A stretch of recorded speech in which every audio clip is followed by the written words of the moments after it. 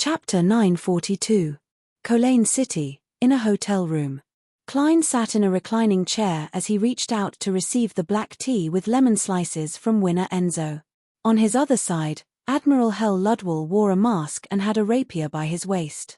He stood straight like the most loyal guard.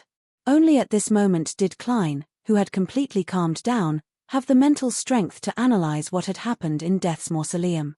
Among them, he was most concerned about the existence that had helped Mr. Aztec escape his predicament at the critical moment. He had given him 3 choices. First, the female voice. Second, this matter is definitely beneficial to her. Otherwise, no one would cross such a great distance to provide aid. Of course, if it was just a coincidence, it's understandable and acceptable to help out of goodwill. But the problem is that the mausoleum is a product of Death's divine powers, characteristics, corpse, and the natural environment when he perished. Without the corresponding key, even a deity wouldn't be able to discover it or open the door, so how could anyone possibly pass by? Third, Mr. Aztec's actions were very sudden. He didn't first seek out the members of the charismatic order who were carrying out the artificial death project to inquire for information. He directly followed the shouts and came to the Berserk Sea, entering Death's treasure vault.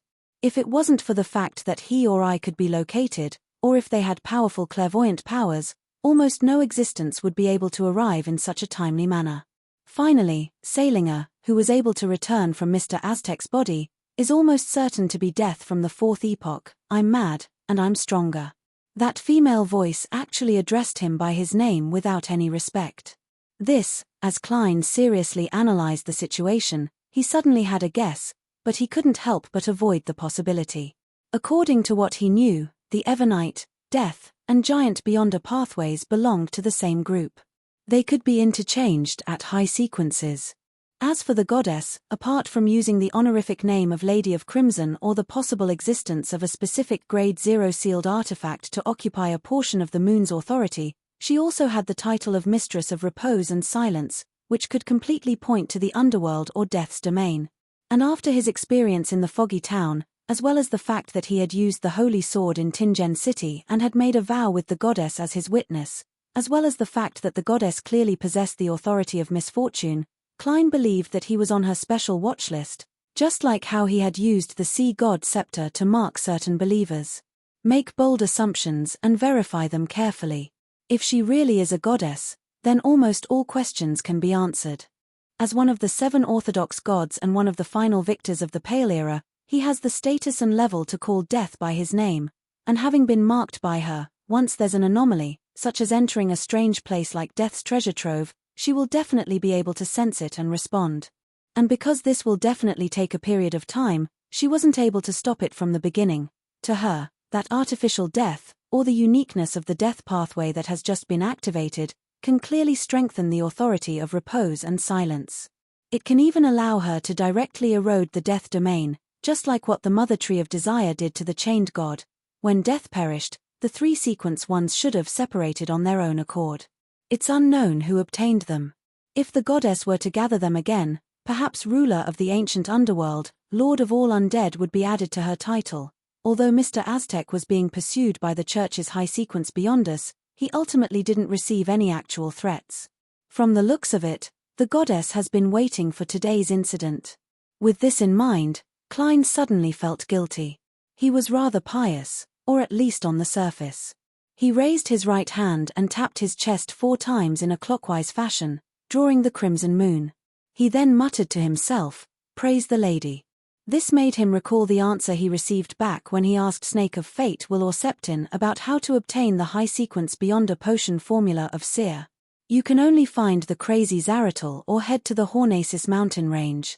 If you are a blessed of Evernite, pretend I didn't say anything. After the incident in the Foggy Town, Klein had already discovered that heading to the Hornacis mountain range and finding Zaratul were the same choice.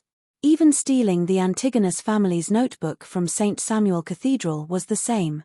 But only today did he realize that the latter half of the sentence wasn't completely meaningless. He raised his hand to rub his chin and silently muttered to himself, maybe, probably, maybe, I'm really considered a blessed of Evernite. With regards to this, Klein wasn't too against it. On the one hand, He had spent the first few years of his life in the Church of Evernight's Tingen Nighthawks team after he came to this world. He had a group of good teammates and colleagues, a relatively warm life, and a philosophy that he recognized. Even now, he would often recall it. Therefore, although he couldn't be considered a believer of the Evernight goddess, he had the highest recognition of this deity. On the other hand, the Evernight goddess had yet to show any ill intentions. Instead, she had given him certain blessings. Klein believed that since he had already been specially marked, he wouldn't be able to escape it anytime soon. All he could do was learn to accept it and make full use of it. Of course, it's necessary to be vigilant. In addition, there are too many enemies like the Mother Tree of Desire, the True Creator, the Primordial Demoness, the Primordial Moon, Blasphemer Amorn, and Angel of Fate Ouroboros. Some of them might even be able to grasp my whereabouts at any time. If I don't find someone to cozy up to, the future will be very difficult. Having faced so many things, Klein quickly adjusted his state of mind. To him, as long as the goddess marked him from the moment he made the oath with the holy sword, and not before that, and that she wasn't constantly monitoring him, he could accept it. At the very least, from the Sea God Scepter's marking of special believers, it's impossible to constantly monitor him. Mr. Aztec will be in a slumber for a very long period of time. The goddess doesn't do a divine descent just because she says so. There will definitely be the corresponding obstacles and difficulties. Otherwise, the 7 Orthodox gods would have long done a divine descent across the world to resolve all sorts of problems. Therefore, I have to keep a low profile in the southern continent and behave myself. I shouldn't pin my hopes on external matters. Klein reminded himself as he observed his new marionette, Admiral Hel Ludwell. To be frank, he had always been rather curious about the face beneath the silver mask. However, thinking of the anomaly Ludwell had caused when he took off his mask during the previous battle, he held back his thoughts. He planned on leaving the city and entering the forest or other uninhabited lands before making an attempt. After some work, Klein gained a basic understanding of his new marionette's sequence and powers. Ludwell was a Sequence 5 gatekeeper of the death pathway. Furthermore, he wasn't a normal human. The corresponding Sequence 9 was Corpse Collector. Back in Tingen City, Klein already knew of the exact situation. He knew that they possessed certain characteristics of corpses. They would appear rather sinister and have a relatively low body temperature, preventing them from being attacked by unintelligent departed spirits. At the same time, they would also receive an enhancement in their physique, allowing them to withstand the corrosion of rotting, cold, and death auras. They were born with spirit vision, and they understood the traits and weaknesses of various undead creatures. Sequence 8 was Gravedigger. After advancing to this level, a corpse collector would have a stronger physique. Their spirit vision would be better, and they would be more agile. They would be able to communicate with a small number of spirits nearby and get them to provide help. Apart from that, a gravedigger could observe even when facing unfamiliar undead creatures and spirit world creatures. They could quickly find their weaknesses.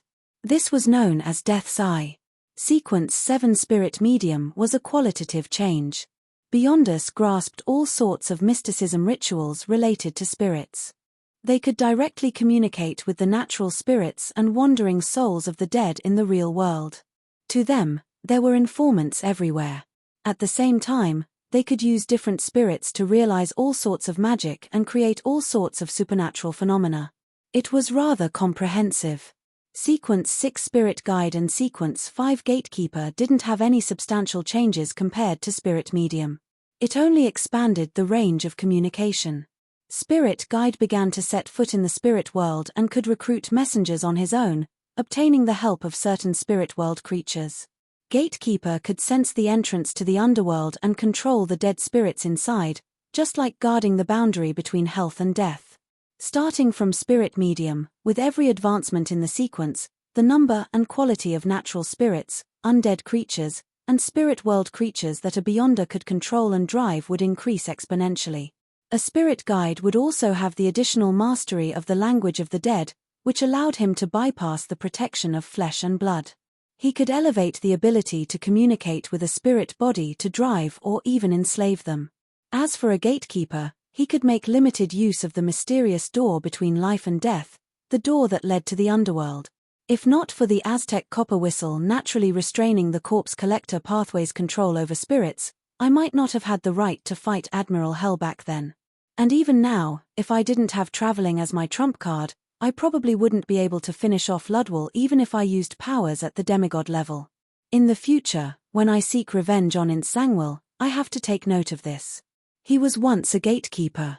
Klein nodded gently as he raised his cup and drank a mouthful of black tea.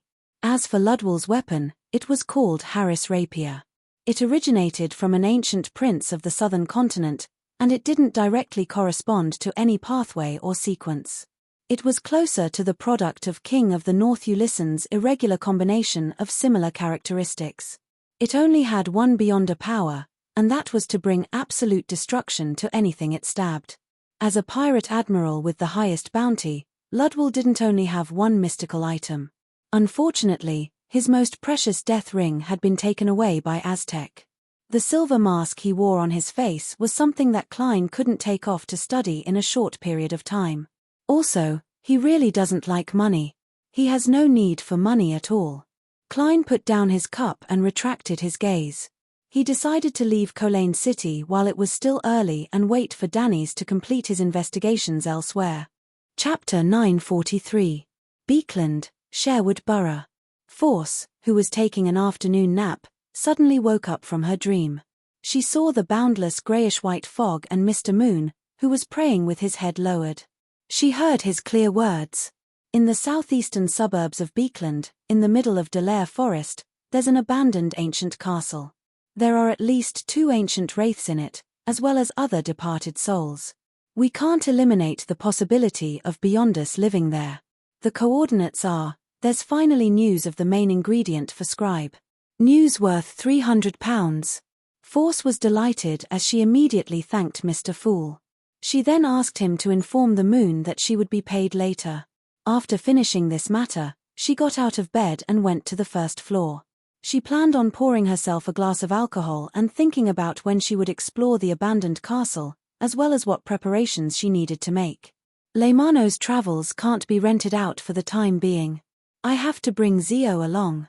There are quite a number of departed souls in that abandoned castle. It's rather dangerous. I have to consider the combination of magic. If there's any flaw or it's insufficient, I'll spend money to hire Mr. World, the Hanging Man, or Sun to record the corresponding Beyonder powers. Although Force didn't have much combat experience, she had been in a few Beyonder circles for several years. Later, she even joined Tarot. She had heard a lot and seen a lot, so she naturally knew how to make preparations before an adventure. As for directly hiring Mr. World to do it for her, she had long stopped considering it. She believed that giving him all her gains and her savings wouldn't match the remuneration. Of course, if her explorations proved that the abandoned castle was indeed extremely dangerous, a place that wasn't something a Beyonder at her level could enter, she would bravely shoulder the debt. After all, only by being alive would there be hope and a future. In theory, it's impossible to reach this stage. Leymano's travels still has 2 demigod-level Beyonder powers left behind by Mr. World. At most, I can use them first and think of a way to make up for them later. The only problem is that those 2 demigod-level Beyonder powers might not be suitable for dealing with wraiths and departed souls. Force took a sip of her winter black rand as all sorts of thoughts gradually formed. At this moment, she heard the sound of a key being inserted into the keyhole and instinctively looked towards the door. The door flew open as Zio walked in with 2 paper bags that emitted a rich fragrance. Desi pies. Force first blurted out the question, then frowned in confusion. Don't you have a lot of commissions recently? Why are you back so early? Zio threw one of the bags of Desi pies over and couldn't hide her smile. I'm just passing by. I haven't had lunch yet, so I'm going to take a break. Without waiting for Force to ask again, she took the initiative to say, I've earned enough merit point. I'll be able to exchange for the interrogator potion formula very soon. Although her mission of monitoring the captain of the Royal Guards, Viscount Stratford, hadn't made any substantial progress, this was a daily task that allowed her to accumulate merit points. As long as she submitted a satisfactory report every week, she would receive the corresponding bounty. Therefore, with the other commissions completed at different levels, Zio was already able to obtain the interrogator potion formula. Finally, Force was sincerely happy for her friend.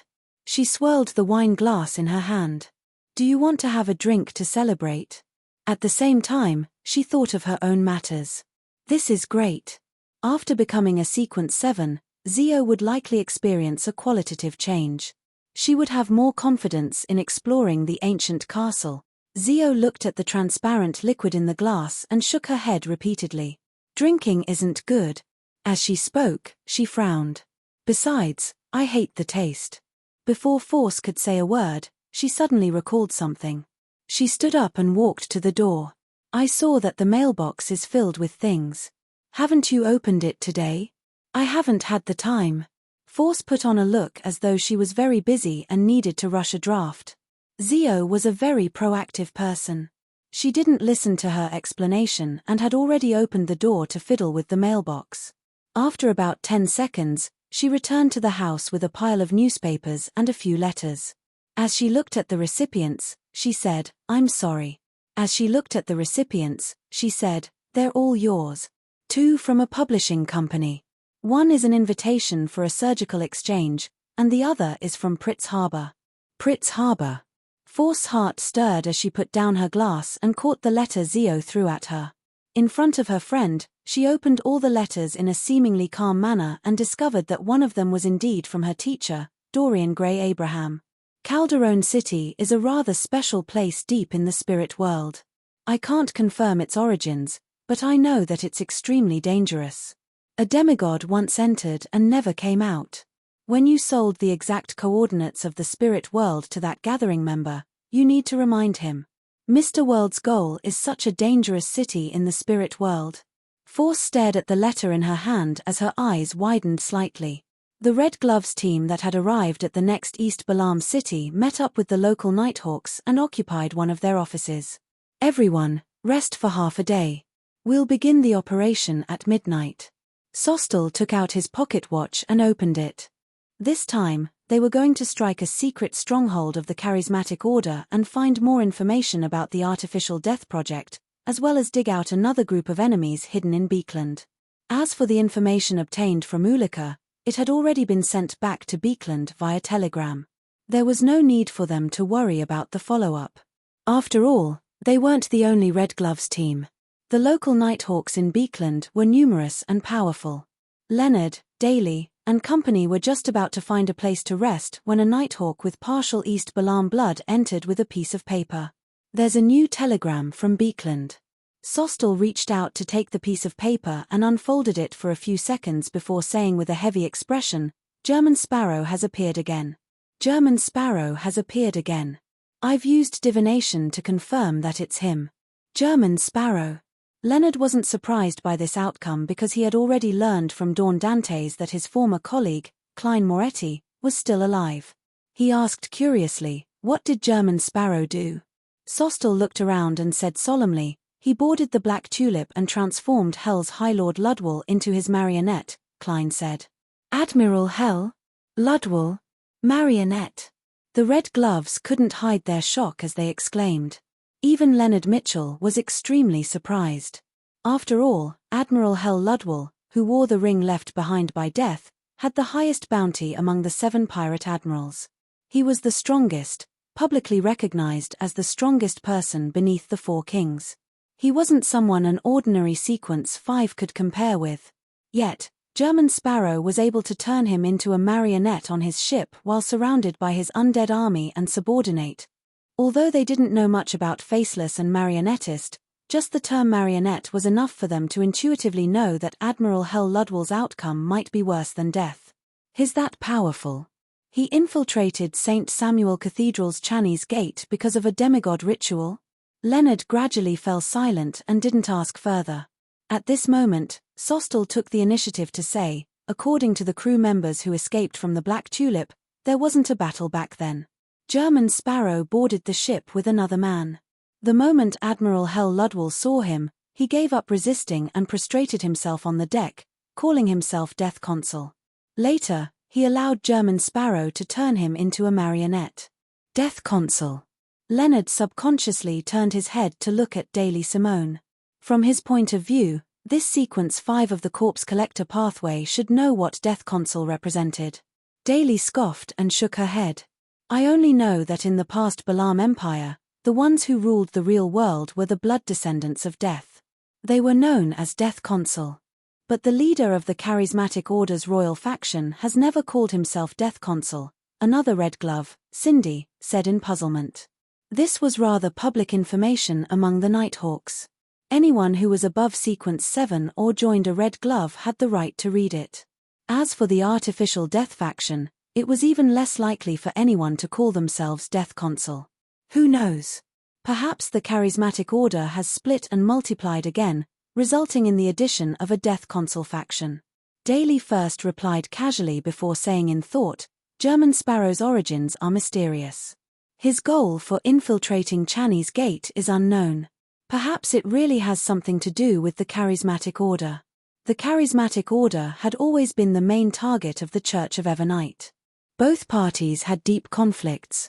This sentence reminded Leonard Mitchell. This was because he knew that German Sparrow was Klein Moretti. Furthermore, he had joined a secret organization that worshipped the Fool and used tarot cards as a symbol. At most, it had a cooperative relationship with the Charismatic Order. The few factions of the Charismatic Order currently don't have a Death Consul. Admiral Hell Ludwell can almost be confirmed to be an arm of the Charismatic Order.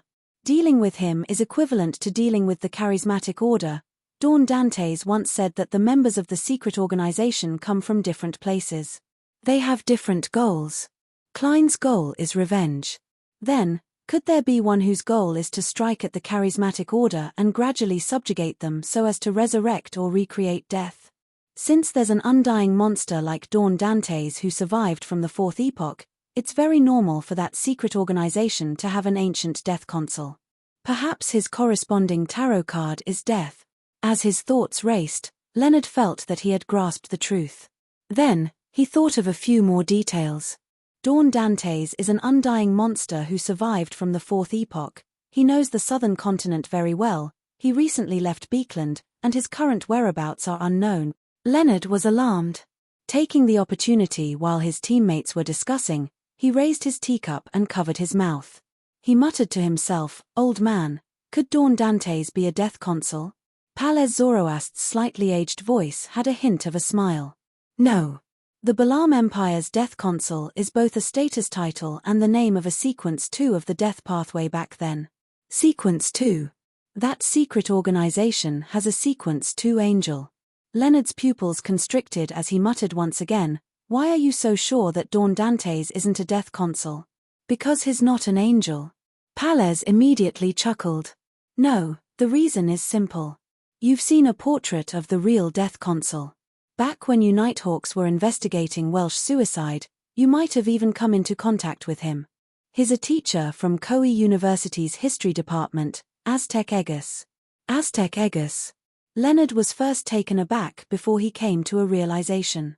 He finally understood why Klein Moretti was able to revive after death and why he could join the secret organization symbolized by tarot cards.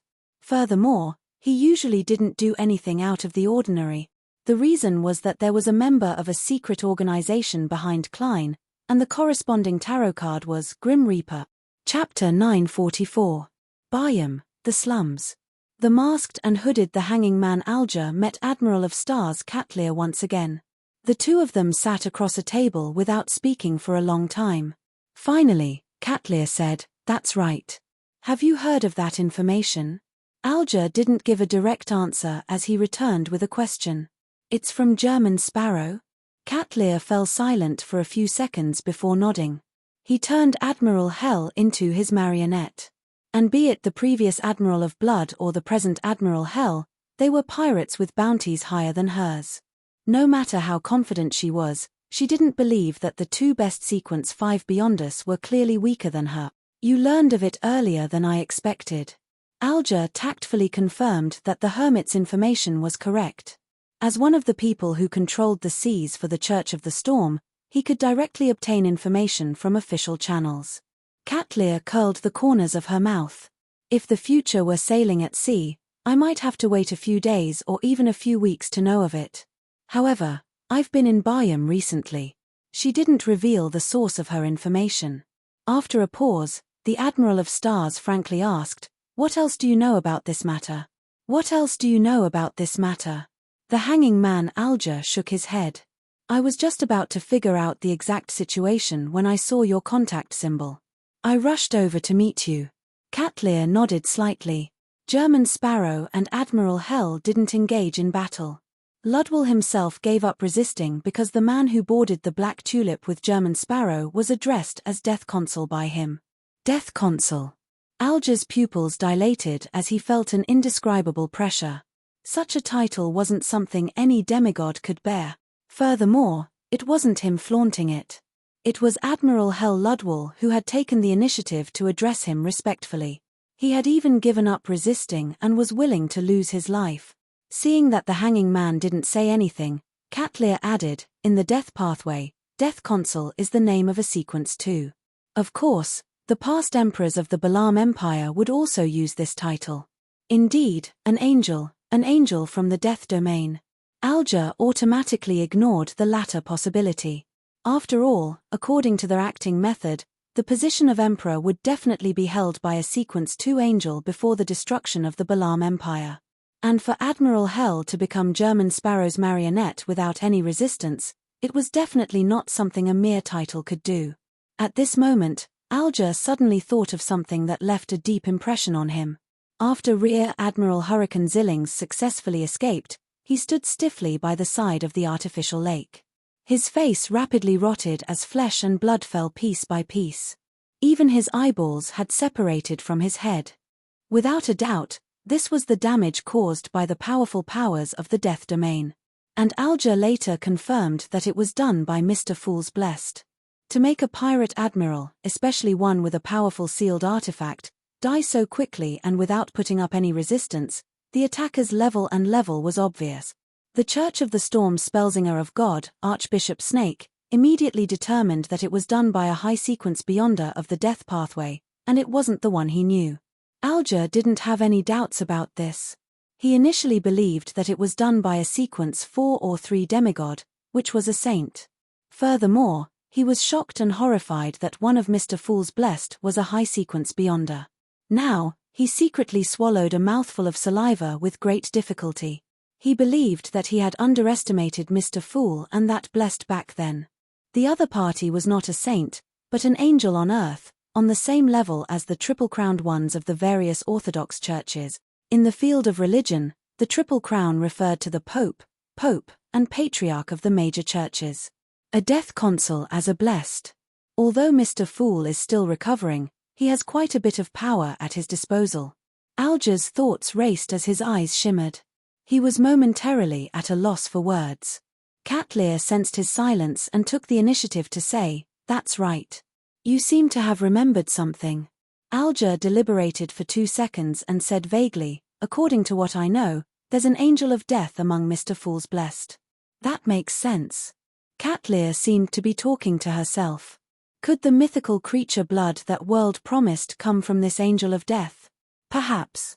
Although Alger felt that there was nothing wrong with Admiral of Stars' speculation, he habitually didn't give an affirmative answer.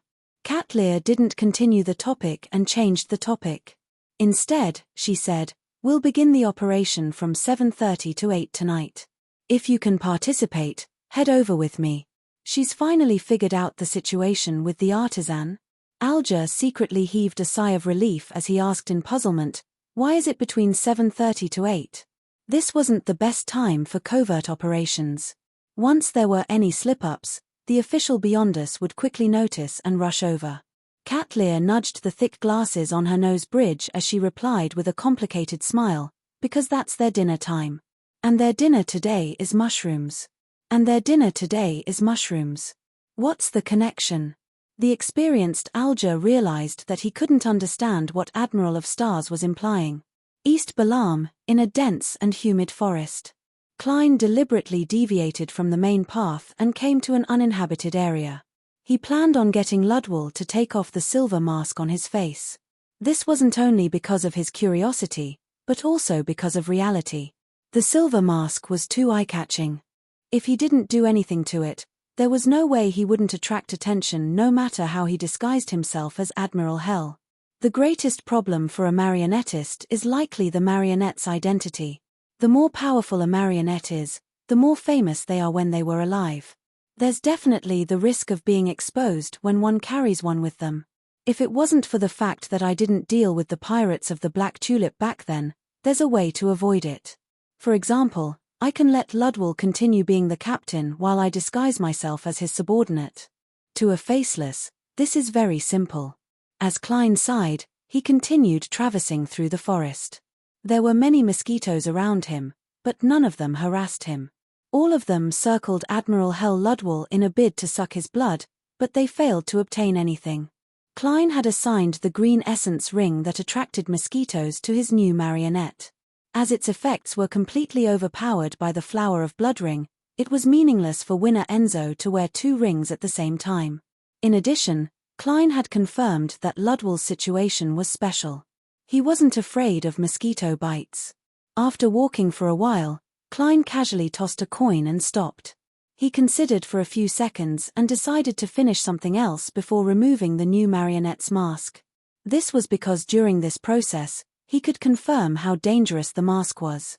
Taking out the corresponding items, Klein quickly set up a ritual and moved the radio transceiver from above the grey fog to the real world. He wanted to contact Rhodes. Before he left Colaine City, he had paid £350 to obtain the spirit world coordinates of Calderone City from Miss Magicians. He had also received a warning that it was extremely dangerous. Therefore, he planned on obtaining more information from two channels in preparation for his hunting operation. The two channels were first to ask the magic mirror, and the second was to ask the red light. With Mr. Aztec being in a prolonged slumber, Klein decided to stop hesitating and take the initiative to expand his connections. At the very least, he couldn't rely solely on the Evernight goddess. He needed to find some strength to balance things out, and the relatively friendly Seven Lights of the spirit world was the best target. With the appearance of the radio transceiver, the surrounding forest suddenly turned dark and gloomy. It was as though the spirit world had fused with the real world here. In just about 10 seconds, there was a clicking sound as the illusory white paper was spat out. Great, supreme, transcendent master, your loyal and humble servant, Rhodes, has come to answer your summons. There's temporarily no danger here. What do you think? Upon seeing the obsequious form of address, Klein silently heaved a sigh of relief. He had finally confirmed that he was connected to Rhodes. He was previously very afraid that the white paper would say things like "I want to give birth to your child." Of course, he had divined the danger level of contacting Rhodes above the grey fog and received an answer that there weren't any problems. However, with the mother tree of desire interfering with his divination, as well as the error in his interpretation of the revelation he received after infiltrating St. Samuel Cathedral's Channy's Gate, he didn't dare to be too at ease. Indeed. Klein nodded reservedly and asked, "What do you know about Calderone City in the spirit world?" Click. Click. Click. Click. A piece of illusory white paper hesitantly left the radio transceiver. "I can't see the city clearly, so I don't know the exact situation inside. I can only confirm that a saint once perished there. There were also some angels, travelers, and spirit world creatures who entered to explore. They left relatively smoothly, but they didn't gain much. Also, I know the origins of that city." Without waiting for Klein to press further, the illusory white paper spat out more information amidst the clicking sounds. Its former name was the City of the Dead. It was the divine kingdom of the ancient goddess, Phoenix ancestor Gregrace. Ever since this ancient goddess opened up the underworld, her divine kingdom was moved there. The City of the Dead gradually became a holy land for her descendants and believers. Before this ancient goddess was severely injured by the ancient sun, Gregrace uprooted the city and threw it deep into the spirit world. None of the residents ever came out again. The name Calderone came from the angel who first entered the house of Abraham. In the language of the dead, it means unknown soul. Chapter 945. When it came to his understanding of ancient gods, Klein wasn't any less knowledgeable than many high sequence beyond us. After all, He had the city of silver that had lasted from the second epoch to this day. There were corresponding myths passed down there, and there were many remnant influences. Based on what he knew, Phoenix ancestor Gregrace was a so-called ancient death. Due to being severely injured by the city of silver's creator, the sun god who had been eaten by the kings of angels, she shattered and perished at the end of the second epoch. However, her influence didn't vanish. Up to the present era, there were still some traces of it. This was because she was the founder of the underworld. City of the dead. Unknown soul. Ancient god. This sounds very dangerous. Klein looked at the radio transceiver in front of him and fell into deep thought. Tap. Tap. Tap. The illusory white paper spat out another section. Apart from this, I'm not too sure about anything else. Great Master, I have a suggestion. Would you like to hear it? That's a good question. Klein reined in his thoughts and nodded slightly. Speak. The tapping sounds of the radio transceiver instantly turned brisk as a line of words appeared on the illusory white paper. With regards to Calderon City, you can ask Red Light Elmoria. In the end, I still can't avoid the red light. Klein nodded slightly and asked, in the end, I still can't avoid the red light. If I were to remove Admiral Hell Ludwell's mask, would there be danger? No. A resolute word appeared in Klein's eyes. That's good. He thought for a moment. That's all for today. Great Master, Wise Master, in another minute or two, there will be gazes cast over. Your loyal servant, Rhodes, awaits your next summoning. Goodbye. The tapping sounds of the radio transceiver didn't hesitate at all. Another minute or two? Why didn't you say so earlier? Klein was alarmed as though he had seen the countdown of a time bomb. He hurriedly used the materials that hadn't been put away from the altar and held a sacrificial ritual, throwing the radio transceiver above the grey fog. After doing all of this and confirming that there weren't any abnormal changes in the surroundings, Klein made Ludwell walk to the side and avoid facing him. He then took off the silver mask on his face. A pale white light spewed out, but it wasn't as exaggerated as the one Klein had seen during his battle with Ludwell. It only covered a small area like a candle that was about to burn out.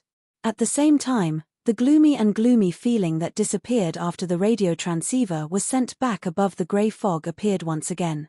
Furthermore, there was an indescribable horror that struck straight at the heart.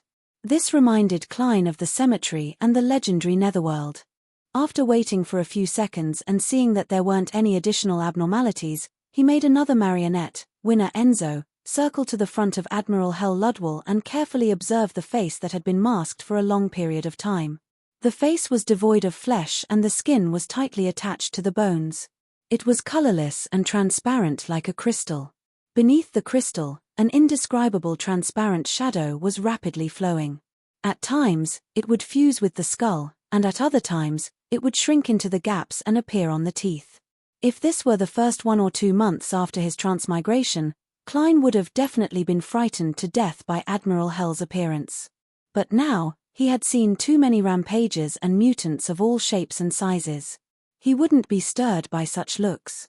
After another round of research, Klein completely figured out Ludwell's condition. This stemmed from the uniqueness of a gatekeeper. At Sequence 5, after becoming a gatekeeper, a Beyonder could use their body as a cage that belonged solely to the Netherworld.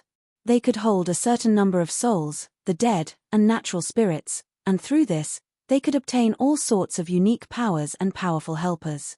There was no need for them to bring an army of the dead wherever they went, making them extremely eye-catching. In many folklore, this resulted in stories of spirit behinds. The other meaning of gatekeeper, which was also the most ancient meaning, was to guard the underworld within one's body, to prevent the spirits contained within from escaping, and to make use of them. This was also symbolized by a pair of illusory double doors. As for ancient death, Phoenix ancestor Gregrace, after she opened up the Netherworld, it was equivalent to giving a small portion of the authority of the death domain to all the gatekeepers. It allowed all Beyonders of this sequence to have a certain degree of strength enhancement. The reason why Admiral Hell Ludwell constantly wore the mask was because he had a powerful Netherworld creature within him. On the one hand, he was using this creature, and on the other hand, it was corroding his body, turning him into a half-undead, half-human existence. At the same time, this creature was constantly instinctively connecting to the netherworld, attempting to open the door and return there. This, combined with the gatekeeper's own powers and authority, as well as the augmentation from Death's Ring, allowed Admiral Hel Ludwall to enlarge the door to the netherworld, allowing him to directly drive the Black Tulip in. Half undead, half human. It's no wonder Ludwall dares to enter the netherworld. A real living person wouldn't be able to survive there for even a second. That netherworld creature gave him a unique ability to turn a portion of his body into a dead soul. He can extract the spirit bodies of others remotely. I encountered it back then. In Enlightenment, Klein made Admiral Hel wear the silver mask again. The mask's effect was to placate the soul, allowing the netherworld creature in Ludwall's body to be in a relatively calm state most of the time. With his questions answered, Klein turned his attention back to the altar. He wanted to attempt to contact the spirit world's 7 lights.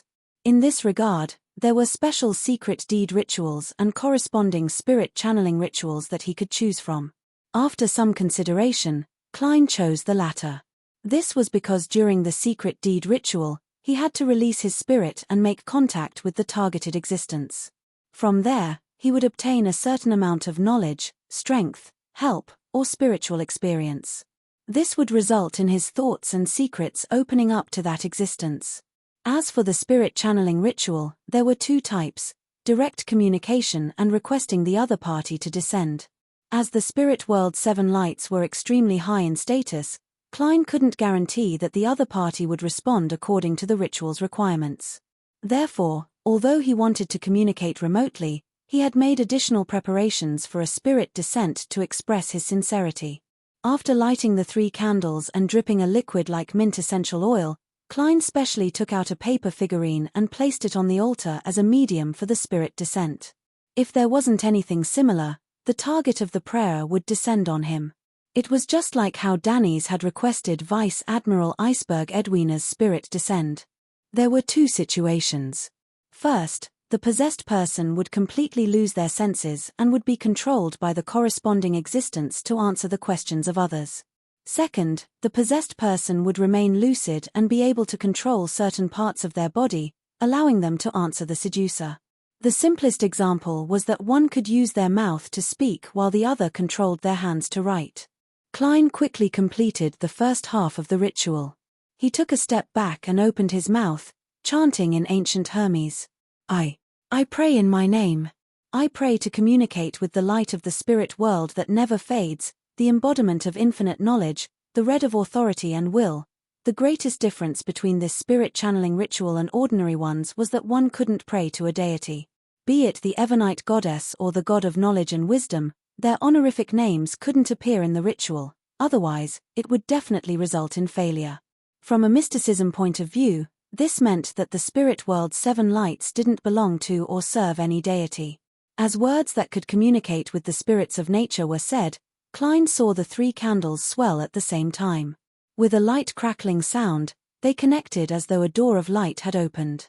The surroundings of the altar suddenly turned silent and dark as pairs of baffling eyes looked over from different directions. A cold wind blew past. Apart from the 3 candles, everything on the altar floated in midair. Among them, the paper figurine stood up shakily. Its surface was dyed a rich and clear red that didn't look bloody at all. Hello. As Klein recalled the mysticism books that described the spirit world's 7 lights, he spoke according to the correct interaction method he had concluded. He acted as though he was facing a teacher. The bright red paper figurine's head moved slightly as it let out an illusory but authoritative voice. Hello. That's quite polite. Indeed, spirit channeling has turned into a spirit summoning. Thankfully, I was prepared ahead of time. Various thoughts flashed through Klein's mind as he said sincerely and respectfully, Your Excellency Elmoria, I have something to ask you. Your Excellency Elmoria, I have something I'd like to ask you. You can just call me Elmoria. Please speak.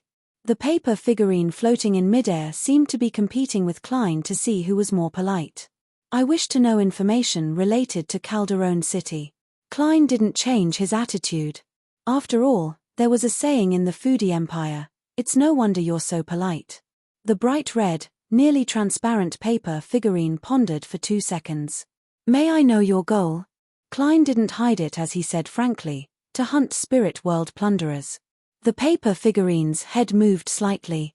"Indeed, it's only easy to find them in Calderon City. In other places, spirit world plunderers are like a drop of water in the ocean. It's very difficult to distinguish them. Even I can only occasionally discover them, but I'm unable to lock onto them for long periods of time. A portion of them are active in Calderon City's core, while a small number are scattered in the periphery. As long as you don't attempt to venture too deep, you won't be in too much danger. Unfortunately, there's something special there that prevents us Seven Lights from entering. Otherwise, we might be able to provide you with some actual help." "That's the former divine kingdom of the ancient goddess Gregrace?" Klein made up his mind as he asked in a confirmatory manner. The bright red paper figurine said, "Yes, the ancient death wishes to use this city of the dead to revive, but he failed completely. His authority was taken by Balaam's death. However, this also makes Calderon City more dangerous.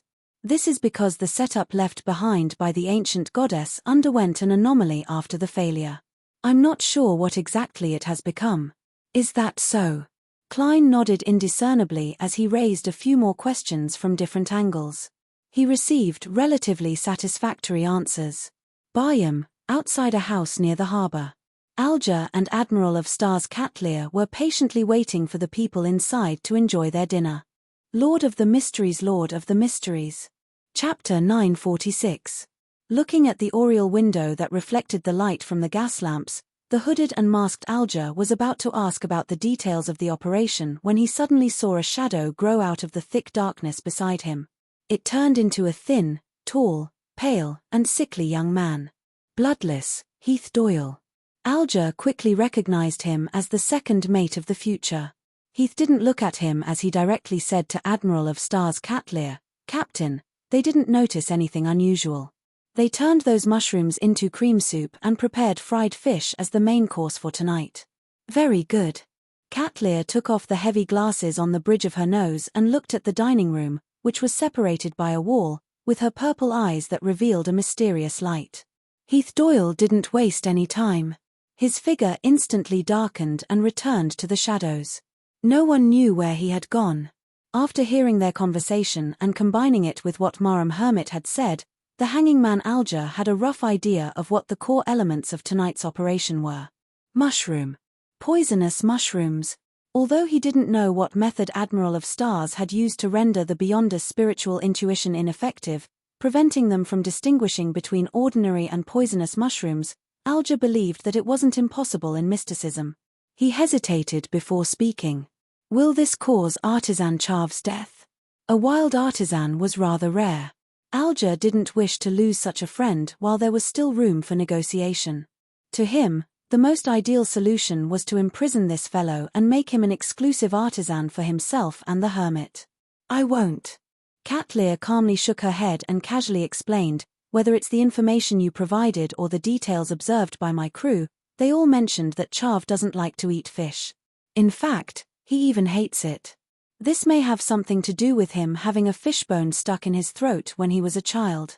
Because of this, Catlear finally chose the mushroom tactic, which could effectively destroy the enemy's strength and minimize the risk on her side. The mushrooms that could reproduce by devouring flesh and blood in the dark had been eliminated by Admiral of Stars from the very beginning. This was because they could allow Beyonders with sharp spiritual perception to directly sense abnormalities, as though they were facing poison. In addition, Beyonders who believed in the primordial moon had a high chance of having a deep understanding of herbs, plants, and fruits. Just by looking at them, they should be able to identify dangerous mushrooms. The only way to hide it from them was if the food itself was harmless and mutated through contact with other things. The mushrooms that Frank had created previously were just right for this. If the two conditions of fish and water were not present, the mushroom would be a normal mushroom. It would neither poison people to death nor cause diarrhea. It would be digested bit by bit, broken down into different components, and finally excreted from the body. At this stage, fish and water would be useless. For this, Cat Lear specially got Frank to redo the experiment that had been temporarily abandoned and obtained a batch of mushrooms. She also promised to hunt an Aurora Order Rose Bishop for him in the future. Hates eating fish. Alger muttered, feeling that he was once again unable to keep up with the hermit's train of thought. He had clearly asked if the poisonous mushrooms would cause Artisan Chav's death, but the other party had answered that the artisan wouldn't die because he didn't like eating fish and even hated it. Is there a need for this to be connected? Alger was puzzled as he muttered to himself, but he didn't ask. He maintained his silence and decided to pay more attention to the situation. After a while, a scream suddenly sounded from the house, accompanied by painful grunts and vomiting sounds. Take action. Cat Lear gave the order in an abnormally simple manner. Her figure instantly turned transparent, as though she had turned into a statue formed from countless starlight. The statue shattered as resplendent starlight surged and suddenly arrived at the door of the house, entering through the gap. The starlight gathered inside as Cat Lear's figure appeared. Then, she heard the howling of the wind and the banging of something. The door frame shook as it opened. The hooded and masked the hanging man, Alger, entered the target building in no way slower than Admiral of Stars. He swept his gaze and quickly took in the situation in the dining hall. Artisan Chav retreated in horror, distancing himself from the long table. On the ground were two men and a woman, constantly vomiting out mushrooms. Between their chests and abdomens, their clothes had already torn apart as mushrooms grew out one after another. Upon sensing someone enter, the few of them subconsciously looked up. White mycelium had already appeared on their faces, forming clumps after clumps. Alger's masked face couldn't help but twitch. Although he was experienced and knowledgeable, making him a beyonder who had never seen such a terrifying scene, such a scene still gave him an intense visual and psychological impact. Cat Lear had expected it, but she never expected it to be so horrifying. She was taken aback for a moment before she covered her mouth with her right hand and whistled. Illusory ropes emerged from the ground, coiling around the three primordial moon believers like snakes to tie them up. Is there a way to stop it? Cat Lear turned her head to the shadow in the corner. After a moment of silence, Heath Doyle's voice sounded. Frank said that he hasn't figured out a way to stop it from his experiments. All he can do is cremate them. Cremate? Cat Lear's brows pricked up slightly as she immediately took out a handful of powder from her secret pocket and threw it over. The powder seemed to have a life of its own as it accurately landed on the three primordial moon believers and the various mushrooms. Without a sound, scarlet flames rose and quietly burned everything they came into contact with. Artisan Chav had long been dumbfounded when he witnessed the anomaly. After someone barged in, he had planned on using his mystical items to resist, but he quickly recognized that it was Admiral of Stars Cat Lear. Therefore, he rationally gave up and decisively stood in his spot to wait. He believed that he still had some value. No matter where he went, he wouldn't be killed immediately. Furthermore, Admiral of Stars never had a bad reputation. The worst-case scenario is to join the Star Pirate crew. Furthermore, this pirate admiral is even better looking than the portrait on the wanted poster. He has a completely different temperament. Chav tugged at his wolf fang necklace and put on a fawning smile, waiting for the intruder to state his purpose. Cat Lear glanced at him and carefully examined his appearance. She could only confirm that he was a typical Intis patient and did not see any similarities between him and the Queen. The pirate admiral deliberated before speaking. I originally wanted to get you to create a mystical item through a friend's introduction, but I realized that you were with the primordial moon believers. The three of them aren't that strong. They can't restrict you at all. Why do you still want to stay here? One of Cat Lear's main imaginary enemies for this operation was actually the artisan himself. This was because she couldn't kill him, but she had to restrain him. Furthermore, he had many mystical items that matched perfectly. He was definitely a powerful enemy, but she never expected things to go so smoothly. Chav smiled sheepishly. Their earliest experts were in Bayam, and through the fragrance and powder of a certain flower, they infected me with a strange disease and made me weaker. Cat Lear casually sized him up and said, now that you've recovered, why don't you find a chance to escape? Alger watched quietly from the side. He did not speak, lest his voice betray him. Artisan Chav chuckled dryly. While I was under their control, they told me that as long as I believed in the primordial moon, I would be able to treat my chronic ailment through a certain ritual. I couldn't resist the temptation and gave it a try. In the end, I succeeded. I found the feeling of being a man again. Upon saying that, he came to an abrupt halt. He realized that he had said too much and exposed his hidden ailment. Is it because I've indulged myself too much with women that I'm gradually losing my abilities? Alger secretly scoffed. Chav looked up at the two in front of him. Seeing that no one was mocking him, he coughed lightly and continued, "That wasn't because of drugs. That wasn't because of drugs. I really recovered to the state of my youth. After that, I dreamed of the bloody and alluring moon twice. I believe that I have indeed become a believer of the primordial moon, so I didn't dare escape." Catlear and Alger communicated silently with their eyes. At the same time, they sentenced the artisan to death in their hearts. As long as a person truly believed in an evil god, devil, or some secret existence, unless they were willing to continue doing so and slowly become fanatical, even if they regretted it and were protected by the official factions, it was possible that they would silently strangle themselves in their sleep a few years later. This was almost irredeemable unless one had the qualifications to obtain the blessings of a grounded angel at the level of the various churches' popes, or accept the isolation of certain sealed artifacts, allowing them to live underground forever. Of course, under such circumstances, there were many who lived to old age and died of natural causes without doing anything. However, most of them were ordinary people. They were easily overlooked by evil gods, devils, and secret existences. As for Chav, he was a very useful artisan. Catlear didn't mention the matter of the primordial moon's believers.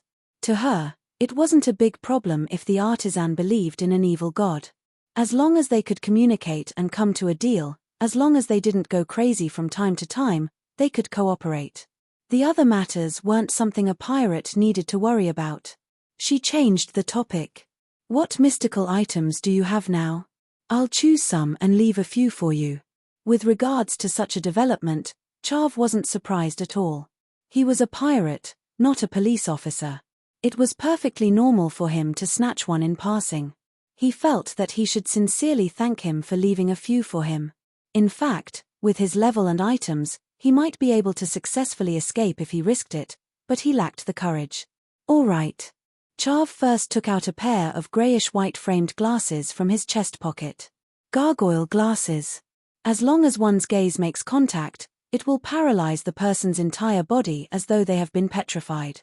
There are two negative effects. First, if one were to wear it to look in the mirror, it will also paralyze oneself. Second, one's body will become heavy, making one's actions less agile. "Isn't this the item I ordered? So it's already been successfully made." Looking at the artisan, Alger couldn't help but narrow his eyes. Chapter 947. Chav didn't notice the change in Alger's eyes as he pointed at one of the primordial moon believers that was being cremated. "That cane of his was also taken from me. It's called Word of the Sea. It can release lightning at a target, and when it's brandished, it will be augmented with wind blades. Apart from that, it can also create large water spheres and corrosive rainwater. It makes the wielder no longer need to fear the pressure of the deep sea, allowing them to freely absorb oxygen from the water. At the same time, it can also be used as a wand to carry people in flight. There are 3 negative effects. First, it likes to sing. Every 6 hours, it will definitely sing a song, and the effects won't differentiate between friend and foe. It varies depending on the style of the song chosen. At times, it will make people lose their minds, and at other times, it will cause irritation and reduce one's rationality. Of course, even if it's less than 6 hours, as long as you wish for it, it will be happy to sing. Second, from what I just said, it can be seen that it has a certain living characteristic. Furthermore, it's one with a rather bad personality. It likes to trip the wielder when they aren't paying attention, whip them, and drag them down the stairs. Third, it will cause the wielder to be easily struck by lightning. Therefore, during thunderstorms, it's either not to go out or not to bring it along. This is a sealed artifact created from German Sparrow's ocean songster beyond a characteristic. If he were to know that you had already made it, but allowed the primordial moon believers to take it away, you would definitely be sold to someone in need, in the form of a beyonder characteristic. Alger looked towards the dining table and saw a black cane with silver inlaid in it. From what he knew, regardless of the negative effects, a mystical item with living characteristics was considered a sealed artifact. This was because it meant unpredictable danger. Seeing that Katlear and her companions didn't say that it was over, Chav had no choice but to continue taking out mystical items with a bitter expression. This short knife is called Blade of Poison. The effects are obvious from the name. There's no need for me to describe it further, right? Sigh, it can add a random poison to every damage. As for what it is, it's purely up to luck. Its negative effects aren't that great. It will only cause medical treatment to fail and accumulate the feeling of being drunk. Chav introduced a few mystical items before he finally heard Katlear say, "Very good. Very well, I'll leave the rest to you." Phew. Not bad.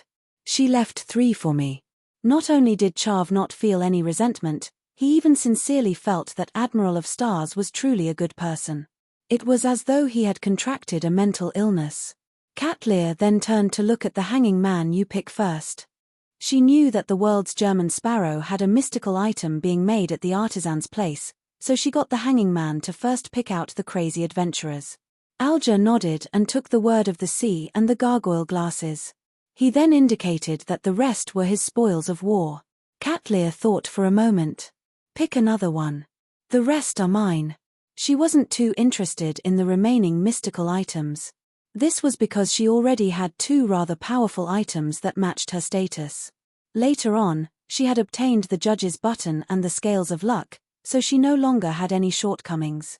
Under such circumstances, considering the stacking of the negative effects, she wouldn't take a second look or make a switch unless it was a very useful or special item.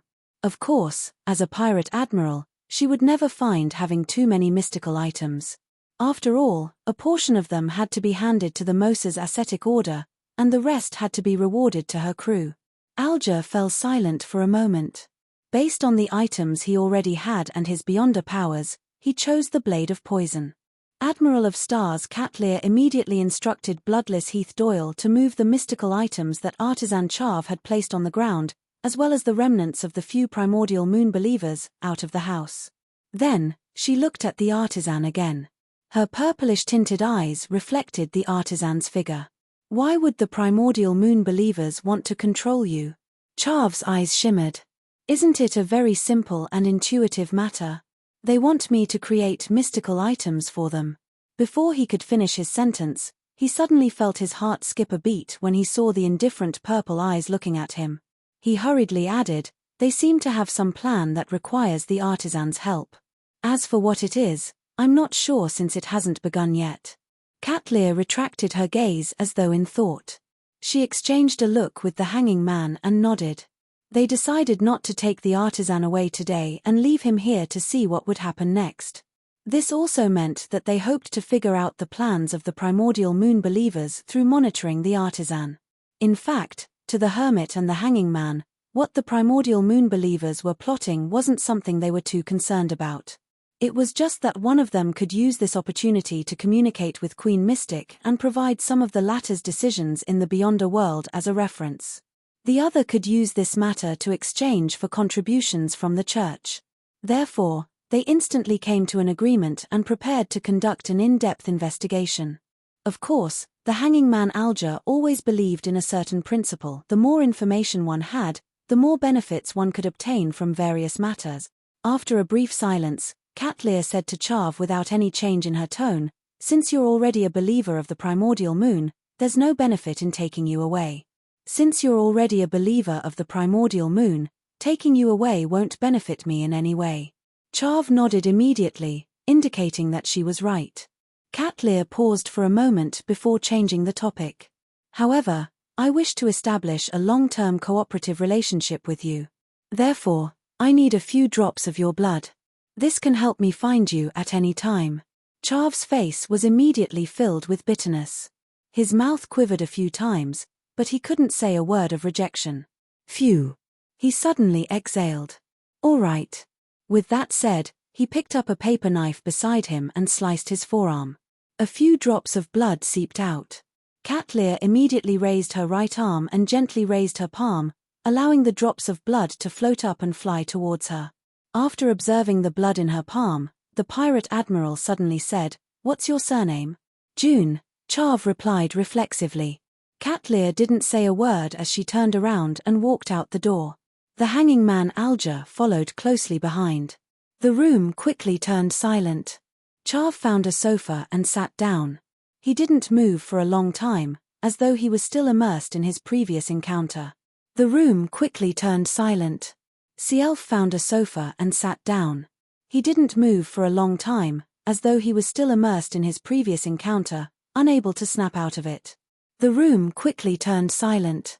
Charv found a sofa and sat down. There was no movement for a long time, as though he was still immersed in his previous encounter. Nearly 10 minutes later, he suddenly sat up straight and took out a miniature humanoid figurine from his inner pocket. Cielf hurriedly used a handkerchief to wipe the statue's face clean. Then, he heaved a long sigh of relief and curled the corners of his lips. "Thankfully, I have this destiny puppet. I want to see how you'll find me through those drops of blood. Don't even think of cursing me. In the Bayam slums, on a street without street lamps." The masked and hooded Alger looked at the hermit beside him and said with a hoarse voice, "After Charv escaped from the Church of Steam and Steam, he has been living peacefully to this day. After Cielf escaped from the Church of Steam, he has been living peacefully until now. This means that he's not an idiot. For him to give the blood to you so easily without putting up any resistance, he should have a way to avoid being tracked. Besides, he didn't mention how he was found by the primordial moon believers. Normally speaking, those believers would definitely trace the source of the werewolf beyond a characteristic, but Charv hadn't warned Alger previously. As Katlear took out a pair of heavy glasses and placed them on the bridge of her nose, she said without any change in tone, "This isn't for tracking." Alger nodded, deep in thought. He said goodbye and turned into another quiet and dark alley. He took several detours and found an opportunity to remove his disguise. Then, he left Bayam for the Resistance's private harbor and boarded the Blue Avenger. His crew, who had expended all the energy and money which they had accumulated during the last few days, were now lying quietly on board, waiting to set sail. Seeing him return, one of the sailors quickly stood up and asked with a smile, "Captain, have you had dinner?" "Not yet. Prepare something simple for me." Alger didn't have time to fill his stomach because of the operation.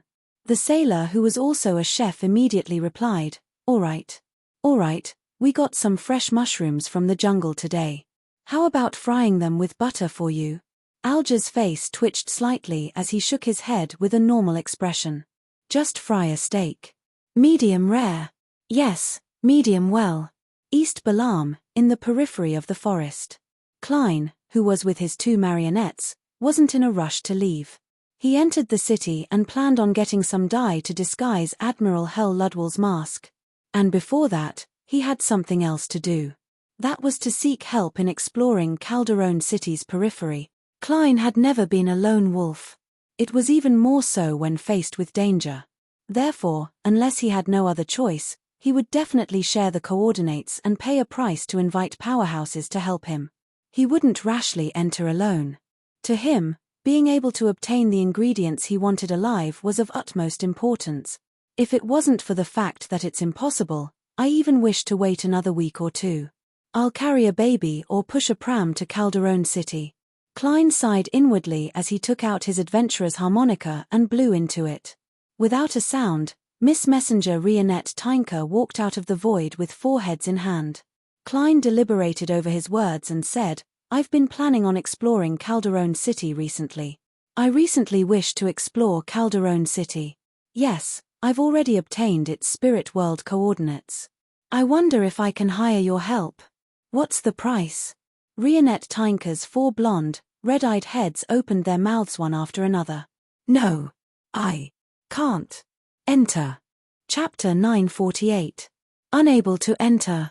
The 7 lights are also unable to enter due to certain special reasons. Is this a restriction that Calderon City has on high-level creatures in the spirit world? However, How does Miss Messenger know of such a restriction? She's been there before?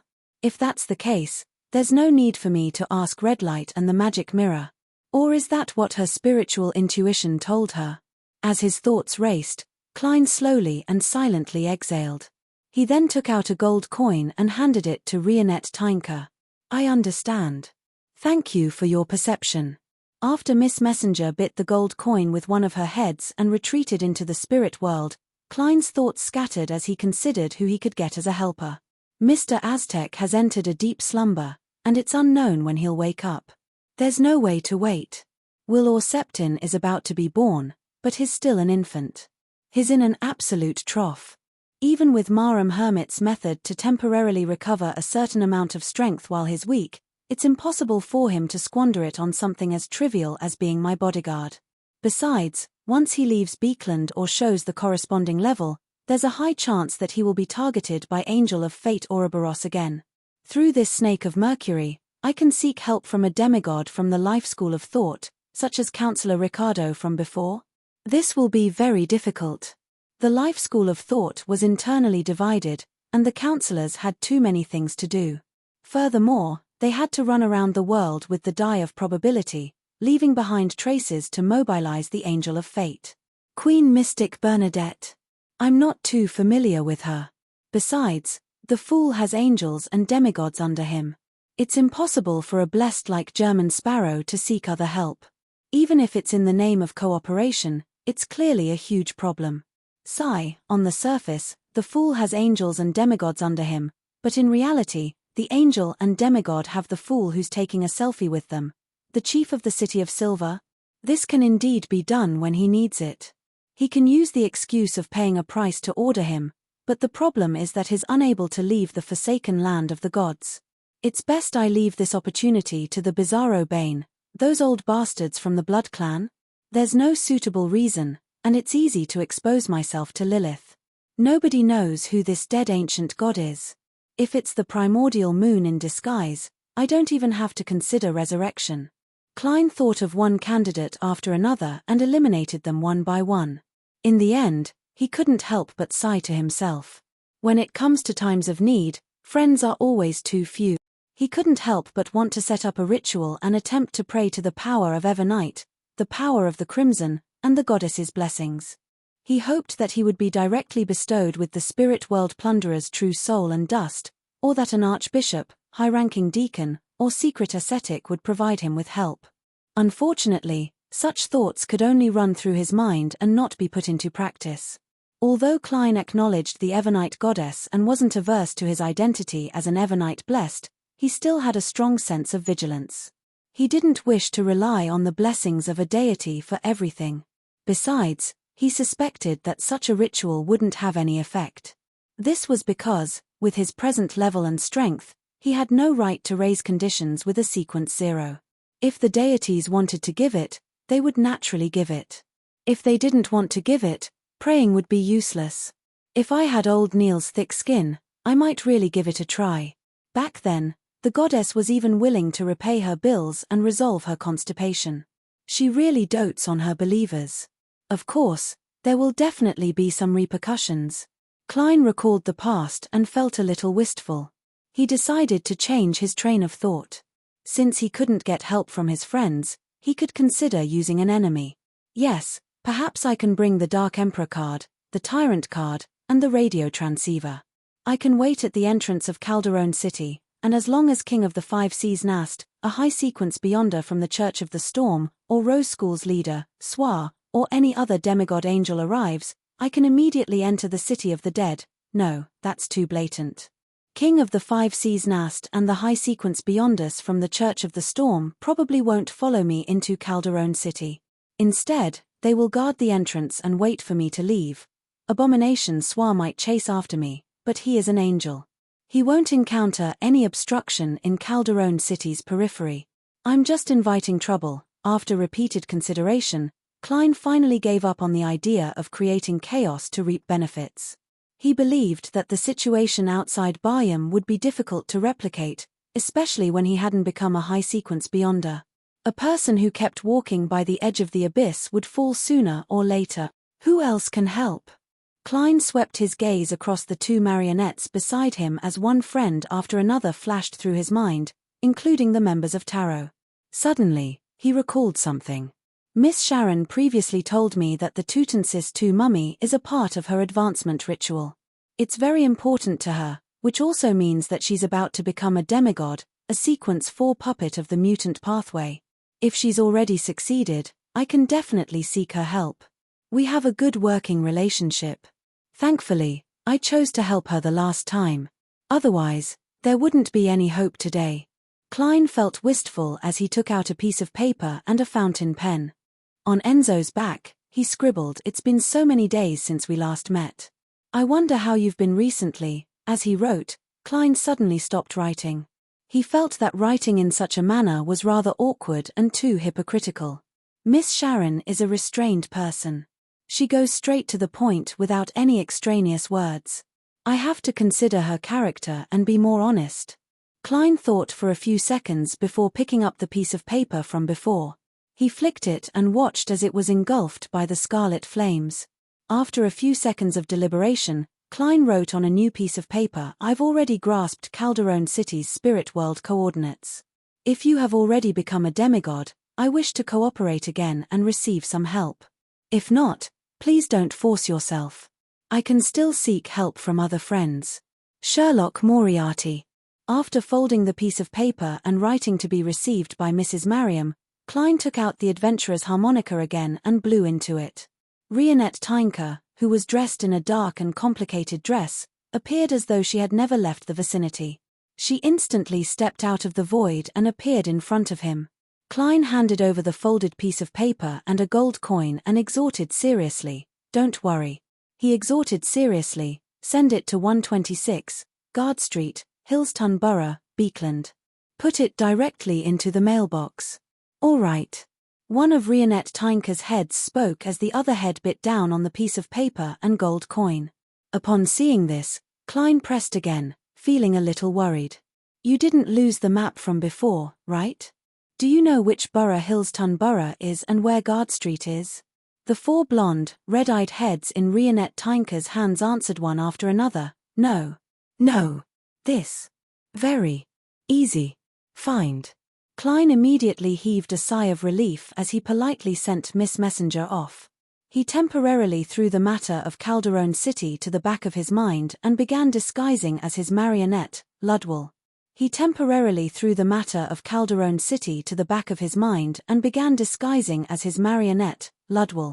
The next morning, a brown-skinned man with soft, slightly curly hair, dressed in a ruin-style formal suit and a half-top hat entered Technic City by the periphery of the jungle with 2 servants. This was a city that mainly relied on wood, rubber, and specialties from the jungle. It was said that several hair growth fluid research institutes and supporting factories had been established here recently. Klein, who was disguised as a wealthy person, quickly found an inn to stay in. He sat on a reclining chair made of rattan and admired his handiwork once again. Winner Enzo's skin wasn't just bronze. It was completely leaning toward black. Combined with his thin and soft hair, thick eyebrows, deeply shadowed facial contours, and loose, pleated trousers and black and white top that were very characteristic of Balaam, he looked like a standard native servant from a plantation manor. Admiral Hell Ludwell's rather gorgeous clothes had turned into something similar to Enzo's.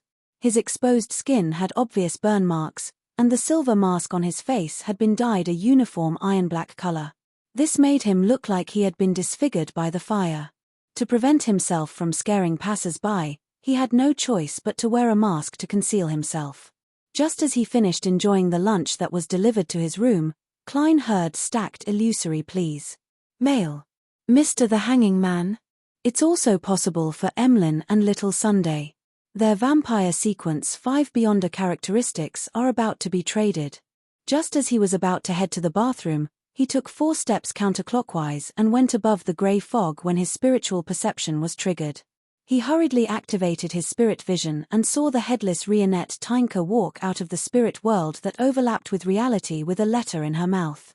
Miss Sharon's reply. Klein first thanked Miss Messenger before receiving the letter and reading it. "Sorry, I'll probably need another 1 to 2 months to prepare. If you still need help when the time comes, I'm fine with it, Sharon. 1 to 2 months. It's not like I can't wait. After all, I haven't finished digesting the Nimblewright Master Potion. Klein nodded indiscernibly. He found a pen and paper and simply replied, "Come according to your schedule. There's no rush. My matters aren't urgent.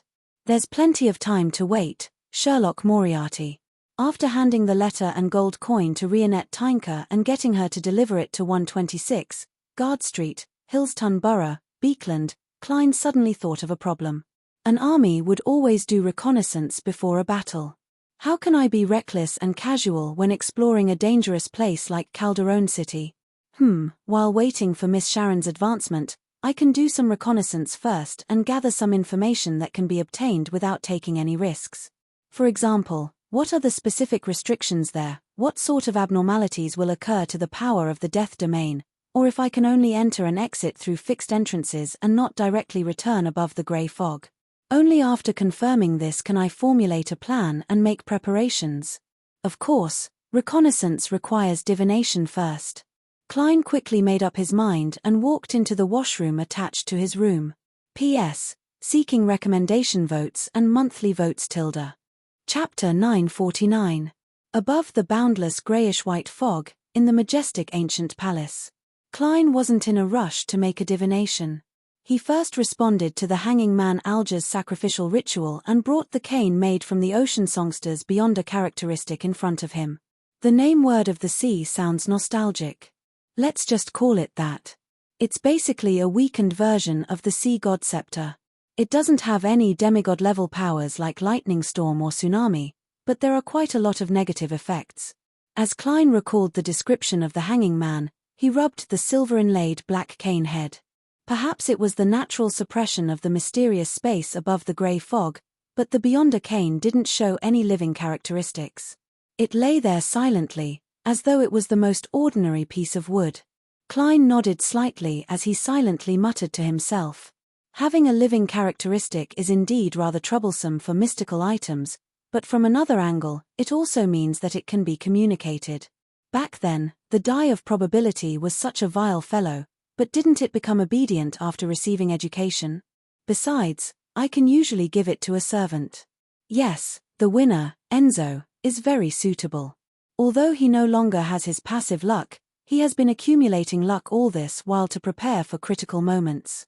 Releasing a little of it won't affect anything. This way, be it tripping, falling, or being struck, he can smoothly dodge them without attracting attention. On careful thought, the cane's prank isn't completely useless. If I were to encounter other marionettists, spirit world plunderers, or Bizarrobane, I would lose the initiative and end up being controlled. My thoughts and actions would become sluggish, and it would be quite difficult for me to escape by myself. At that moment, if I'm struck by the cane that I can't control or trip to the ground, wouldn't I successfully escape the predicament? Sigh, if the negative effects of a mystical item are used well, it will be of great help. Of course, in a normal battle, similar pranks will also bring about unnecessary danger. How to weigh the pros and cons and how to avoid them will have to be figured out through repeated use. As for the negative effect of being easily struck by lightning during thunderstorms, Klein didn't mind it. First of all, unless it was a special region, thunderstorms were rare. Most of the time, he didn't need to consider it.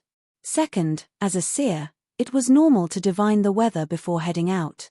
Finally, if he really couldn't avoid a thunderstorm, Klein could hand the cane to Enzo. This way, even if lightning were to strike at the winner, it would be drawn away by the nearby lightning rods. I just hope I'm not the lightning rod. Klein laughed at himself, thinking about the most annoying of all the negative effects. Extraordinary voice broadcast every 6 hours. It doesn't differentiate between friend or foe, and its effects are random. It's simply an AoE killing machine. After some thought, Klein decided to use communication to get Word of the Sea to lower the frequency of its singing or give a warning before it sang. I had lunch early today. Based on the time, creeping hunger should be howling by now. Klein took off the human-skinned glove on his left hand in thought and threw it into an empty area in front of the junk pile. Right on the heels of that, he picked up the black cane that was inlaid with silver and threw it over as well. Then, he used some of the powers of the mysterious space above the grey fog to create a barrier that could block out all sound and images, allowing creeping hunger and word of the sea to be alone. After doing all of this, Klein gently rubbed his palm, conjured a pen and paper, and wrote a divination statement. My reconnaissance of Calderon City's periphery today will be dangerous. Putting down the dark red fountain pen, Klein took out the spirit pendulum from his sleeve and held it with his left hand. He let it hang over the paper, just short of touching it. After reciting the divination statement 7 times, he opened his eyes and saw that the topaz pendant was motionless without spinning. This meant that the divination had failed. The exact situation in Calderon City is a secret to the entire spirit world. Divination lacks sufficient prerequisites. Besides, it was once a divine kingdom of an ancient god. There are remnants of a mutated resurrection setup, which will similarly interfere with divination. Klein put away the spirit pendulum and deliberated. I can only choose to believe what the red light said. Calderon City's periphery isn't that dangerous. Besides, I still have marionettes. I can let them go ahead first and confirm if the grey fog can be shielded from it. Klein quickly made up his mind. Without any hesitation, he waved his hand to remove the barrier he had previously created.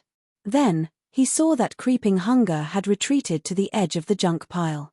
It propped itself up with 3 fingers while its thumb and pinky were pressed back onto Roselle's travels.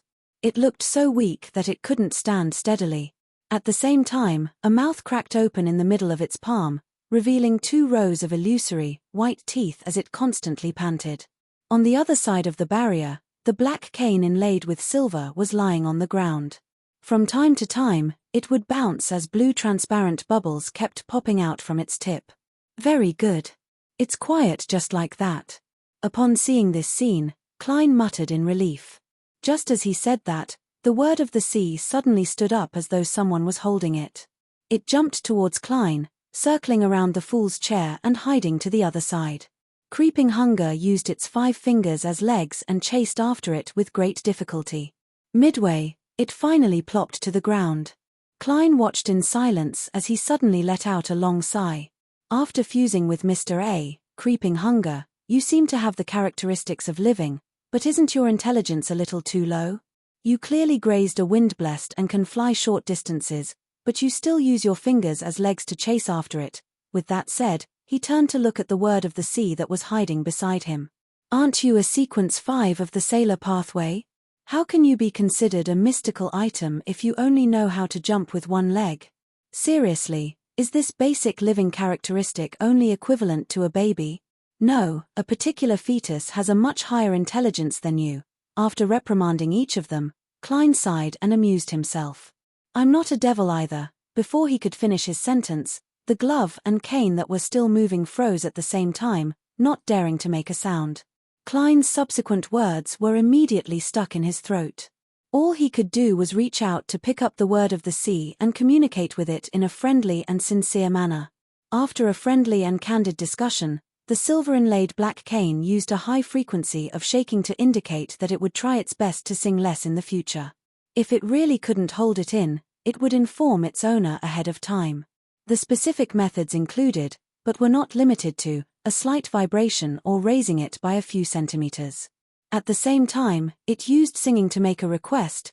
It definitely couldn't be held with the hand that was wearing creeping hunger. Of course, if its owner insisted on doing so, it wouldn't object and would happily accept it. It's better than creeping hunger. It's not that stubborn. Klein beckoned for creeping hunger and wore it on his left palm. Looking at the door of summoning that he had previously created through the ritual, Klein began considering what items he needed to bring for his initial exploration of Calderon City. There was no need to mention the 2 marionettes. They could be used as bait and scout ahead. They could also be used as experimental subjects to confirm if there were any traps. To prevent a marionettist from doing too many dangerous operations, they had to be brought along. With them, Enzo's flower of blood ring and Ludwell's Harris rapier were standard equipment. They couldn't be forgotten. In addition, Klein planned on letting Enzo hold the word of the sea. As for himself, Klein planned on heading there in his spirit body form. Once anything went wrong, He could immediately end the summoning and return above the grey fog. This way, it was worth considering which clothes he should wear. Aztec's copper whistle won't do. This has to do with death behind it. And Calderon City belongs to the ancient death. There's a high chance of causing a terrifying anomaly, causing the danger in the core region to appear. Is it the Black Emperor card or the Tyrant card? I'll be moving in the spirit world this time. The two marionettes are basically dead, so there's no need to be afraid of having their blood extracted. Ludwell is half undead and half human. He doesn't have any blood to speak of. The value of Enzo's blood is only to make him look like a human. And this can be recovered with the flower of blood ring afterward. This also means that I can bring the sea god scepter to Calderon City. That place is deep in the spirit world, far from the waters of the Rorsted archipelago. There's no need to worry about being affected by the prayers of the believers. The only problem is that I'll become irascible and easily get angry. It's easy for me to overheat. This is a taboo when exploring. However, this is easy to resolve. I'll just hand it to Enzo or Ludwell. Besides, the Tyrant card's level is very high. It can suppress the sea god scepter to a certain extent, making me less flammable and explosive. With the combination of the Tyrant card and the sea god scepter, I'll be equivalent to half a sequence 4. This is the most effective way to reduce the risk. In the future, even if I enter with Miss Sharon, I can also do the same. I can let Miss Sharon maintain her wraith, evil spirit state. There's no need to worry too much about the corresponding law of Beyonder characteristic convergence. If Calderon City can screen the grey fog, I'll return after taking a look outside. No one will be able to lock onto or chase up to me. After all, the spirit world isn't the Sailor Pathway's home ground. If Calderon City can't screen the grey fog, and a high-sequence Beyonder from the Church of the Storm is attracted over, I can make use of them. As his thoughts churned, Klein suddenly extended his hand, making the Tyrant card on the long bronze table fly up and land in his palm. Right on the heels of that, he placed the card of blasphemy into his soul body. Suddenly, an extremely dignified and terrifying aura emanated from the fool's location. A deep trident silently appeared on Klein's head as his clothes turned into a religious robe. The latter was similar to the Pope's attire in Saint Seiya, which he had seen in his previous life. However, it was a dark blue that was nearly black. With a howling sound, the Pope's robe suddenly unfurled as Klein raised his right hand and held it in midair, catching the white bone scepter that flew towards him.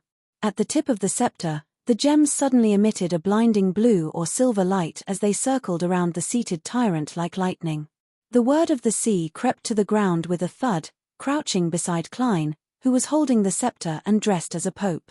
Note 1, AOE Attack PS, seeking monthly votes and recommendation votes. Lord of the Mysteries. Chapter 950. I really feel a little irritable, but I'm not that easily angered. Wearing the papal tiara and dark blue robe with the sea god scepter in hand, Klein seriously observed his condition. This meant that the Tyrant card could indeed suppress the negative effects of the sea god scepter to a certain extent, but it couldn't completely erase it. Klein used cogitation to calm his emotions and turned to look at the junk pile in the corner. Roselle's Travels? This is my strongest defensive item at present, and it has miraculous uses. But the problem is that it was created by another ancient god, Dragon of Imagination Ankwelt. According to Little Sun, this Dragon King was once in the same camp as Calderon City's master, the ancient god of death, Phoenix ancestor Greg Race. Who knows if this travels will trigger any unnecessary changes. To be cautious, it's best not to bring it.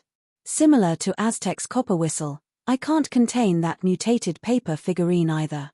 It has the remnant aura of artificial death. This might be a form of deterrence when exploring Calderon City, but it also hides a huge latent danger.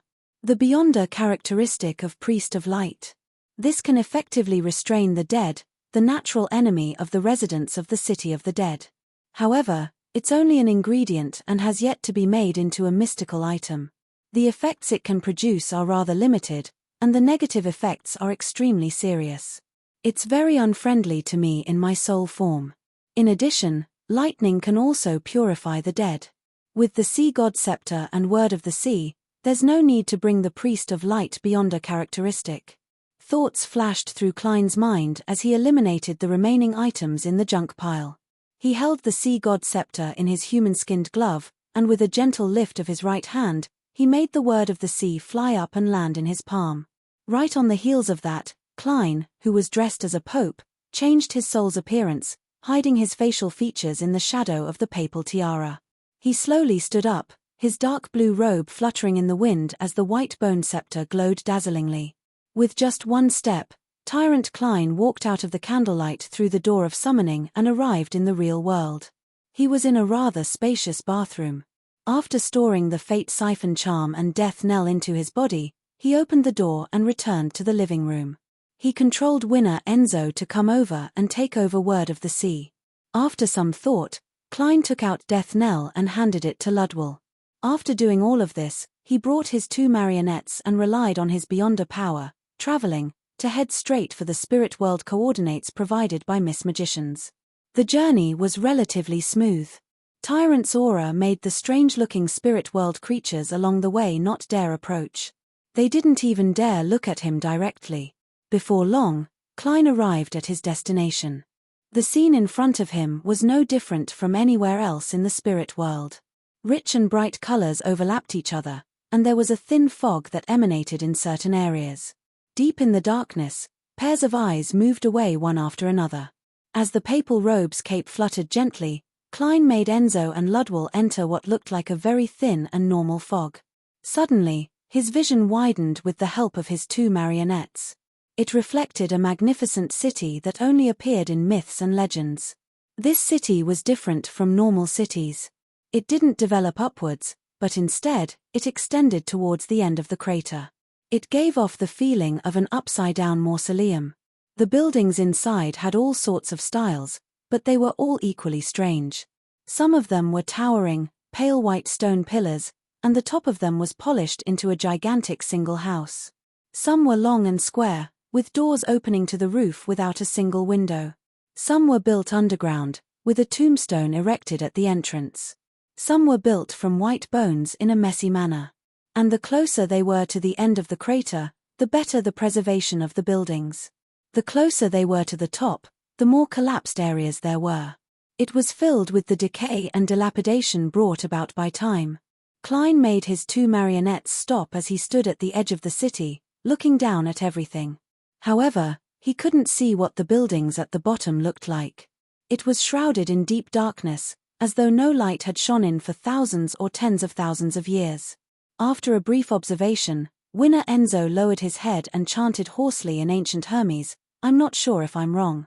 The fool that doesn't belong to this era, the mysterious ruler above the grey fog, the king of yellow and black who wields good luck." Just as he said that, Klein, who was outside Calderon City, heard the stacked illusory pleas. He could tell that it came from a man with a deliberately hoarse voice. "It's the marionette's prayer." Klein heaved a sigh of relief as he muttered indiscernibly to himself, "This means that Calderon City doesn't screen off the grey fog. At least, the periphery doesn't. I can enter." Although he said that, he wasn't in a rush at all. Instead, he controlled Admiral Hell Ludwell, making him raise his left arm and spread open his palm.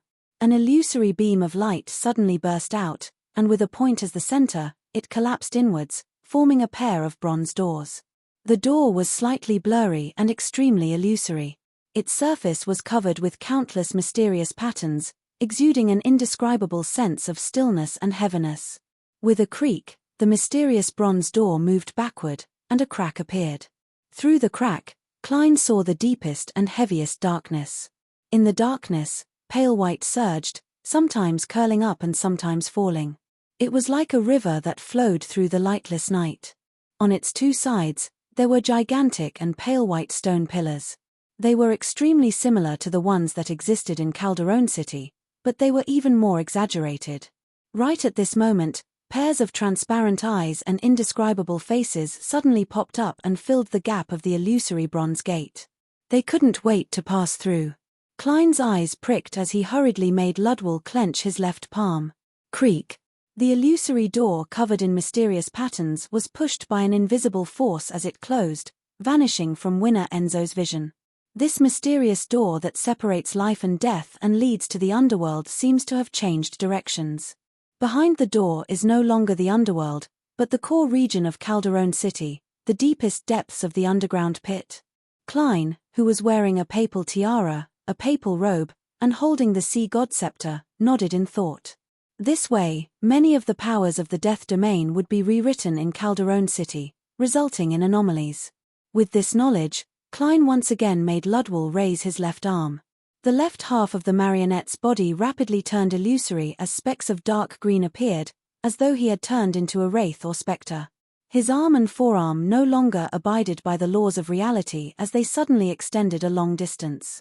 His palm was abnormally pale as an illusory face protruded. The face's mouth was half open, and its tongue was as sharp as a snake's tongue. It was covered in white fur. The tongue flicked out very far, giving off a surreal feeling. It was as though it could bore into a person's body and suck out their soul. Indeed, the death envoy powers that Ludwell obtained from the underworld creature in his body have mutated. Not only has it become more powerful, but it has also gone from remotely extracting spirit bodies to directly devouring them. Klein stood at Calderon City's entrance as he made Admiral Hell display the various Beyonder powers of the death domain. He grasped the differences between them and normal situations. Among them, the common point was that they had become stronger. Then, Klein made Winner Enzo use his uniqueness and the powers that came with the Flower of Blood Ring and Word of the Sea Cane to experiment. He came to one conclusion after another. Fate hasn't been affected, lightning strike has been suppressed and has weakened significantly, unable to fly too high, wind blade, singing, illusory scales, balance, water screen, and other powers haven't changed. With the end of these experiments, Klein made Winner Enzo and Ludwell walk down the pale staircase at the entrance and approach the periphery of Calderon City. All the buildings there had already collapsed. When he was almost 200 meters away, Klein raised his right hand and pressed down on the face in the shadow of the trident. Then, with the sea god scepter in hand, he stepped into the thin fog. His head felt a little dizzy as the scene before him changed. He had already entered the city of the dead, Calderon City. Enduring the anxiety in his heart, Klein made his left glove turn dark. His body turned incorporeal as it was tainted with a dark color, turning into a shadow. Only the sea god scepter in his hand continued emitting silver or blue light. Using the soul body's concealment and the tyrant card's suppression to conceal this point, Klein floated diagonally forward and fused into the shadows of the collapsed buildings. He secretly followed behind his two marionettes and did a preliminary reconnaissance of Calderon City's periphery. As he traversed, Klein gradually noticed something amiss. It was too quiet. It was so quiet that it felt like the entire city was dead. Not even insects had survived. And according to Erodes and Red Light Aemoria, back when Phoenix ancestor Gregrace uprooted Calderon City and threw it deep into the spirit world, she didn't allow the residents of the city to leave ahead of time. Occasionally, there would be spirit world creatures that entered. But at this moment, the periphery didn't even have any skeletons, zombies, or even one or two non-building bones, much less any living being. Klein tensed up as he used Winner Enzo and Ludwell's vision to carefully observe his surroundings. During this process, his gaze swept past a broken pale white pillar and saw a golden disc in the ancient house that had been destroyed at the top. The smooth surface of the disc reflected a figure, but it wasn't Winner Enzo, but Klein, who was wearing the trident and dark blue robe. Klein's body was suffused with a sinister aura. His face was pale and his eyes were lifeless, as though he had been dead for a long time. Chapter 951. Klein, who was hiding in the shadows, felt his heart tighten before he calmed down. He wasn't alarmed at all. This was because he was certain that the figure reflected by the gilded disc's smooth surface wasn't him. At the very least, it wasn't the real him. If it was really him, Winner Enzo would still see the grey fog and the strange scene that resembled a mythical creature. This would cause Klein to faint on the spot. Since I'm completely fine, it means that the one in the mirror isn't me. As Klein activated his spirit body thread's vision, he controlled Winner Enzo to approach the collapsed pale white pillar and the shattered ancient house with the Word of the Sea in hand. He also secretly released a portion of his luck. The dark-skinned marionette walked to the front of the gilded disc, bent down with his cane, picked it up, and carefully examined it. The disc was split into 2 layers. The core was as smooth as a mirror with very few patterns. The edges were engraved with bird-like creatures, giving it an ancient and gorgeous vibe. The image it reflected remained unchanged. It was clearly aimed at Enzo, but what appeared was the gloomy, pale, and lifeless Klein. Even the sea god scepter and the tyrant card's trident and papal robe weren't missing. If it wasn't for the lack of information related to the grey fog, Klein would have definitely imagined that the disc could directly influence him through his marionette and spirit body threads. Or perhaps, it would be like what happened to the Saint of Darkness in the ruins of the Battle of the Gods, where he had unknowingly split into another version of himself. What does this mean? Klein unhurriedly grew out of the shadows and restored his appearance when he first entered Calderon City. Then, using the beyonder powers of a clown, he reflected his present state in his mind. He held a white bone scepter embedded with blue gems, and he wore a papal robe with a cape. On his head was a trident adorned with different jewels. His face was hidden in the corresponding shadows, appearing rather blurry. His overall bearing was gloomy and decaying, as though he was a zombie that had just been dug out of a cemetery. Klein was alarmed. He never expected that his body would really change. The gilded disc was reflecting him, apart from the lack of the grey fog's fusion with reality. It doesn't involve the grey fog, so it's not a big deal. He hurriedly consoled himself to calm down.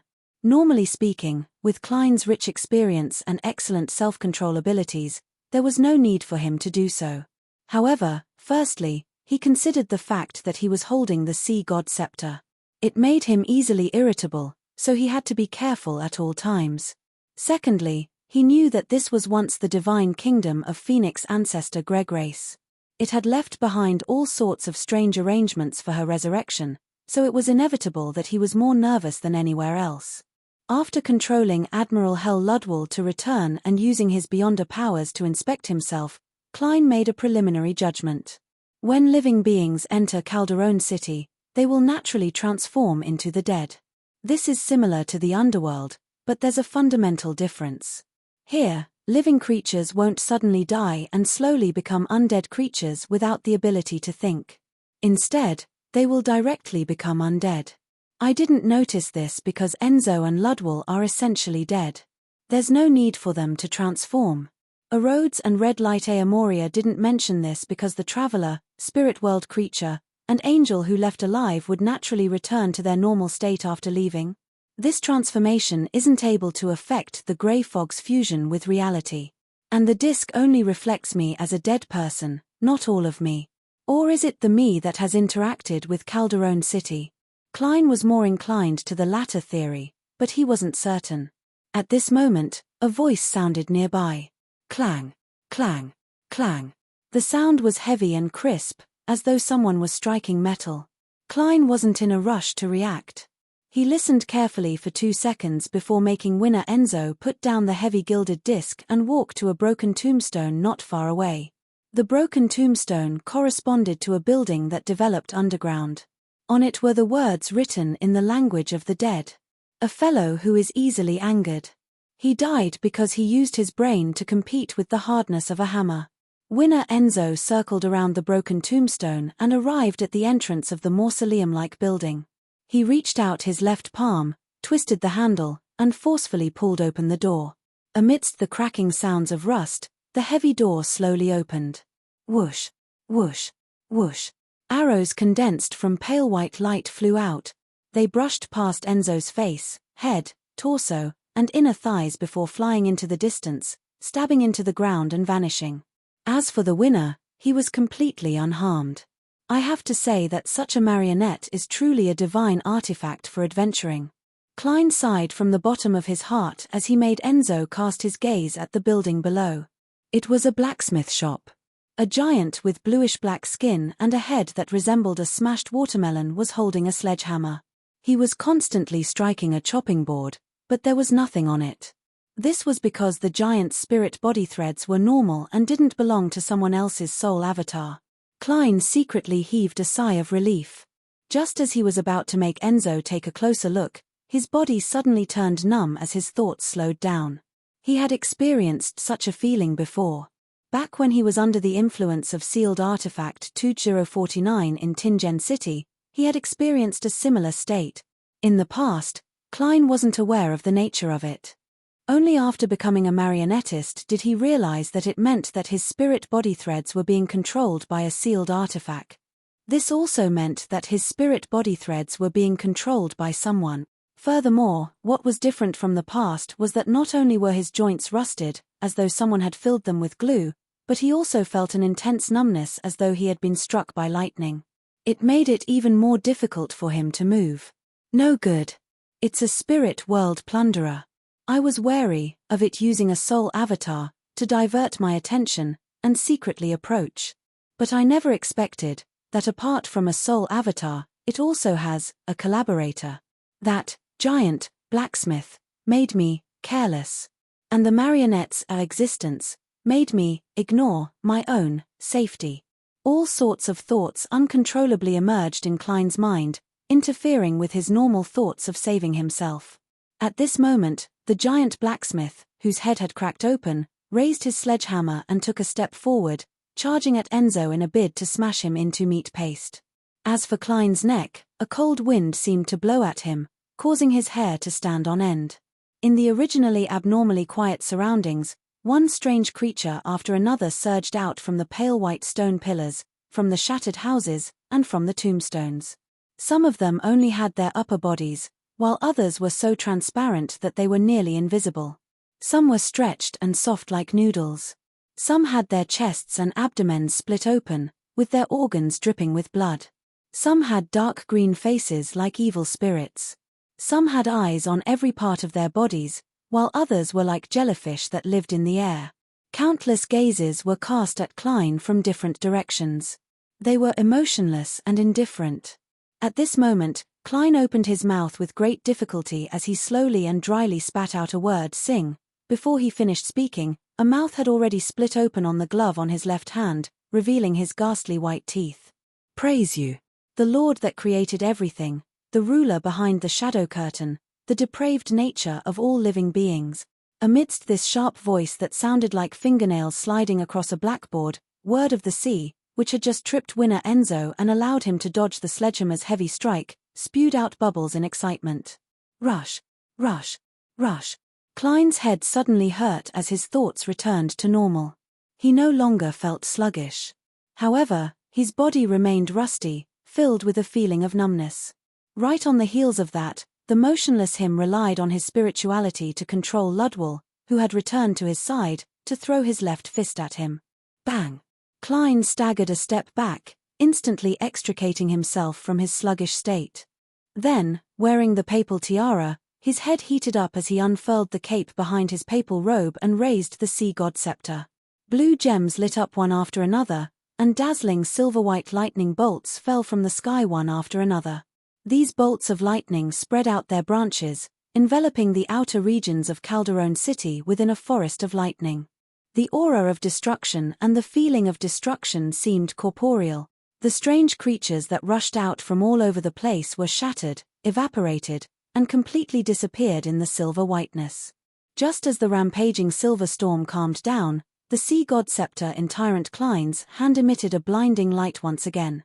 The tyrannical lightning snakes twisted and entangled before descending once more like huge waves, wave after wave. After releasing lightning storm twice in a row, Klein was a lot more exhausted, but he also regained his calm. His heart suddenly skipped a beat as he recalled something. Lightning storm was an area of effect attack. It didn't distinguish between friend and foe. Apart from him, who held the sea god scepter, and his companions beside him, everything else would suffer a destructive blow.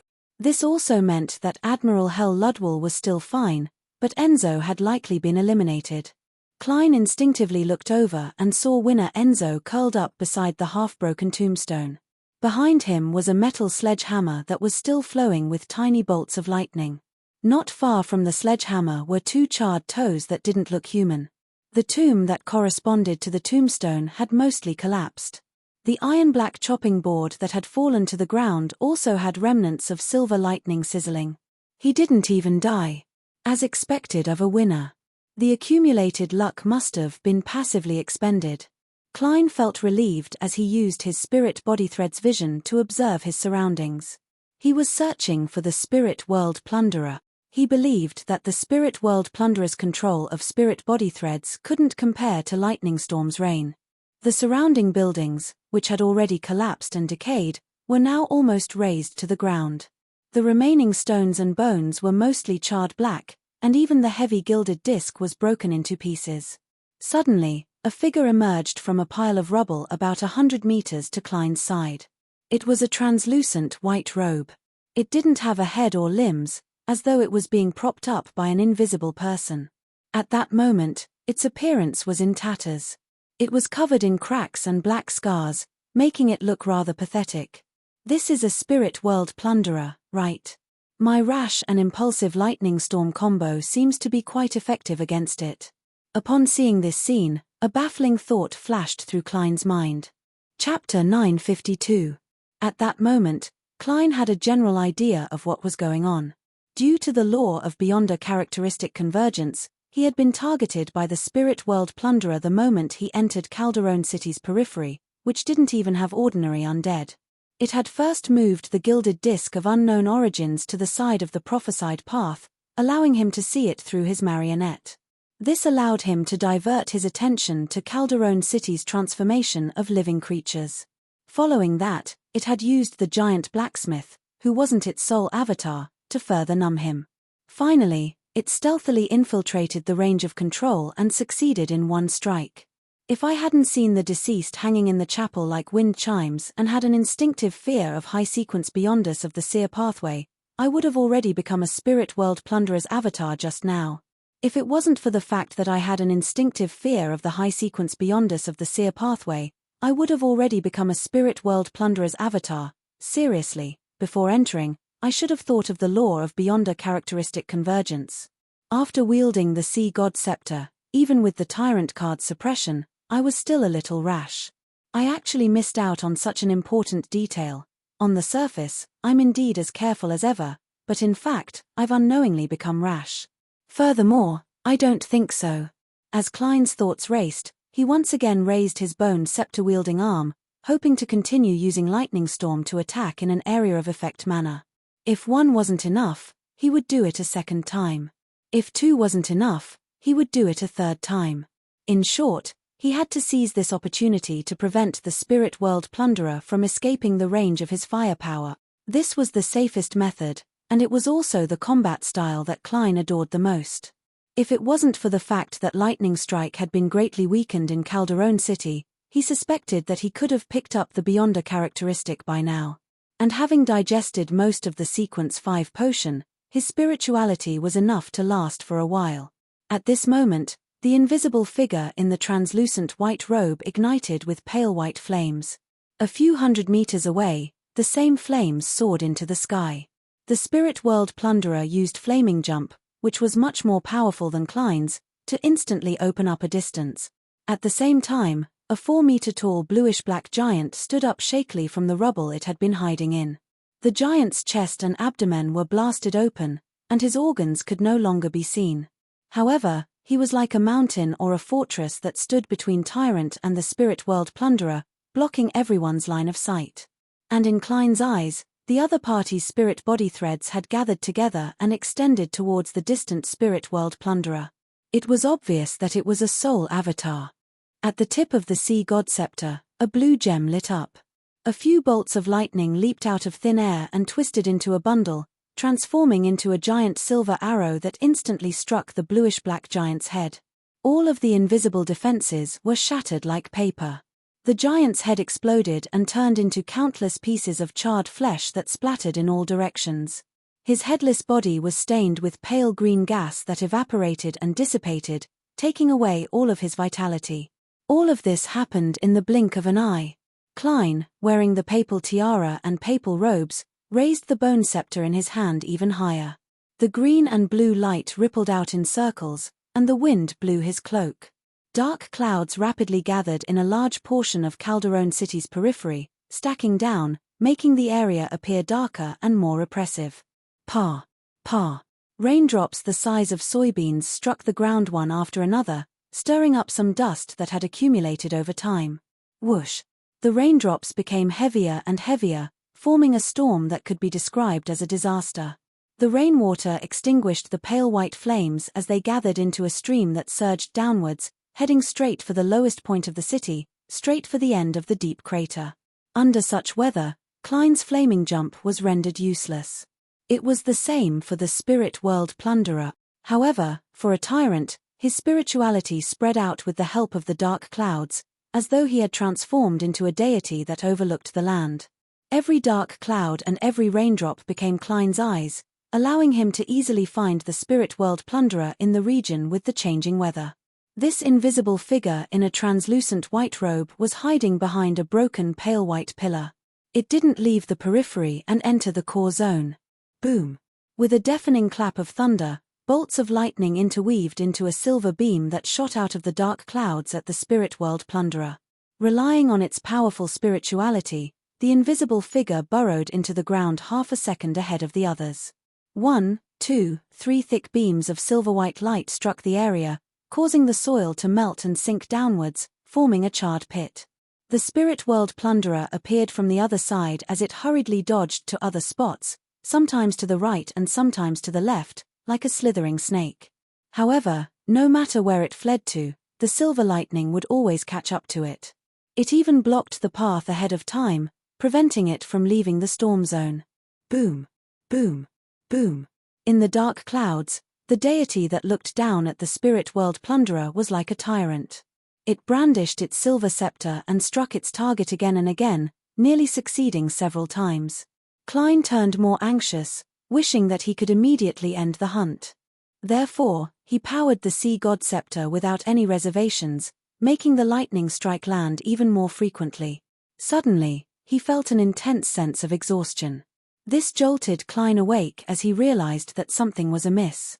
The spirit world plunderer clearly had the chance to retreat to the lower levels of Calderon City, so why did it stay nearby? It's clearly a spirit world creature without a corporeal body. It can burrow underground to avoid the lightning and the tyrant's gaze, so why is it circling around from time to time? It's luring me to attack. From my spirit body threads and my control over my marionettes, it has sensed that I'm not at the level of a demigod. It wants to drain my spirituality. Klein was alarmed. Combined with his initial encounter, he truly realized that the spirit world plunderer was an intelligent and rather cunning creature. At the same time, he thought of a problem. Would the lightning storm and the dark clouds attract the attention of the dangerous existences in Calderon City's core? I'm just too rash. I keep ignoring critical details. As these thoughts flashed through his mind, Klein put away the sea god scepter. The torrential rain came to a stop as the dark clouds in the sky quickly dispersed. The surrounding weather returned to normal.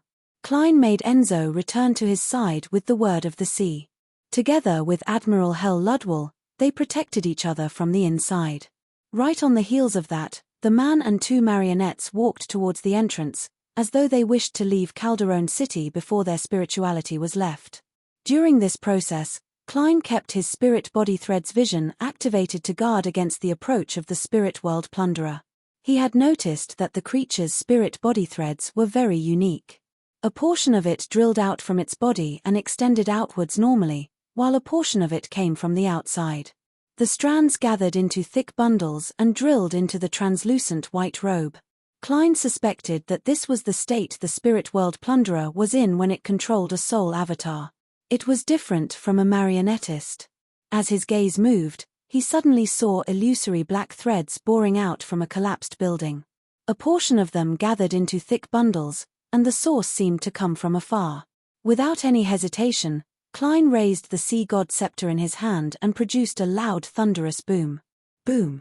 Amidst the shocking sound, Admiral Hel Ludwell suddenly raised his left hand. Half his body instantly turned illusory as his arm and forearm extended infinitely, grabbing at the collapsed building. Midway, his palm turned abnormally pale. An illusory face appeared as it spat out a snake-like tongue. Its surface was covered in white fur. This tongue shot out a great distance, passing through the wall and stabbing into the spot where the spirit body threads were gathered. It directly sucked out a distorted and blurry soul. Around the soul, a portion of the spirit body threads suddenly vanished as though they never existed. This portion was formed into a thick bundle that came from afar. They were fake. The spirit world plunderer was actually able to forge fake spirit body threads or instantly switch the location of a soul avatar and the main soul. Klein suddenly turned his head and looked elsewhere. Indeed, he saw a blob of spirit body threads swimming out from underground at high speeds. He used the sea god scepter once again, making the thunderous boom that could shock spirit bodies stick close to the ground and produce an explosion. At the same time, winner Enzo expended some of his remaining luck to augment his target with bad luck. Furthermore, he made the tip of the word of the sea shoot out a silver bolt of lightning. The bolt of lightning was rather lucky as it passed through a crack and entered the ground. It struck the assailant, causing a portion of the spirit body threads to vanish instantly. This was also fake. Just as Klein reacted, his thoughts came to a halt as his body turned numb. Just as he opened his mouth with great difficulty, as though he was about to command the mystical item, the invisible figure in the translucent robe suddenly descended from the sky and landed in front of him. The spirit world plunderer had been hiding high in the sky, using the grayish-white clouds to conceal himself. The moment the invisible figure appeared, transparent maggots crawled out from the neckline. They were covered in strange patterns. With just a glance, Klein's mind exploded. Although he had escaped the control of the spirit body threads, he had completely lost his ability to think. On his face under the shadow of the triple crown, granulation after granulation protruded. Each granulation was slightly transparent, like a wriggling worm. If not for the tyrant card supporting him, he would have collapsed to the ground in pain, rolling and struggling. The spirit world plunderer actually had a mythical creature form. At this moment, the invisible figure in the white robe was able to truly control Klein's spirit body threads without any obstruction. In a few seconds, it was close to success. Just as its prey was about to become its avatar, the spirit world plunderer suddenly saw Klein open his mouth with great difficulty and spit out a word. He had recovered from the state of nearly losing control earlier than it had expected. And the word was in ancient Hermes' fate. This was the incantation to activate the fate siphon charm. If Klein really wanted to retreat, he would have long grabbed his two marionettes and ended the summoning, returning above the grey fog instead of slowly moving towards the entrance of Calderon City. He was setting up a trap for the spirit world plunderer. The reason why he was able to recover so quickly from the trauma of seeing a mythical creature form and recite the word in time was because he had experienced too much in this aspect. Furthermore, although he wasn't sure what method the other party would use, there was always a more versatile method. It was to make the target unlucky. When Klein first entered a sluggish state, his first reaction wasn't to let the mystical item sing, but to let winner Enzo expend all his remaining luck, making the spirit world plunderer sufficiently unlucky. P.S. Thank you, Jiangnan, for tipping me another Silver Alliance member, and a thank you for the evening. Chapter 953. Fate. The dragged-out ancient Hermes word resounded as the spot where the spirit world plunderer and Klein were suddenly darkened. It wasn't obvious, as though a cloud had floated past in midair without stopping. But by the time the illusionary shadow vanished, the invisible figure in the translucent white robe was already standing rooted to the spot. The surface of its clothes couldn't help but produce traces of squirming worms. It was sluggish, slow, and difficult. Opposite it, Klein's eyes had completely regained their clarity. The face under the trident's shadow had lost all its flesh. From the looks of it, it wasn't the spirit world plunderer that was controlling Klein's spirit body threads and was close to succeeding. Instead, it was Klein who was controlling the spirit world plunderer's spirit body threads and was about to turn it into a marionette. The fate siphon charm swapped fates. This was a high-level charm made from a worm of time. It could steal the target's subsequent fate and graft a relatively short amount of time into the target's future to complete the swap. Therefore, Klein and the spirit world plunderer had swapped situations. One had gone from death to life, while the other had gone from having victory in sight to instantly falling into a perilous situation. After confirming that the spirit world plunderer was intelligent and extremely difficult to deal with, Klein acted as though he was retreating. It looked like a rash move, but he was actually deliberately letting himself fall into the spirit world plunderer's control to lure it out. He was also prepared to use the fate siphon charm at the critical moment. That way, the more ruthless the spirit world plunderer was to its enemy, the more desperate the situation it was in. Of course, if the fate siphon charm didn't achieve its effects, or if the spirit world plunderer's main soul didn't appear, and it relied on other means to control the situation, Klein still had a final means of self-preservation. It was to end the summoning and return above the grey fog. He could use the loss of 2 marionettes and a few mystical items to exchange for his own safety. Without the time to be surprised at how magical the fate siphon charm was or how terrifying an angel of the marauder pathway was, he didn't hesitate to raise the sea god scepter in his hand before the reversal of fate came to an end. His dark blue pontiff robe fluttered in the wind, and the golden trident reflected an intersecting blue and silver light. The tip of the white-boned scepter instantly shot out bolts of lightning, interweaving into balls that landed on the spirit world plunderer's body. The silvery white light suddenly burned brightly and engulfed the target, illuminating the surroundings in a vast expanse of whiteness. Once, twice, thrice. Klein constantly activated the terrifying ball of lightning, not holding back at all. Finally, he heard a roar that seemed to come from the depths of his soul. His intuition told him that his target had collapsed. Only then did Klein lower the sea god scepter and watch the silver lightning dissipate. At that moment, his entire spirit body had become rather illusory. Even with the augmentation of Tyrant, it didn't seem real enough. As the lightning dissipated, the invisible figure dressed in a translucent white robe once again appeared in front of him. Specks of dim light emerged from within, and the spirit world plunderer's body suddenly split apart, turning into countless illusory bubbles that burst one by one. Tyrant's hunt was a success. At this moment, a relatively deep region of Calderon City suddenly trembled violently. It was as though a behemoth had awoken due to the spirit world plunderer's death, or countless dangerous creatures had surged out. That indescribable feeling actually turned into an illusory grayish-white, like a flood, rising layer by layer from the bottom. Other spirit world plunderers? No, it's more terrifying creatures. Someone the spirit world plunderer serves. Also, in Calderon City's core region, at the end of the crater, it's still as silent as ever. There's no sound at all, making it even more terrifying. Klein braced himself as he diverted some attention to the inner regions of Calderon City while anxiously waiting for the spirit world plunderer's characteristic to appear and condense into ingredients. He temporarily didn't have the joy of successfully hunting. All he could do was pace around the edge of the abyss in a tense state. During this process, Klein made Winner Enzo and Admiral Hel Ludwall approach him. He also threw the sea god scepter to the former so that he could extricate himself from his irascible and impulsive state. He needed to calmly consider how to deal with the possible changes that might happen, as well as if he had missed out on any other details.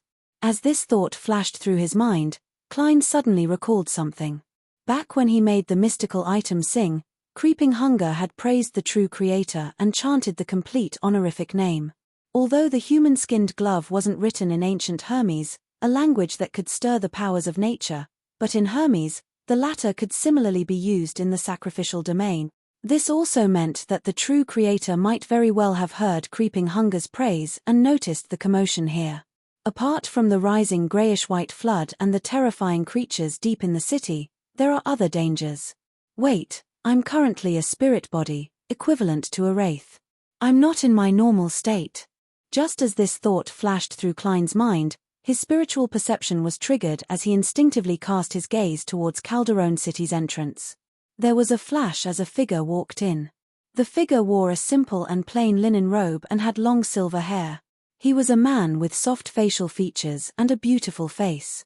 His eyes were gentle with a tinge of indifference, as though he was watching fate as a bystander, watching everyone in the world.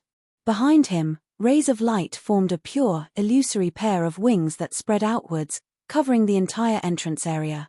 Klein hissed through his teeth as a series of terms flashed through his mind. Ouroboros, Tail Devourer, Angel of Fate, King of Angels. He couldn't be bothered to consider the feasibility of his thoughts. His body swelled up as though it was incorporeal, encompassing Enzo and Ludwall, as well as the spirit world plunderer's remnant bubbles that were still separating and fusing with the characteristic. At that moment, Ouroboros's silver eyes had already reflected the figure in the distance, an extremely domineering and tyrannical figure wearing a trident and dark blue robe, as well as the grayish-white fog that was obscured by the tyrant's aura. A shimmering river appeared in his eyes as it circled around the figure that resembled the tyrant, surrounding the periphery of Calderon City.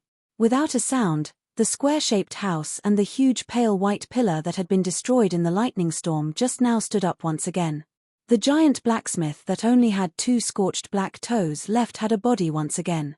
It appeared in the mausoleum and began to knock on the chopping board. Everything returned to how it was when the tyrant entered not long ago. However, Klein, who was dressed as a pope, had vanished. His 2 marionettes and the spirit world plunderer's remnant bubbles had vanished as well. The corresponding figures were unable to return. The scene that had just been rebooted shattered, returning to the state of devastation after the battle.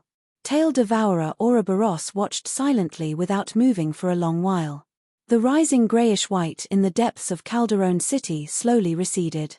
Above the grey fog, Klein slumped into the fool's highback chair in exhaustion. He was so exhausted that he couldn't even let Enzo and Ludwell massage his shoulders and legs. The Sea God Scepter had already been thrown back into the junk pile. The Tyrant card had also left his soul body and was inverted beside the Dark Emperor card. The remnant bubbles of the Spirit World Plunderer floated in front of him, constantly producing Beyonder characteristics before fusing with the points of light. After Klein took a break, he saw grayish-white dust land on the surface of the long mottled table. Accompanying it was a transparent object that seemed weightless. The object was the size of a palm, formed from what looked like maggots. It resembled a human, and it was filled with a colorless liquid that often produced bubbles as it emitted thin black beams. Klein didn't dare to look at it carefully. This was because the weightless transparent object had a richer structure in its minute details. It formed indescribable patterns and symbols, as though the concepts of knowledge, strength, transformation, concealment, bizarreness, and madness had been fused into it, making them no longer abstract. This brought Klein intense dizziness. He even felt like he was on the verge of a mental breakdown as his soul was about to lose control. This should be the Spirit World Plunderer's true soul body. I also have the corresponding dust. It's about 70 grams. It's more than I needed and more than I expected. Klein nodded indiscernibly as he placed the dust into a box. Together with the true soul body, he threw it into the junk pile and covered it with the grey fog. After doing all this, he raised his hand to rub his temples as he silently gave a self-deprecating laugh. If I didn't have the Sea God Scepter, I would have most likely chosen to leave Calderon City after being attacked by the Spirit World Plunderer. I'll wait until I have helpers before making the safest hunt, so as to control the commotion and not alarm the unknown entity in the core region. Sigh, I ended up being rash.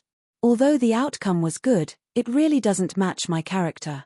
It's also completely contradictory to the Seer Pathway's acting. In the future, I'll try my best to avoid using the Sea God Scepter in the outside world. The Spirit World Plunderer has been successfully hunted. There's no need to seek Miss Sharon's help. In a few days, I'll write to her and tell her not to worry about this matter. However, I have a feeling that I'll be heading to Calderon City in the future. When the time comes, I might need to seek Miss Sharon's help. In addition, I have to gather information on Bizarro Bane. I can't place all my hopes on the City of Silver. Amidst his thoughts, Klein didn't bring his marionette with him. He directly returned to his body and ended the ritual. He trudged to his bed and fell asleep. Escaped. Sostel looked at the man opposite him and asked Daily Simone, who was channeling. They had just completed their mission and captured a few members of the charismatic order. However, the key figure in the intelligence report, Palenque Tassibor, the Hand of Paleness, was not in the secret hideout. This was a Sequence 4 demigod, so not only did the Red Gloves team use a Grade 1 sealed artifact, they had also requested the help of Goddess's Eye, Ilia, but they ended up missing. Daily Simone nodded. Yes. She then looked at the captive and asked in an ethereal voice, "Where did Palenque Tassib go?" "He said he was going to meet someone," the charismatic order member replied slowly. "Who is that person?" Daily Simone asked. Leonard Mitchell and the others also looked over. The man who was channeled said in a flat voice, "Ince Zangwill." Chapter 954. Ince Zangwill. Upon hearing this name, all the red gloves present fell silent. For a moment, no one said a word. Ever since the former archbishop defected, the Church of Evernite had never relaxed its pursuit of him. The archbishops and high-ranking deacons at the top took turns to be in charge of him, helping each other. They would often run around with the corresponding sealed artifacts in search of clues, but they were ultimately unable to lock onto Ince Zangwill. Due to all sorts of coincidences, not only were they unable to catch a glimpse of him, but he had also caused a few major incidents, killing many Nighthawks. To the entire Church of Evernite, especially the Nighthawks, this was both hatred and humiliation. Leonard Mitchell's drooping hands unconsciously clenched as his breathing turned heavier. He quickly forced himself to extricate himself from the sudden surge of emotions and focused his attention elsewhere. It was no wonder Dawn Dantes had met Ince Zangwill on Midway Island in the Berserk Sea. It was because the latter's destination was also the southern continent, East Balaam. Amidst everyone's silence, Daily Simone directly used her spirit body to produce an ethereal voice. There weren't any obvious changes, but there was a hint of coldness in her voice. She spoke at a faster speed. Where did they meet? The charismatic order member shook his head blankly. I don't know. Daly raised a few more questions, but she didn't receive an ideal answer. Finally, she took a step back and cast her gaze at the Red Gloves captain, Sostel. Sostel sighed and deliberated before saying, "First, inform Her Excellency Goddess's Eye of this information. First, inform Her Excellency Goddess's Eye of this information and let her contact the Holy Cathedral. Ince Zangwill, who has 0-08, isn't someone a Red Gloves like us can deal with. Secondly, follow the trail of Palenque Tassibor and hope to figure out Ince Zangwill's goal.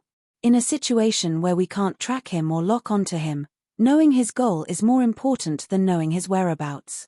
This might help us set up a trap that he has no choice but to enter.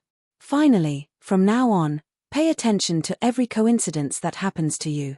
Regardless of the reason, report it to me." "Yes, Captain." As the Red Gloves responded in unison, Leonard maintained his silence. He turned his head to glance at Daily Simone and realized that the gatekeeper, who claimed to be a spirit medium, was similarly silent. Her gaze was deep. At the same time, Palez Zoroast's slightly aged voice echoed in his mind. "Hehe, looks like I'm about to witness a drama of a chase and escape. What did the old man mean? What is he hinting at? We just decided to investigate Ince Zangwill's goal, and 0-08 found out about it." Leonard withdrew his gaze and suddenly had an idea. If a person who was already dead were to secretly carry out a relevant investigation, would they be able to avoid 0-08's perception? After sleeping for 2 hours, Klein rubbed his obviously swollen head and slowly got up from the bed. Then he rang the bell by the door and waited for the waiter. Before long, a native wearing a white shirt and red vest, who had deliberately dressed up as Ruin, came outside and knocked on the door. Klein twisted the doorknob and opened a gap in the outer door. He instructed in a deep and hoarse voice. "Send another set of lunch to the room. We had our meal too early." At that moment, his appearance had turned into that of a tanned marionette, Enzo. As a gentleman who had 2 servants and lived in a luxurious room, it was impossible for him to personally go to the door to instruct the waiter. "1 set of lunch. Any special requests?" The native waiter took out a pen and paper and asked in Ruin with a strange pronunciation as he took notes. Klein replied in the same awkward Ruin, 1 set of lunch. Mainly red meat, paired with a glass of sparkling liqueur with ice and lemon. "Does it include 2 servings of servant meals?" the native waiter asked according to protocol. Klein fell silent for a second. "Yes." After ending the conversation, he closed the door and quickly set up a ritual. He brought Winner Enzo and Admiral Hel Ludwell from above the grey fog back to the real world. As for Creeping Hunger and Word of the Sea, they were temporarily left in the junk pile. One of them was because he was hungry, and the other was because he couldn't resist the urge to sing. After Klein controlled his marionette to tidy up the room, a few attendants came one after another and delivered the lunch. Hence, the entire room was only left with the sound of the cutlery and the faint sounds of chewing. After an unknown period of time, Klein put down his cutlery and picked up a napkin to wipe his mouth. He leaned back in his chair in satisfaction and shook his head helplessly. If this continues, I'll really get fat. The two marionettes had already lost the ability to eat, but in order to conceal it, Klein had no choice but to add a servant meal. This made him, who couldn't bear to see food go to waste, choose to eat as much as possible. Thankfully, I'm a faceless. Klein covered his mouth as he burped. Following that, he drank the last mouthful of the bubbling sweet wine. Only at this moment did he feel himself recover. He had the energy to consider the various details of his trip to Calderon City. The Marauder pathway is truly terrifying. Just a charm made from a worm of time can achieve such an inconceivable effect. As a king of angels, it's obvious how terrifying Blasphemer Amorn is. Even if it's just an avatar, it's not that easy to deal with. Thankfully, I didn't try to be brave. I knew how to mimic the actions of experienced people and directly escaped to the southern continent. The true creator really thinks highly of me. He directly sent Tail Devourer Ouroboros over. This does feel like I've transmigrated through time. The angel from the ancient mural walked out just like that and walked in front of me.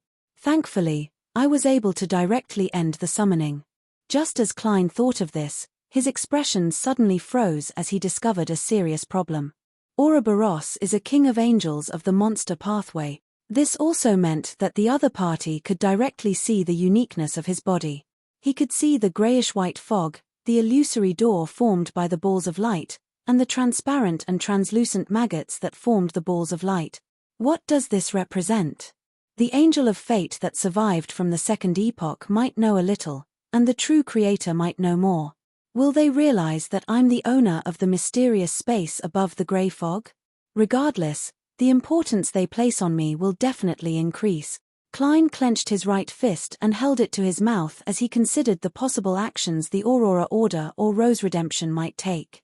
What made him feel lucky was that neither Rose Redemption nor the Aurora Order had locked onto any of the Fool's believers. However, in the chaotic battle outside Biome, he had thrown out Tinder, which had been corrupted by the true creator, in an attempt to attract the saints of the Aurora Order when he was active as German Sparrow.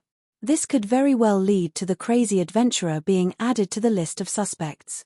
From the point of view of German Sparrow, Admiral of Stars, Vice Admiral Iceberg, Danis, and Anderson might be investigated by the Aurora Order. I have to warn them. Klein slowly exhaled, stood up, and prepared to head above the grey fog. From his point of view, unlike the pursuit of German Sparrow by the military, the Church of the Storm, Rose School, and Charismatic Order, the believers of the true creator were rather crazy. Furthermore, as a king of angels, their leader, who was good at prying into fate, was active in the real world. This way, regardless of whether Catlear and the others were floating at sea or how difficult it was to lock onto them, there was always the risk of them being found. Among them, Vice Admiral Iceberg Edwina and the Fog Sea's strongest hunter, Anderson, didn't need Klein to worry too much. They didn't know much, and it didn't involve any core issues, so they wouldn't do anything. The only thing he needed to worry about was that the lunatics from the Aurora Order might use extreme means during the normal questioning process. West Balam, Northern States Kukwa City, which was ruled by May Sanchez. Danis, who was chewing on the roasted meat, suddenly paused. He heard Mr. Fool relay a warning from German Sparrow. Be careful of the people from the Charismatic Order. Be careful of the Aurora Order, especially the latter. You need to pay special attention to them. Also, remind Anderson Hood and Edwina Edwards beside you. Be careful of the Charismatic Order. Be careful of the Aurora Order. How many? The military, the Church of the Storm, the Church of Evernight, the Rose School. What did German Sparrow do? Why did he offend so many forces? Bullshit. Danny's expression froze for a moment before it twisted. He still did not know that the head of the 7 pirate admirals had been replaced. What did you think of? Anderson put down the knife he was using to cut the meat, raised his eyebrows, and asked curiously. Danitz quietly took a deep breath and asked in deliberation, "What's the matter? Have you heard of the Aurora Order?" He wasn't certain that Anderson knew of it. After all, the Aurora Order was originally rather secretive. Later on, its reputation was mainly concentrated in the Kingdom of Ruin. Anderson chuckled and said, "You actually know of it?" "You actually know? I'm rather surprised. Did your captain tell you?" Without waiting for Danny's answer, he combed his short hair with his fingers and continued, "They believe that the Creator is omnipresent and that everything has godhood. They believe that the Creator is everywhere and that everything has divinity. They believe that life is nothing more than a spiritual journey. As long as one is willing to listen, one can understand divinity, discover divinity, gather divinity, and finally become an angel." Such a philosophy sounds pretty good, but that's not the main point. The main point is that they believe in the true Creator. Upon hearing this, Danny's couldn't help but mock, "You know quite a bit, but that's not the main point." "You know a lot, just a little less than me." The corners of Anderson's mouth curled up as he smiled radiantly. "Of course. I once joined an organization in Intis. They wish to change society, to change the world. They wish for transcendence to no longer remain hidden, to appear in the eyes of everyone and become true rulers. They're called the Iron and Blood Cross Order. They also believe in the true Creator." Danny's expression froze as cold sweat seeped out of his forehead. Chapter 955. Stealing a glance at Danny's expression, Anderson continued as though he didn't notice anything. "However, their brains seem to have been eaten by zombies. Their zealotry is bordering on stupidity. It doesn't match my aesthetic standards, so I scammed some things and left." Why is your face a little pale? There's so much sweat on your face. Are you suffering from sunstroke?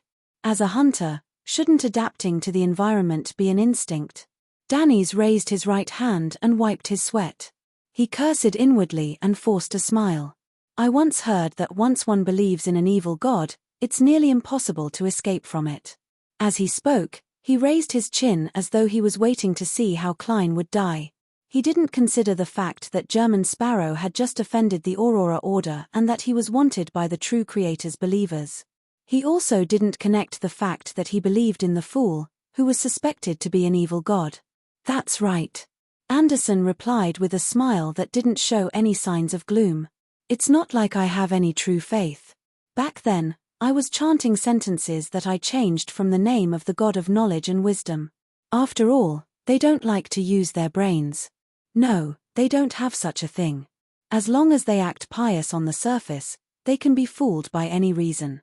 Without waiting for Danny's to continue the discussion, he asked, "Why did you suddenly mention the Aurora Order?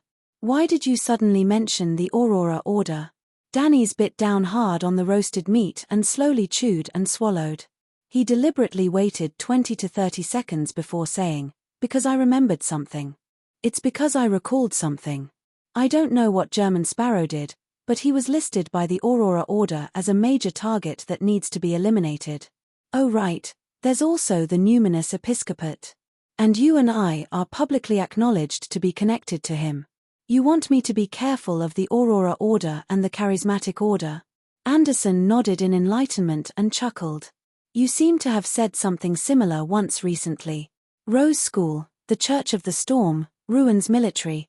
Man, sometimes, I feel that German Sparrow is more suitable as a hunter than me." It was rare for Danny's not to retort as he nodded heavily in agreement. Anderson thought for a moment before suddenly changing the topic without any warning. "Why did you come to West Balam? Help German Sparrow?" Upon hearing this question, Danny's fell silent for a second. He put down the things in his hands and tidied his clothes unhurriedly. A survey of the faith of West Balam citizens.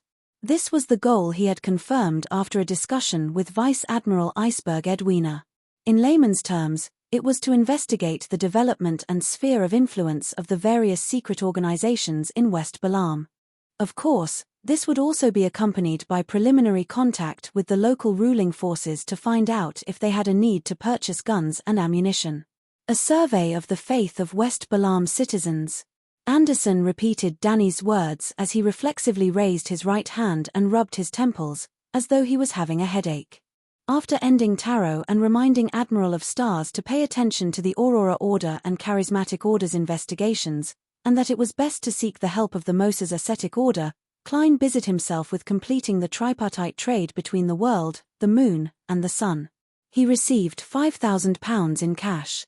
After dinner, he had an unlit decorative pipe in his mouth as he read the newspapers. Then, he saw Miss Messenger walk out of the void and deliver a letter. Leonard's. As Klein reached out to receive it, he noticed that Rionette Tynker hadn't stopped. He discovered that Miss Messenger had quickly returned to the spirit world. This confirmed that Leonard Mitchell had paid the postage. Hence, he took out his other hand from his pocket and unfolded the letter. Ince Zangwill has appeared in East Balam. Suspected to have met with Palenque Tassibor of the Charismatic Order's Artificial Death faction, Ince Zangwill. Klein ruminated over the name as he slowly leaned back in his reclining chair.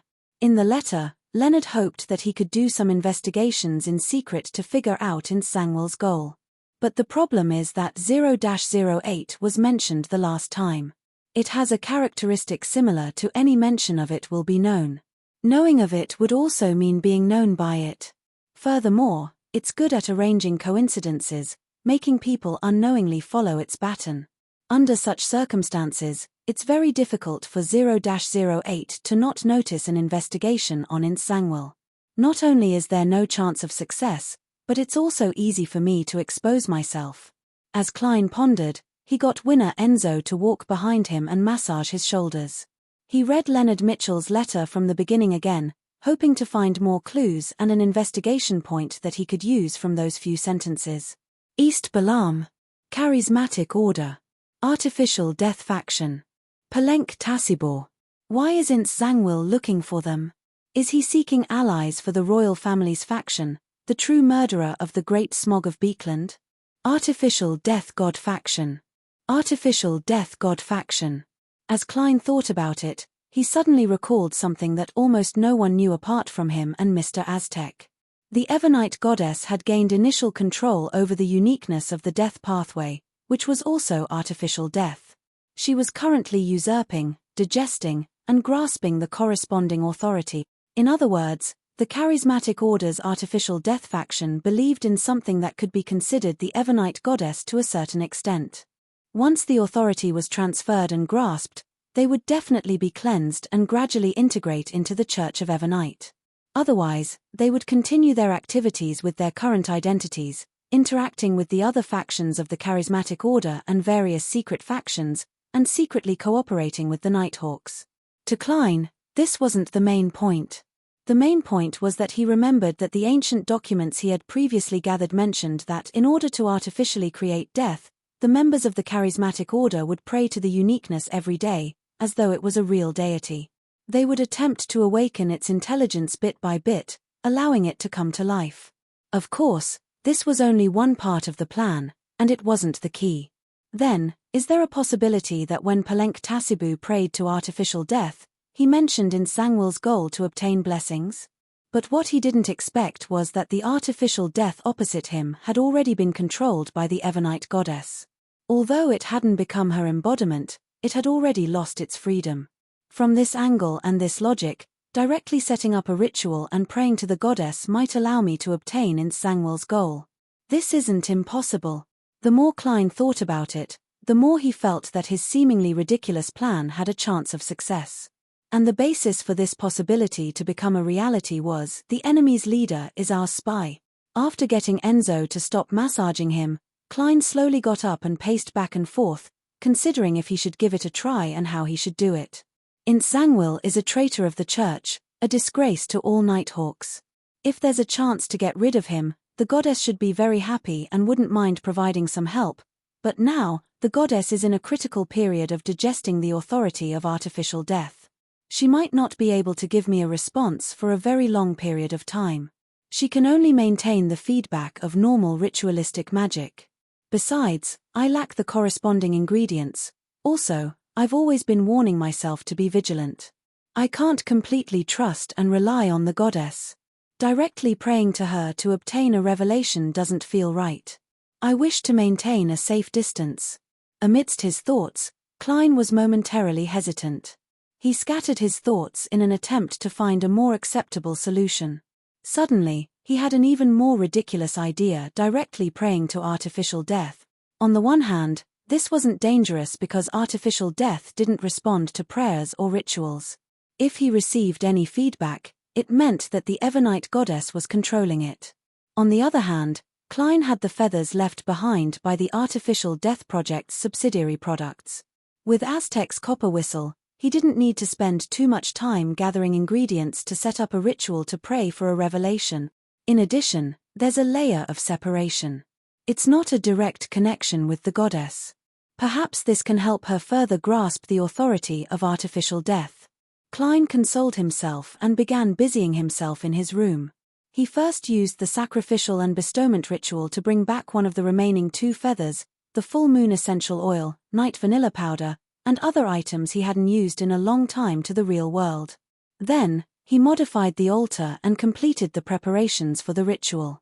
Since it was essentially praying to the Evernite goddess, he couldn't be bothered to buy additional materials for the ritual in the death domain. This was essentially no different from ordinary ritualistic magic. Klein skillfully lit the candle, dripped the essential oil, and drew the symbols of man and concealment from mysticism on the fake goatskin. Amidst the thin fog that emanated, he pressed Aztec's copper whistle onto it. Right on the heels of that, he placed the white feather that was stained with pale yellow oil into the silver bowl that was burning the herbal powder.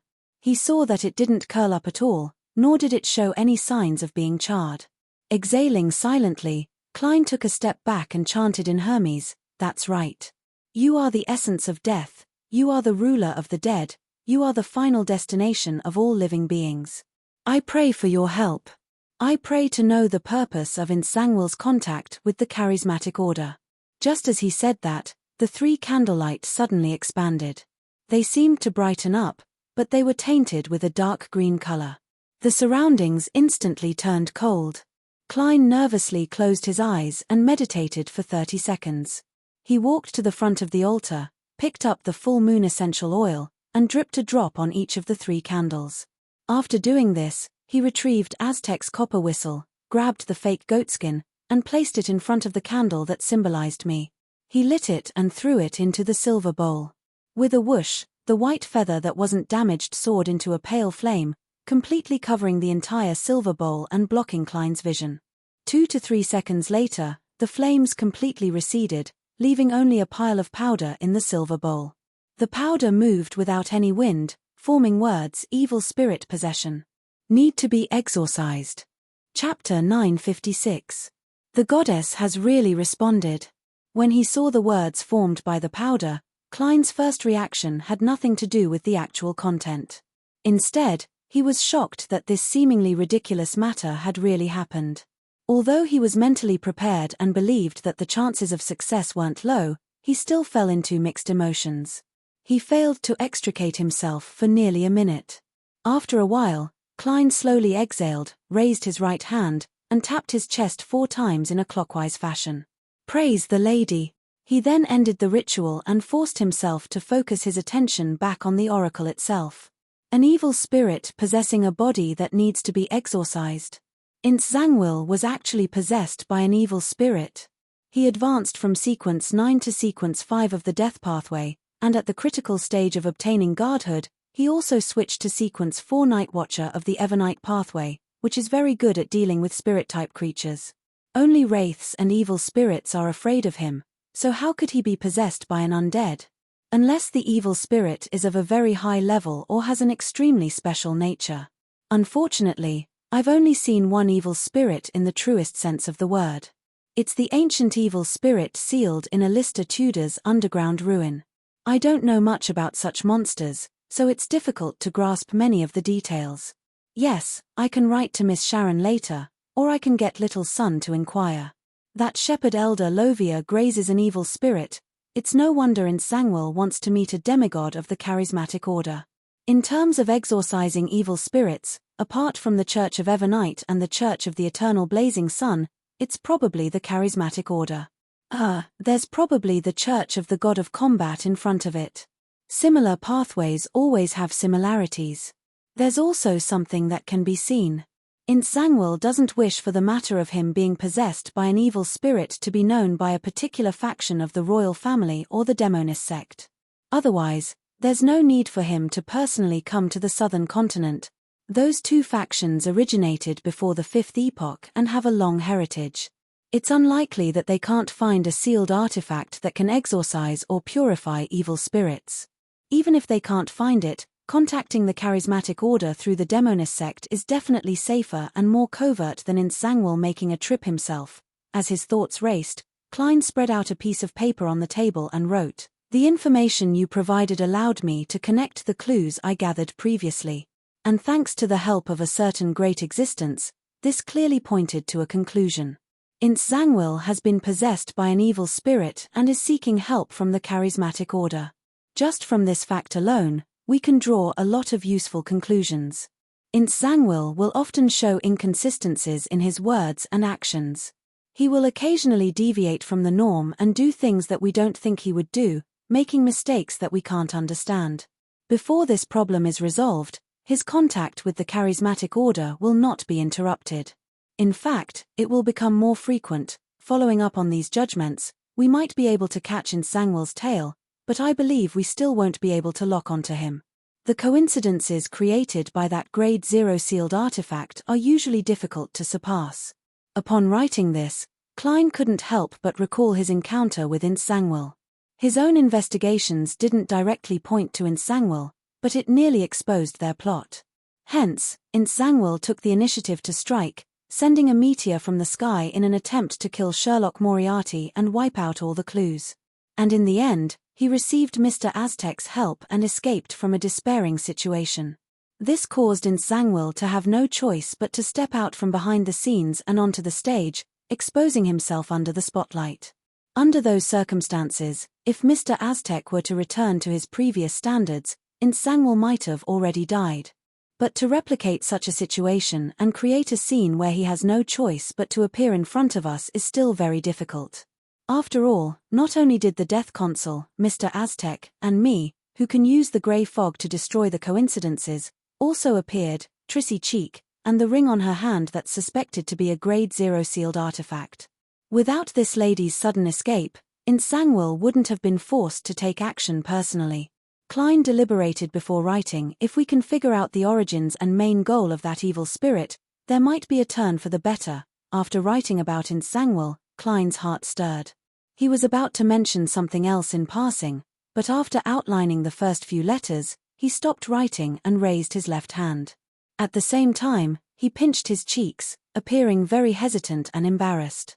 After silently mumbling a few words, Klein finally wrote the rest of the content smoothly.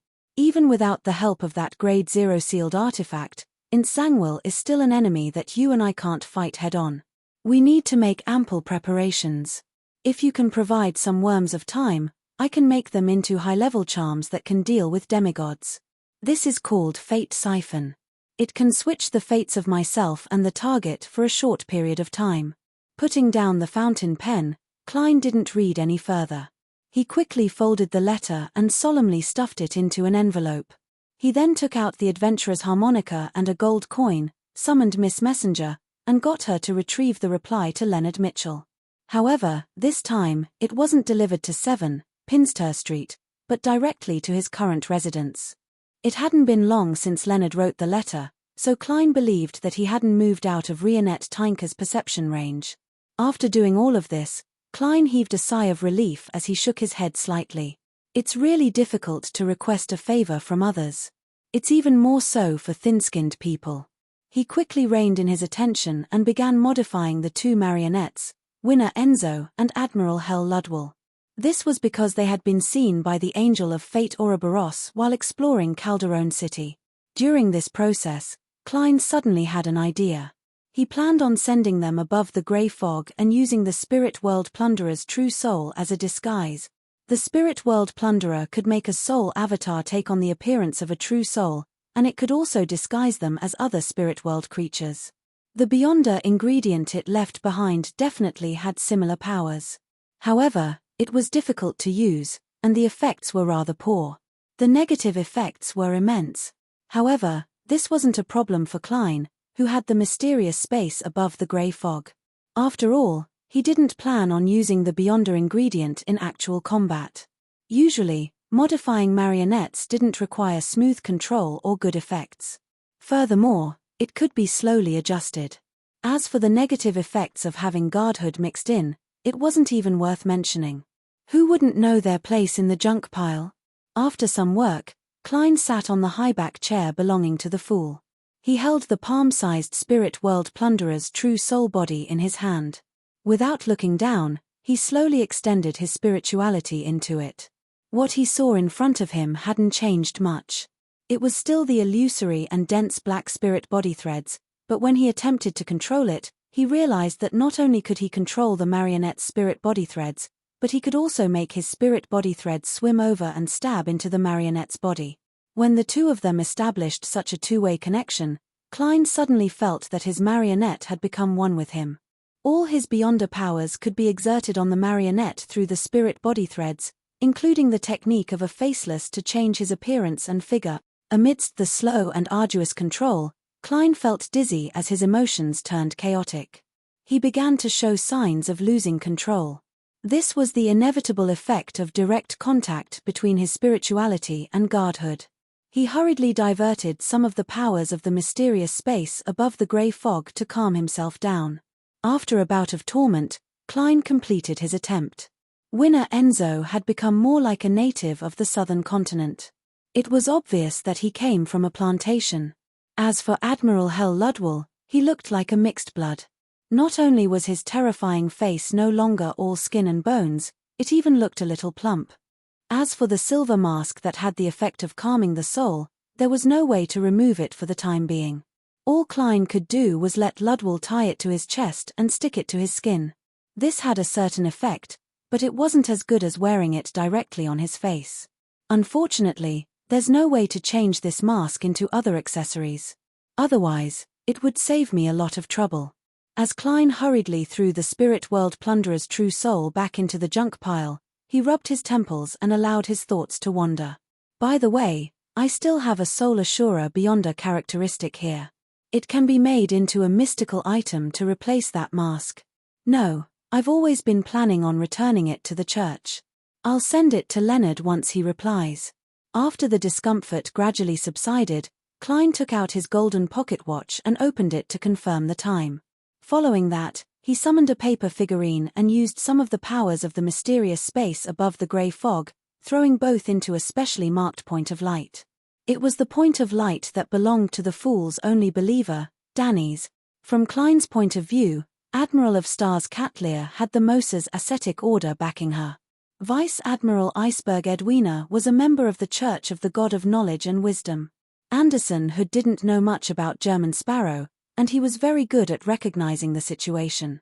He wouldn't flaunt his superiority, so when faced with the Aurora Order's investigations, they probably wouldn't be in too much danger. Only Danny's was in West Balaam, unable to return to the Golden Dream anytime soon. His strength wasn't much, and he would occasionally wear boxing gloves that made him act before thinking. It was truly worrying. Due to these facts, Mr. Fool had no choice but to work a little harder. He would give Danny's a paper angel hug at a fixed time every day to interfere with his divination and prophecy. Leonard never expected Klein Moretti to reply so quickly. He tore open the envelope in disbelief and read the corresponding content. Benefiting from the help of a particular mighty existence. Is it referring to the Fool? Indeed, Klein's investigation of Insangwil has gone deep to a certain extent. Just as I mentioned the charismatic order, he learned the truth. Possessed by an evil spirit? Why would he be possessed by an evil spirit? How should I use this? Worm of time. This. Leonard quickly skimmed to the end of the letter as his expression suddenly turned a little complicated. In his mind, Palez Zoroast remained silent without a word. Chapter 957. After a while, Leonard cleared his throat and subconsciously put on a smile. He suppressed his voice and said, I'm not sure. Old man, Klein's suggestion seems to be not bad. It's very, very feasible. The effect should be okay. Do you want to consider it? Didn't you say that you would do your best to help me with my revenge? Haha, I thought that a worm of time could only be used as an avatar to do some auxiliary tasks, he subconsciously rambled on, but Palez Zoroast remained silent. After a long while, He sighed. I can only give you 2 worms of time at most. Without waiting for Leonard to speak, he added, to seek revenge on a demigod who wields a Grade 0 sealed artifact, the most important thing is your own level and strength. Otherwise, you won't have the chance to use a high-level charm. Leonard stopped smiling and nodded solemnly. I've been trying to digest it. If I don't have enough contribution points by the time I finish digesting it, I'll search for the Beyonder ingredients needed for Spirit Warlock myself. As for the fact that there were only 2 worms of time, he wasn't disappointed at all. From his point of view, this was an additional gain to begin with. Having 1 was already a gain, and 2 was perfect for him to split it with Klein. Each of them would have 1 fate siphon charm. After expressing his stance, he asked curiously, Old man, do you think it's possible that Klein has already turned that worm of time from before into a charm? He remembered very clearly that back then, in order to investigate who Emlyn White was serving, Old Man had parasitized a worm of time in Tinder's glove. However, he had lost contact with it, making it completely useless. Now, looking at this matter again, just from the close relationship between Emlyn White and Sherlock Moriarty, he could easily figure out the truth. He understood that the worm of time had been eliminated by the upper echelons of the secret organization, or even the fool they believed in. Furthermore, there was a high chance that it had been given to Klein. Otherwise, this former colleague wouldn't have known of the existence of the worm of time. Palez Zoroast immediately scoffed. If he hadn't already used it and witnessed its effects, why would he take the initiative to mention this matter in hopes of obtaining more? All right, I'll begin separating the worms of time. This will make me sleep for at least 2 weeks. If you have any questions, find someone to answer them yourself. With that said, he didn't give Leonard a chance to ask any questions. He released his spirituality and created a ball of light, hanging high in Leonard's mind, as though he didn't want to speak. Leonard laughed dryly out of reflex. He refocused his attention on the letter from Klein Moretti and read it carefully. Possessed by an evil spirit. The origin and main goal of the evil spirit. I don't have enough understanding of evil spirits. I have no idea at all. After thinking for a few minutes, Leonard took out a box of matches and burned the letter. Then, he left the lounge that was temporarily assigned to him by the local Nighthawks. He came diagonally opposite and knocked on the door. Not long after, Daily Simone, who had yet to remove her blue eyeshadow and blush, opened the door and raised her eyebrows. She pricked up her eyebrows and said, "When did a sleepless have the courage to knock on a lady's door at a time that's reminiscent of a bed?" "Ahem, I have some questions to ask you." Leonard didn't dare respond to Daly's question, so he directly expressed his intentions. Daly sized him up and chuckled. "I'm not responsible for guiding underage people who are psychologically mature." As she spoke, she made way for Leonard to enter the room.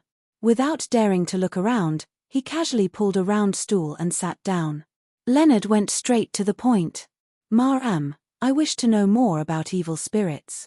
You're a sequence 5 of the death pathway, and your authority is higher than mine. You should know quite a bit. Why are you asking this?" Daly said as she held the edge of the table with both hands. Without waiting for Leonard's answer, she continued, "Most evil spirits are the products of the deaths of high sequence beyond us. Most evil spirits are the products of the death of high sequence beyond us. There are also a small number of wraiths that use various opportunities to break through their limits. The first situation is more common. After high sequence beyond us consume potions and obtain guardhood, their soul bodies will actually undergo a mutation, a fundamental mutation. This causes their soul bodies to remain even after they die and their powers dissipate. They will possess quite a bit of mysticism and are rather terrifying. The second situation is essentially no different from the first. Typically speaking, evil spirits will weaken bit by bit over time until they completely vanish.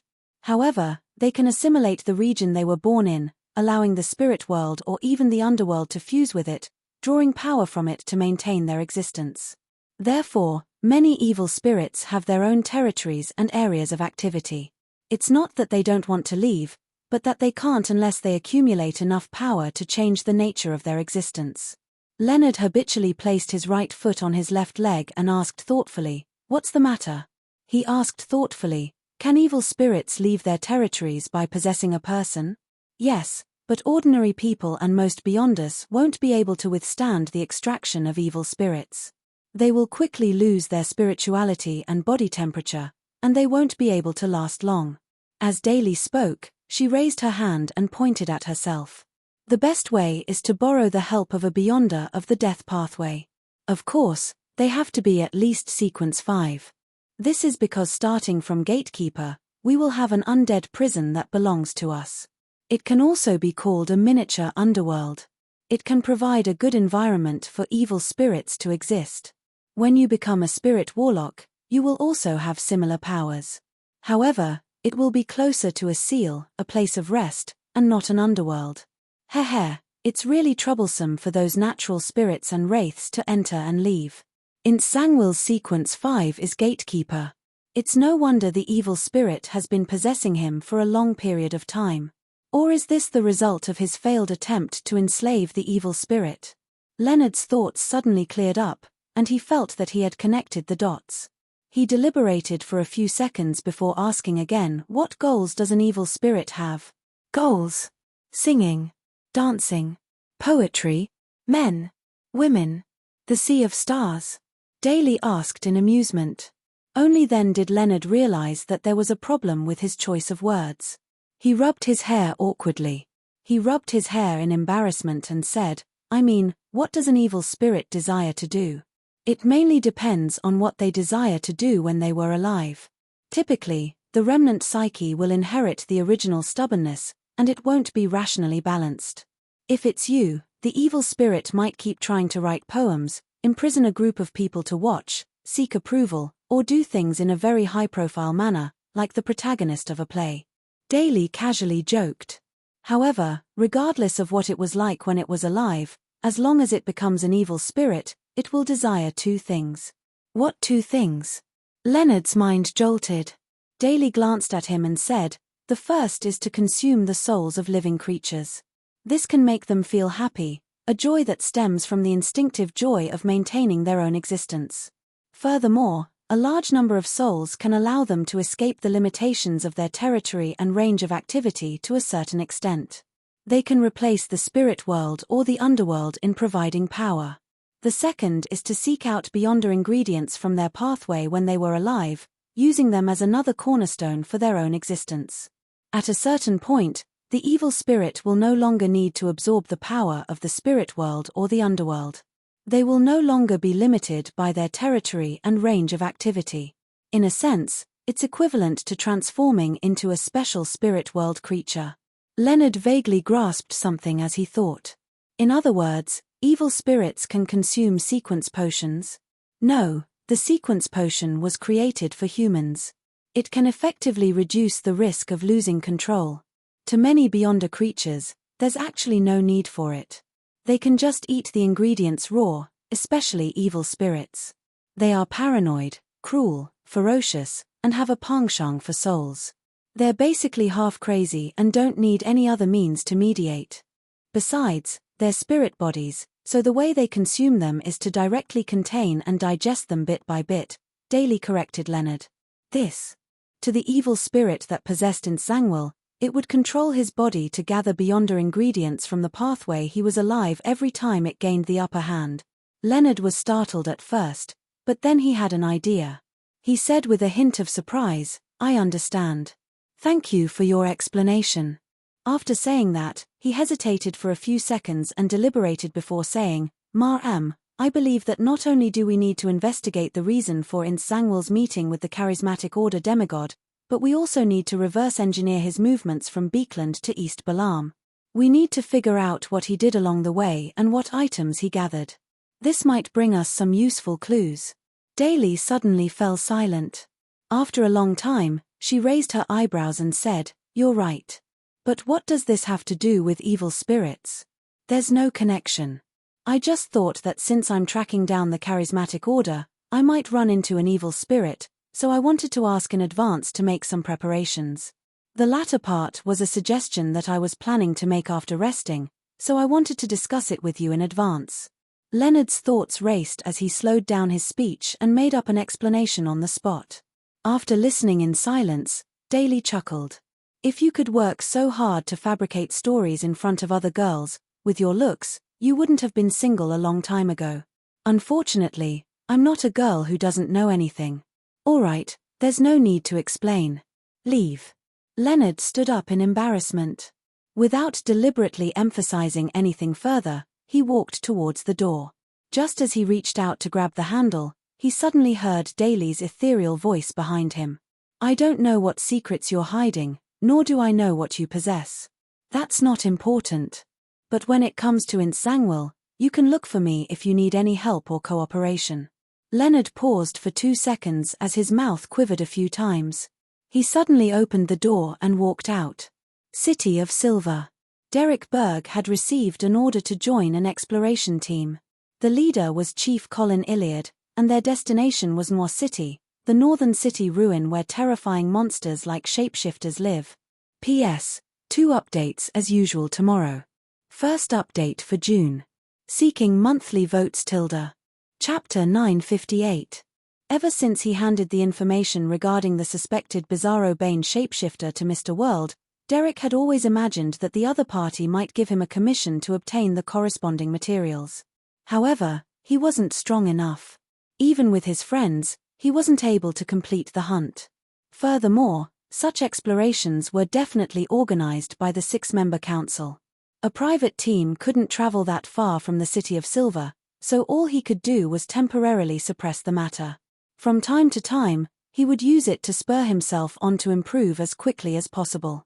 To his surprise, the expedition team heading for Noir City had already been organized in such a short time. The leader of the team was even Chief Colin Iliad. Based on the conversation he had with Mr. the Hanging Man and Miss Justice on the tarot, Derek quickly came up with a guess. In the process of exploring the former chief's mausoleum, Mr. Fool had provided the current chief with some help, allowing him to foil the fallen creator's scheme and successfully resolve the matter.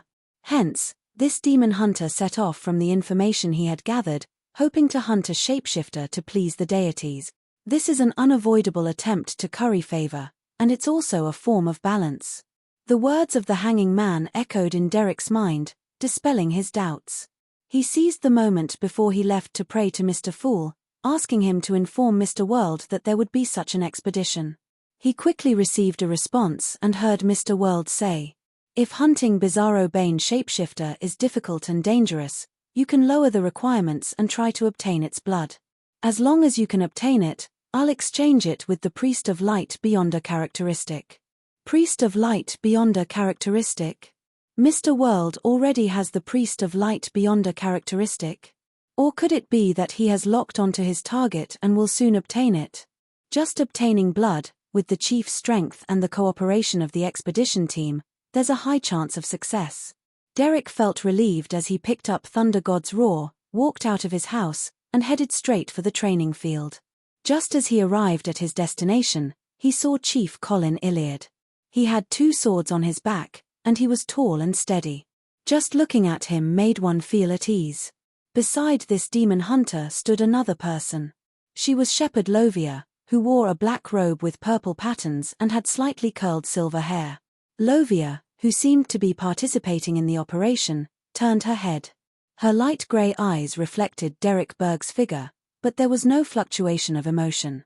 Derek was inexplicably alarmed, and he couldn't help but slow down a little. East Balam, above the grey fog. Klein was deeply impressed with the City of Silver's chief for taking the initiative to organize a team to explore Noir City. He also informed Little Sun that there was no need to take the risk to hunt. All he needed to do was obtain a tiny bit of the target's blood to complete the mission. When the time came, he could smear the blood on the surface of Roselle's travels, bring all his equipment, and fight the Bizarro Bane on his home turf to obtain the Beyonder ingredients he needed. As for whether the world's ability to swallow a person into Roselle's travels would be isolated by the forsaken land of the gods, Klein had also considered it, and he had thought of a solution. It was to bestow Roselle's travels to Little Sun, and once he achieved his goal, he could sacrifice him. In addition, he wasn't worried that Bizarro Bane was a spirit world creature and didn't have blood. This was because the Bizarro Sorcerer Potion formula stated very clearly supplementary ingredients, 200 milliliters of Bizarro Bane's blood, There are always more solutions than difficulties. Klein muttered in satisfaction as he returned to the real world. Before sleeping, he received a reply from Leonard Mitchell. It mentioned that a worm of time was only available every other day, and it described the evil spirit in detail. It can only be provided every other day, and there are only 2 of them. The grandpa in Leonard's body isn't in a good state. He's unable to leave his territory, and his range of activity is restricted. The common trait is that he has a penchant for devouring the souls of living creatures, and he desires beyonder ingredients from his pathway when he was alive. That also means that the evil spirit will use in Sangwell's body to gather the corresponding ingredients and beyonder characteristics when he's at an advantage. This is indeed a direction of investigation. Klein held the letter with both hands as he read and pondered. Suddenly, he recalled something. Back when he met in Sangwell on Midway Island in the Berserk Sea, he was being pursued by a powerful demigod of the hunter pathway. Could it be the work of that evil spirit? I previously believed that in Sangwell had been entrusted by a particular faction of the royal family to do something against the Republic of Intis, but for some reason, his whereabouts were exposed, and he was pursued by a powerful beyonder. From the looks of it, there might be another possibility. That evil spirit desires the hunter pathway's beyonder characteristics. At the stage where it can control its body, it would take the initiative to hunt beyonders of the same pathway. It might have succeeded, or it might have failed. In short, it ended up being targeted by a powerful demigod of the hunter pathway, who pursued it with his hunting instincts. The more Klein thought about it, the more he felt that the latter theory was close to the truth. This was the only way to explain how in Sangwell, who wielded 0-08, was discovered. At this moment, Enzo and Ludwell squatted down and began massaging Klein's legs. I can make a preliminary guess that it's an evil spirit of the hunter pathway. I'll reply later and get Leonard to lead the Red Gloves in this direction. Sigh, this fellow's acting isn't too good, and he doesn't have any experience in psychology. I wonder if he can do it without leaving any traces. Perhaps he'll push the blame to a non-existent informant. Hunter pathway evil spirit, hunter pathway evil spirit. Klein's pupils dilated as he suddenly sat up straight, leaving the 2 marionettes at a loss. He didn't know of many evil spirits he had seen. There was only one, and it happened to be from the hunter pathway. It was an evil spirit with Red Angel Medici as its main body, fusing with the remnant psyche of 2 Sequence 1 angels from the Sauron and Einhorn families. In the hunter pathway, there was no evil spirit with a higher status than this one, unless Blood Emperor Alistair Tudor still had some remnant psyche.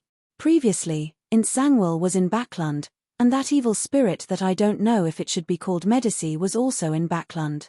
Later, the evil spirit escaped the seal and went somewhere unknown. As for in Sangwell, he was possessed by the evil spirit. Both sides are evil spirits of the hunter pathway. Could the one possessing in Sangwell be the Red Angel evil spirit? Klein frowned bit by bit. He found it hard to believe his guess, but he also felt that it was very possible. As his thoughts raced, he found another indirect confirmation. The characteristic of 0-08 is that once you know it, it will also know you. And as a king of angels that had survived since the Second Epoch, Red Angel Medici was likely aware of all sorts of information regarding 0-08. In other words, as long as the evil spirit attempted to recall anything related to 0-08, 0-08 would know of it and establish a connection. Right. There's also the phrase happy working with you. It can't be true, right? But the problem is that I previously guessed that the evil spirit should have a Sequence 1 characteristic. There's no need for it to seek external help. Could it be that it can't digest it? Klein rubbed his temples, feeling a headache. He stood up and entered the bathroom. He took 4 steps counterclockwise and arrived above the grey fog. Just as he sat down, he conjured a pen and paper and wrote a divination statement. The one possessing in Sangwell is the evil spirit sealed in the underground ruins of Alistair Tudor. After examining each word for a few seconds, Klein took off the topaz pendant from his left wrist and used spirit dowsing to do a divination. This time, the scene he saw when he opened his eyes was, the topaz pendant remained motionless. This meant that the divination had failed. Its level is too high, And there's also the existence of 0-08. Right, that evil spirit also carried an anti-divination and anti-prophecy red priest card. With the three combined, it's no wonder I failed. This can also be considered a form of confirmation. Klein analyzed the reason and considered what other methods he could use to verify it. He tapped the edge of the long mottled table with his fingers and silently muttered to himself. Apart from getting Leonard to guide the Red Gloves in their investigations, I have to do something. Let's first assume that the one possessing Tranquil is indeed the Red Angel evil spirit. Where would he seek out the hunter pathways beyonder ingredients when he can control his body? The capital of Intis, Trier? The capital of Faysac, St. Millem? Or could it simply rely on the activation and seal of the card of blasphemy to use the law of beyonder characteristics to attract moths that fly into the fire? Wait, it mentioned that the descendants of the Medici family are in Banzi Harbor. Although it's already been destroyed, there might still be something buried there. Also, the evil spirit that has fused the remnant psyche of the three angels has a strong instinct for provocation.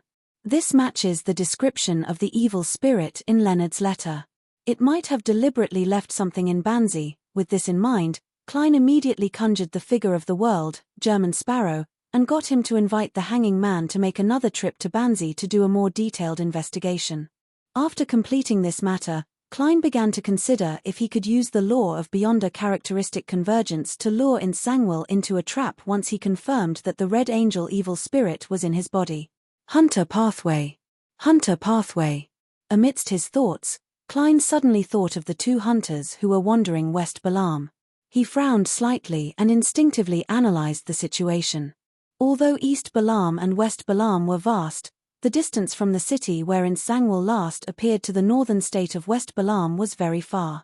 Without the ability to teleport, even a demigod would probably take 10 days to half a month. In theory, Danis and Anderson wouldn't suddenly encounter the Red Angel evil spirit due to the law of convergence. In addition, with their sequences, it's still too low, but it's not certain. West Balam, northern state, Kakawa City. Danis glanced at Anderson beside him and blurted out, "I'm doing an investigation." "I'm going to do an investigation. Why are you still following me? Normally speaking, shouldn't you return to the Fog Sea directly from Berens Harbor?" Chapter 959. Anderson, who was enjoying the cheese and cassava bread, looked up at Danis and nodded thoughtfully. "I don't know why, but I don't wish to leave West Balam. Haha, since I'm here, as a treasure hunter, how can I return empty-handed? In the vast forest, in the abandoned temples, there are gold, jewels, antiques, and perhaps magical items waiting for us to save them." Danis pursed his lips and gulped down the rest of the guedar in his cup. It was a beverage made from berries that were a specialty of West Balam. It was orange-yellow in color and had a tinge of sourness and sweetness. It was meant to quench one's thirst and relieve the heat. It also contained a certain amount of caffeine, allowing one to fight fatigue and become clear-headed. After putting down the cup, he picked up a napkin and wiped his mouth. Danis scoffed. "I feel like you're up to something." "I hope so too." Anderson smiled, not minding at all. He had coffee to go with his breakfast. In East and West Balam, there were many excellent coffee-producing areas.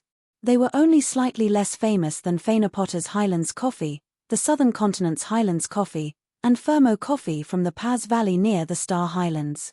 Without waiting for Danis to speak again, Anderson smiled and said, "Isn't that great? I'll provide protection for free, and you'll be my translator. Everyone will benefit." Thinking of how he was only a Sequence 7 and was wanted by one faction after another, Danis somehow felt that Anderson's words made sense. He coughed lightly and said, "But at some point, I will ask you to avoid it." "If you say please, I'm fine with it," Anderson said in a relaxed manner. Danis put on his cloak and walked towards the entrance of the hotel, ready to start today's investigation. On the way, he suddenly blurted out, "Have you ever had such an experience?" He often dreamed of an angel descending and wrapping himself in layers of wings. "No, it's not just dreams. When I'm awake, I'll occasionally have the same hallucinations." Anderson glanced at the boxing glove Danis was wearing and pondered for a few seconds before revealing a smile. "Do you believe in some secret existence?" Or did you come into contact with any ancient objects? Danny's expression stiffened. He forced a smile and said, "If it was as simple as you said, I would have guessed the reason long ago."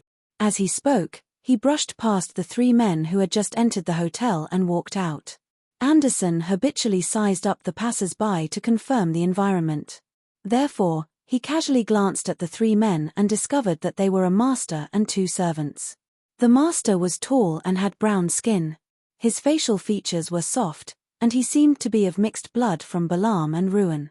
His attire was more in the style of the northern continent, a silk top hat, black suit, and a gold-inlaid cane. Of the two servants, one was a standard local who seemed to have come from the plantation.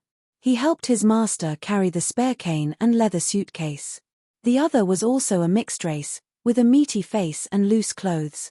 He had a sword on his waist, and he seemed to be a bodyguard. Anderson retracted his gaze indifferently and followed Danny's to the street. With great interest, he pointed at the coffins that were either pulled by horses or carried by humans. "Do you want to try this? It's very interesting. After getting used to it, you will feel that death isn't something to be afraid of.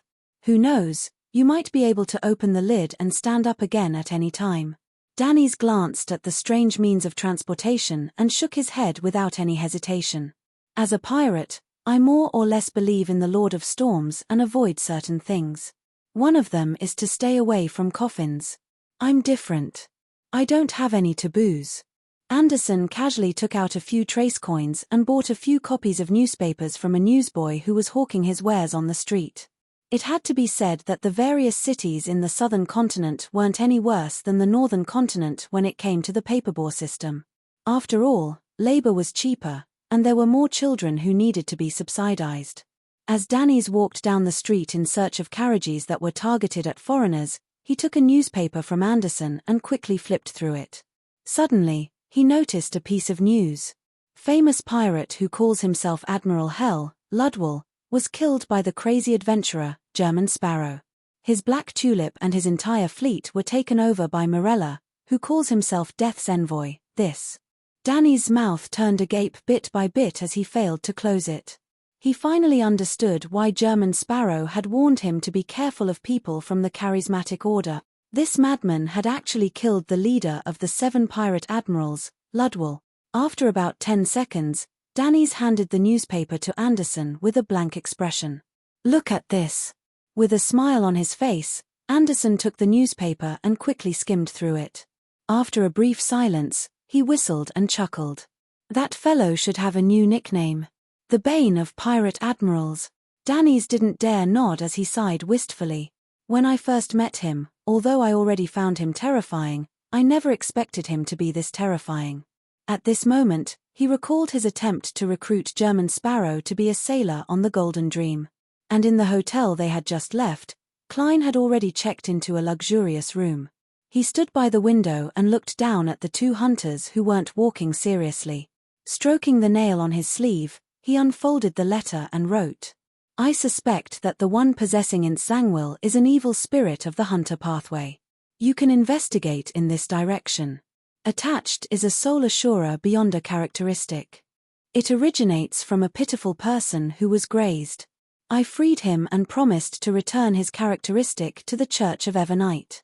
East Balaam." Just as Leonard was about to attend the morning meeting, he suddenly saw the angel-level messenger holding the 4 blonde, red-eyed heads appear in front of him. He, who was already numb to this, received the letter and opened it. He was somewhat surprised to see an item that resembled a resplendent night sky. "This is..." Leonard vaguely understood what the item was as he hurriedly unfolded the letter and read it. More than 20 seconds later, he slowly sighed and muttered to himself, "It's indeed a beyonder characteristic." Klein is still very friendly towards the church and the Nighthawks. Feeling rather gratified, he took out the 2 dead, ringed, transparent worms and put them into the envelope. Then, he summoned the messenger of the German Sparrow and handed it to him, along with a gold coin. After doing this, Leonard loosened the top button of his shirt, walked out of the room, and went underground. On the way, he met Daly Simone. Daly, who was still dressed as a spirit medium, looked ahead and asked very naturally, "Any new clues?" It's suspected to be an evil spirit of the hunter pathway. Leonard fell silent for 2 seconds before finally choosing not to hide the matter. Daly nodded indiscernibly and said thoughtfully, "It's very likely that they have the instinct to provoke us. They will take the initiative to leave clues for us along the way. Of course, this may contain a certain degree of misdirection." Knock. Knock. Knock. Someone knocked on the door to the Blue Avenger's captain's cabin. "Come in," Alger said in a deep voice as he put down the brass sextant in his hand. A sailor opened the door and looked back. Under the urging of many of his companions, he hesitantly entered the room, punched his left chest with his right fist, and bowed. "Holy Lord of Storms." When Alger responded, he forced a smile. "Captain, many pirates and sailors from merchant ships have recently said that they found valuable items in the ruins of Banzi Harbor. There's even gold. We don't seem to have any particularly important missions recently. Everyone is wondering if we should make a trip to Banzi on the way. Even if such a bustling harbor has been searched many times, there should still be many things left." Alger listened expressionlessly and pondered for a few seconds before saying, "I can understand your feelings. Let's do it this way. We'll sail in the direction of Banzi Harbor, but we won't set a destination. If nothing happens along the way, we'll stay there for a day." "All right, Captain." The sailor excitedly punched his left chest with his right fist again. "May the storm be with you. May the storm be with you." Alger watched his subordinate leave and closed the door. Then, as though nothing had happened, he poured a cup of Lanty proof without any joy or anger and slowly savored it. Everything that had just happened was actually within his expectations. This was because the news of someone finding valuable items in the ruins of Banzi Harbor had been spread by him in disguise. As the captain of the Church of the Storm, he was constantly under the supervision of his sailors. Having already been to Banzi once, it would be easy for others to suspect him if he proposed to head there again. Therefore, Alger decided to let the sailors make the request themselves. This way, even if something were to be discovered or encountered in Banzi Harbor, no one would suspect him as the captain. And to the sailors, especially those who had just squandered their money in Bayam, Alger knew very well what kind of rumors were the most tempting and what kind of news could move them. In addition, the Blue Avenger had stayed in Bayam for long enough. If it didn't leave soon, it would be equally suspicious. As for monitoring Artisan Chav, it was naturally left to the hermit Catlear. Due to the Aurora Order's investigation, this pirate admiral and her future would be loitering around the Rorsted Sea for a period of time. It was said that there was an important stronghold of the Moses ascetic order here. After drinking the liquor, Alger put down his cup and looked out the window at the undulating sea. He softly said, "Banzi." Considering that it was already late June and that Will or Septin might be born at any time, Klein rested for a while before heading above the grey fog to bring the radio transceiver to the real world. He also warned himself that he could only ask 2 questions at most. Suddenly, in the dark and cold room, the unmanned transceiver made a clicking sound. "P.S. I'll add more monthly votes in June. I originally planned to add it during the climax, but after taking a look, it doesn't seem to be in time. I'll add it on the last weekend of July. Requesting monthly votes." Chapter 960. Accompanied by the clicking sound, a piece of illusory white paper was spat out from the radio transceiver. On it was written in Ruan, "Exalted Great Eternal Master, your insignificant and loyal servant, A. Rhodes, has come to answer your summon. Did you know? Dr. Alan Chris's child was born the night before. Thankfully, I contacted the magic mirror in time." Klein nodded slightly. "Now I know." Tap, tap, tap. The illusory white paper spat out even more words. "According to the principle of reciprocity, it's your turn to ask a question." Klein originally wanted to ask about Zangwil 0-08 and the Red Angel evil spirit, but when he thought of how he had failed his divination above the grey fog, A. Rhodes definitely wouldn't be able to see it clearly. At most, it could provide 0-08 with more detailed information. And this way, without the grey fog's shielding, it would be equivalent to him truly knowing 0-08. It would also be known by the other party, making it difficult for him to hide behind the scenes and direct the drama. He thought for 2 seconds. Is there any way to digest the potion faster? Better acting. On the illusory white paper, a few black words were typed out. Seeing the magic mirror's answer, Klein was silent at first before he slowly exhaled. For the current him, Tranquil had appeared too early. He still needed about 2 months to digest the Nimblewright Master Potion. When the time came, he, who had already gathered all the ingredients, could use revenge as the theme. He could direct the murder of a demigod like Tranquil, placing his advancement and fulfilling his wish together. There was no need for him to consider retreating. However, Tranquil wouldn't appear after all his preparations were complete. He wouldn't act according to his predetermined plan. According to Klein's initial plan, he should first gather intelligence and grasp his whereabouts. He would wait until the end of August or early September before deciding on a plan based on the actual situation. Later, he realized that this wasn't realistic. Tranquil wielded the terrifying sealed artifact 0-08. If he hadn't been possessed by an evil spirit, he wouldn't have exposed his whereabouts. If he couldn't make use of his condition during this period of time, it was very likely that he wouldn't be found after he purged the evil spirit from his body. He would always miss him due to various coincidences. Furthermore, if it was really the Red Angel evil spirit, Klein was worried that Tranquil would die for no reason before he and Leonard began their revenge operation. It was because of some conspiracy or ridiculous reason, and not because of the evil deeds he had done. Due to these considerations, Klein attempted to digest the potion faster, hoping to complete it in a week or 2. However, Rhodes's answer left him depressed. He also understood that such of things couldn't be forced. In such a short period of half a month, or even a few days, how could he create a better acting opportunity? In the silence from before, Klein had already made up his mind.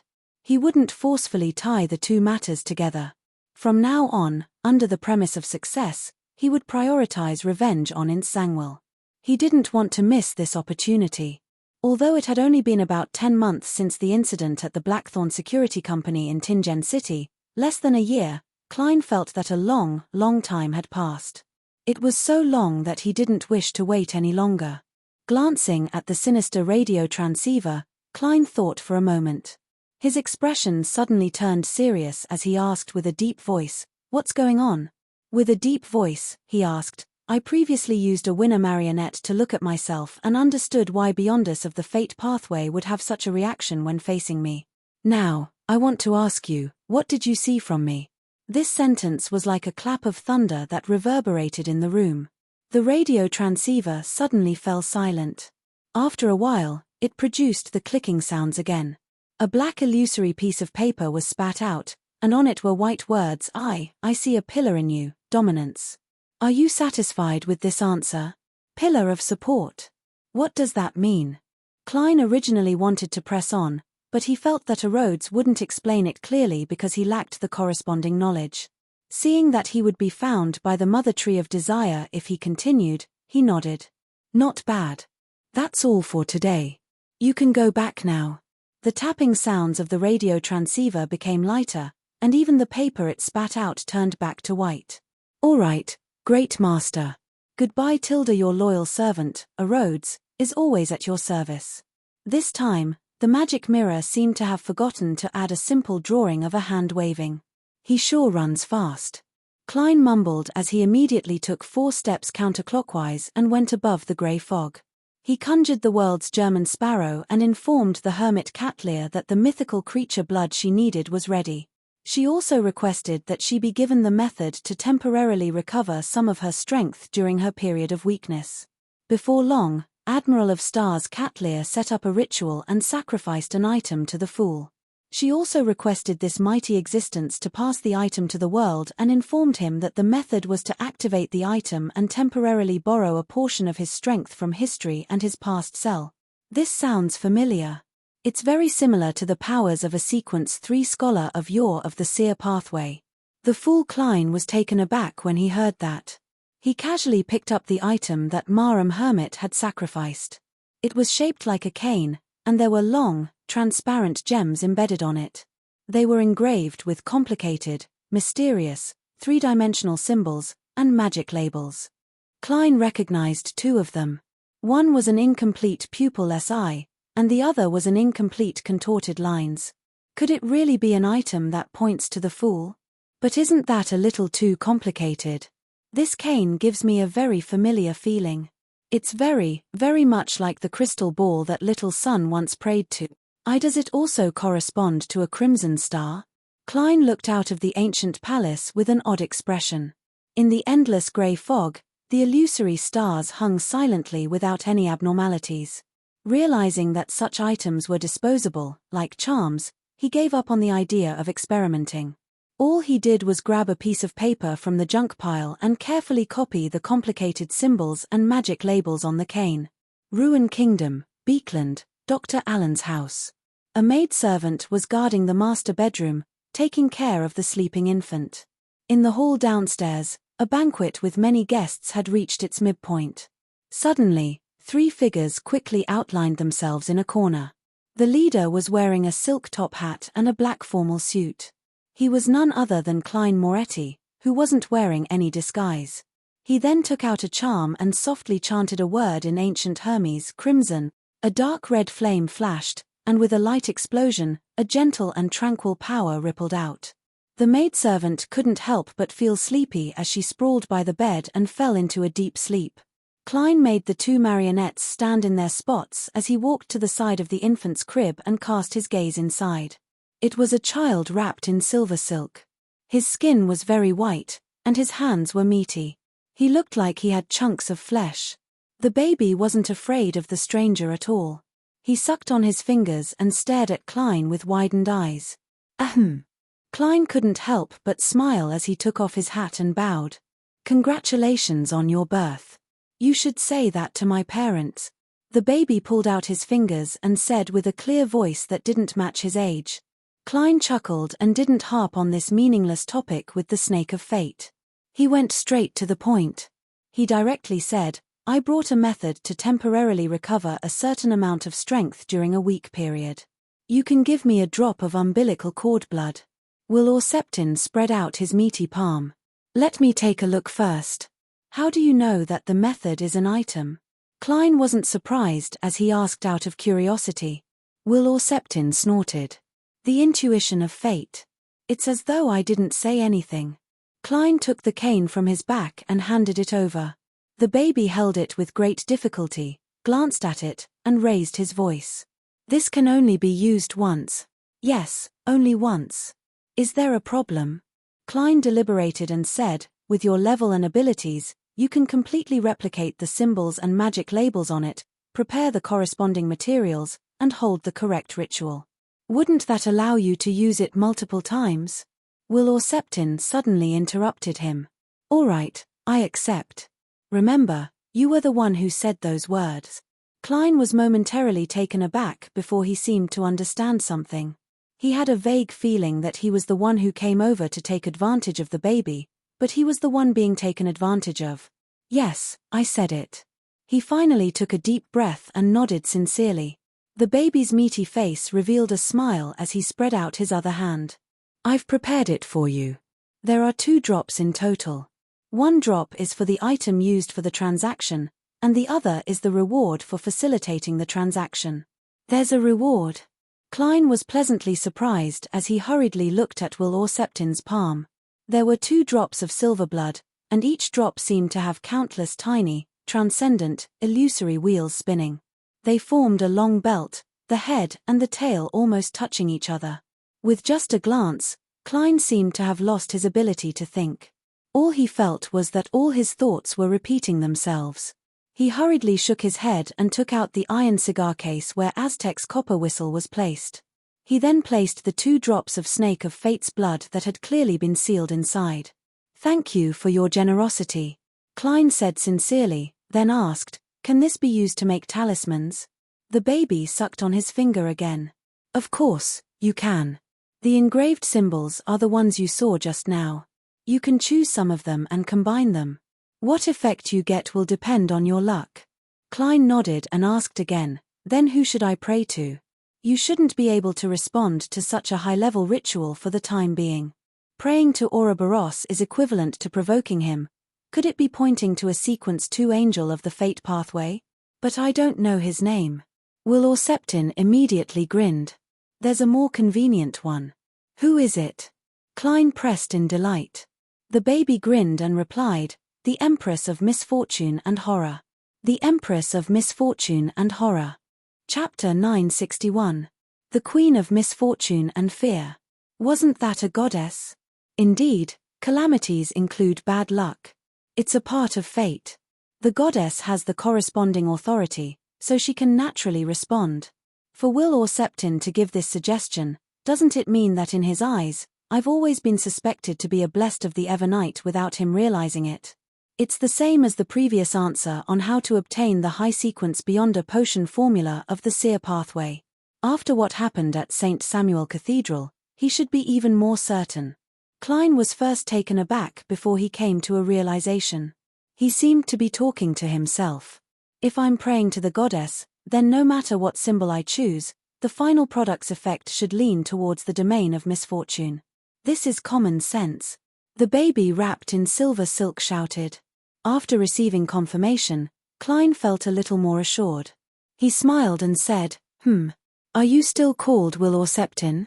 He was curious as to whether the child would change its name after it was born. You can continue to think that way if you like, but my full name has become Will Chris, the baby replied nonchalantly. Klein thought for a moment and asked tentatively, if I want to deal with the wielder of 0-08, what suggestions do you have? I'm not trying to understand 0-08's information. I just wish to know if you have any suggestions. The chubby baby just stared at him, then suddenly opened his mouth and let out a loud cry. Wow! The corners of Klein's mouth twitched slightly. Seeing that the maid was about to wake up, he took a few steps back and vanished from the room with his two marionettes. In the Rorsted Sea, on the future docked at the Bayam Resistance's private harbor.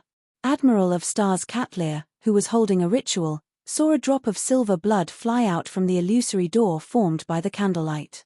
She only glanced at it for a moment before quickly closing her eyes, even though she was already wearing heavy glasses. At this moment, there seemed to be many transcendent and mysterious wheels spinning in her mind, forming a giant silver snake with its head and tail connected. This made her keep repeating her thoughts. She thanked Mr. Fool 12 times before returning to normal. It's indeed the blood of a mythical creature in the fate domain. Furthermore, its level is higher than ordinary angels. Catlear happily ended the ritual.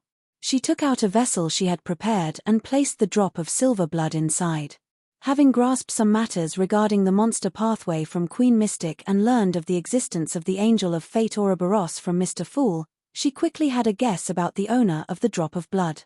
Perhaps it's the one from the Life School of Thought, or perhaps there are other Sequence 1 angels.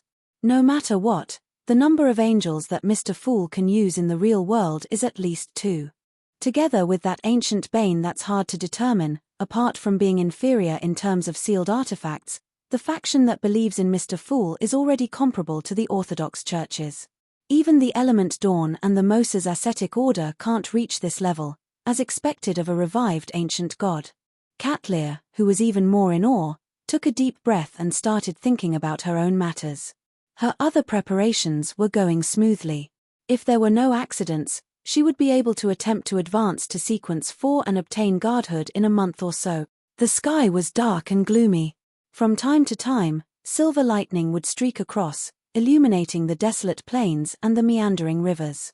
And in the middle of the plains, where the river circled around, black silhouettes could be seen. They stacked upon one another as though it was a lifeless city. After several days of trekking, the expedition team led by the chief of the City of Silver's 6-member council, demon hunter Colin Iliad, had finally arrived at their destination, Noir City. This team didn't have many people. Apart from Colin, there were only 4 members. They were the elder of the 6-member council, Shepherd Lovia, the 2 Sequence 5 guardians, League and Gonluan, as well as the Sequence 6 notary, Derek Berg. Their overall strength could be said to be in no way weaker than a complete expedition team. In fact, they were much stronger. According to Colin Iliad, this was because there were many monsters in Noir City, making it very dangerous. Shapeshifters were also good at disguises and liked to make use of trust. Therefore, it was better for the expedition team to have fewer people. And since there were fewer people, There was no doubt that the strength of the expedition team had to be higher. Looking at the faint fog in front of him that even lightning couldn't illuminate the city, demon hunter Colin took down the two swords on his back. Unhurriedly, he smeared a silver-grey ointment on one of them and a golden liquid on the other. He then stabbed the two swords in front of him and took out 3 small metal bottles from a hidden compartment on his belt. He pulled out the stopper and gulped down the medicine inside. At the same time, League and Gonluan began their preparations for battle. Derek Berg held a hammer in one hand and spread open the other. He solemnly said in Jotun in a deep voice, "God says it's effective."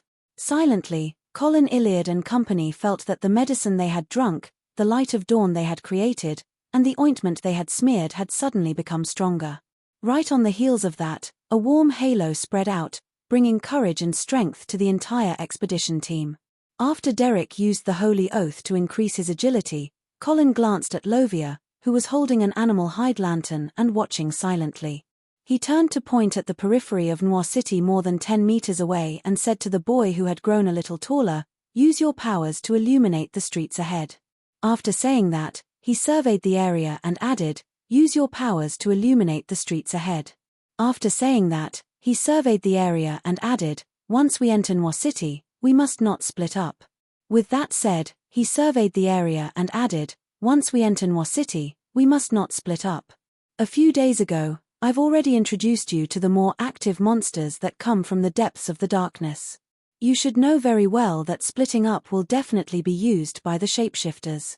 Gunluan was a female warrior with a delicate appearance and a height of 2.45 meters.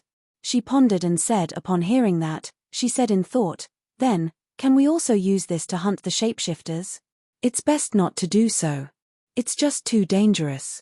Furthermore, it's very easy to accidentally kill a teammate or get lost in Noir City forever," the white-haired Colin Iliad warned solemnly. Derek looked at the silent city that was shrouded in a faint fog and subconsciously asked, "What's going on?" He subconsciously asked, "Your Excellency, did this city once belong to the giant king's court?" "Yes, but it's very close to the kingdom ruled by another ancient god," demon hunter Colin answered patiently. Holding 2 iron-black rods, Leg, who was 2.40 meters tall, pressed curiously. "Which ancient god was it?" "King of demonic wolves, destroyer, Phlegria." "Is that so?" Derek memorized the chief's introduction, took a step forward, and stretched out his arms. Pure, resplendent sunlight suddenly shot out from his body, illuminating the collapsed or decaying buildings, the grayish-white stone slabs on the streets, and the extremely quiet city's borders. On the street, many figures appeared in front of Derek and the rest. Some were wearing linen robes, while others were wearing clothes made of animal skin. They seemed to be busy going back and forth. Upon feeling the sunlight, they turned their heads silently and looked at the City of Silver's expedition team. At night, the cries of crows or other birds could be heard from time to time in Banzi Harbor, accentuating the eerie silence of the ruins. Even the sound of the waves couldn't disperse this feeling. As believers of the Lord of Storms and crew members of the Blue Avenger, the sailors were rather bold. Especially when they thought that there might be gold or other valuable items buried in the collapsed buildings, their hearts burned with passion without any fear. As soon as they arrived, they disembarked the ship and began searching in groups of 2 or 3. Alger didn't join them. He walked through the ruins on his own, searching for traces that appeared after Banzi Harbor was destroyed. As he walked, wearing the Whip of Mind ring and the Blade of Poison by his waist, he arrived in front of a collapsed building with cracked walls and a door that only had a few charred pieces of wood left. If I remember correctly, this should have been the telegraph office of Banzi Harbor. Alger nodded his head slightly as he approached and observed the area. He then saw that in the midst of the broken wood and rubble, there was a relatively empty area. The ground was charred black, and there were 2 blood-red shadows imprinted on it. It was as if 2 people had been crushed into meat paste. And despite the fact that so much time had passed, the 2 blood-red shadows were still bright, as though they still had a certain amount of vitality. Alger's forehead twitched as he felt that he could vaguely imagine the evil before Banzi Harbor was destroyed. As he swept his gaze, he suddenly saw a picture engraved on the wall beside the 2 blood-red shadows, in a spot where the moonlight couldn't reach. The picture was very simple and crude, and it wasn't even colored. The main body was a monster wearing armor with an octopus head and holding a trident. At the same time, it was wrapped in lightning, and its feet were stepping on waves. On its back was a cloak made of bird feathers. Alger's pupils dilated as a huge storm surged in his heart. He recognized what the monster in the picture represented, because Sun had once shown it. This was a distortion of the image of the Lord of Storms by Rose Redemption, and the appearance of this picture also meant that a member of Rose Redemption had once come to Banzi Harbor. Furthermore, it was after the building had collapsed. Otherwise, it was impossible for the mural to be undamaged. It happened to cover an abnormally damaged wall. This should be the trace that World got me to come to Banzi Harbor to find. His investigating the secret organization, Rose Redemption? Alger muttered to himself as he raised his right hand. He had originally planned on destroying the picture, but after some thought, he retracted his arm and circled around the ruins of the former Banzi Harbor telegraph office. He walked elsewhere as though he hadn't discovered anything. P.S. Requesting recommendation votes on Monday. Requesting monthly votes at the end of the month. It would be a waste if I didn't vote now. Chapter 962. Above the endless grey fog, in a magnificent and ancient palace, I discovered a distorted portrait of the Lord of Storms. It's suspected to be left behind by a member of Rose Redemption. Yes, Red Angel Medici is one of the founders of Rose Redemption. Klein sat on the high-back chair belonging to the Fool as he quietly looked at the crimson star representing the hanging man. With the feedback from the other party, he could basically confirm that the one possessing Insangwil was the Red Angel evil spirit. In the eternal silence, Klein silently sat at the end of the long mottled table, as though he had become a statue of a deity. After an unknown period of time, he nodded indiscernibly and slowly exhaled. His figure vanished as he returned to the real world and continued his slumber. He didn't think of any plans, nor did he consider anything related to Insangwil. When he woke up the next morning, Klein got out of bed and repeated his habitual actions for the past few days. He walked barefoot to the window and pulled open the curtains. On the street outside the hotel, Danny's, who was dressed as a West Balam native but wearing an additional cloak, kept his iron-black boxing gloves and hurriedly walked to the square on the right. According to his previous report, Klein knew that he was going to make contact with certain members of the local ruling faction today to understand their stance on the arms trade. Klein didn't follow him. He messed up his short, blonde hair that was parted in half. He slowly walked to the edge of the square and found a spot to sit down. Then, he covered the black glove on his left hand with a comical doll and performed a puppet show for the passers-by. The man and the puppet had different voices. Their witty words were like pearls as they mocked each other. It was rather eye-catching. The only problem was that they used the language of Intis and not Deutanese. Few people could understand them, so they only watched for a moment before dispersing. Klein stared at the strongest hunter of the Fog Sea without a change in his expression. His eyes didn't show any signs of contemplation. East Balam, Sostal's Red Gloves team's temporary office. Cindy, who had a head of wine-red hair, walked in with a few telegrams in her hands and said excitedly, I found some new clues. What clue? Sostal put down the white porcelain coffee cup in his hand. Leonard, Daly, and the others also looked at the door. Cindy handed the telegram to the captain. Roselle the Great really makes sense when he said that anyone who walks past will leave behind traces. Witnesses of Insangwil have been found in several places. This forms a complete trail of activity. From this, we can see that Insangwil's thoughts seem to be very contradictory. He's always approaching the colonized island of Intis, but after a short pause, he would pull away before approaching again and again. It's like his doing.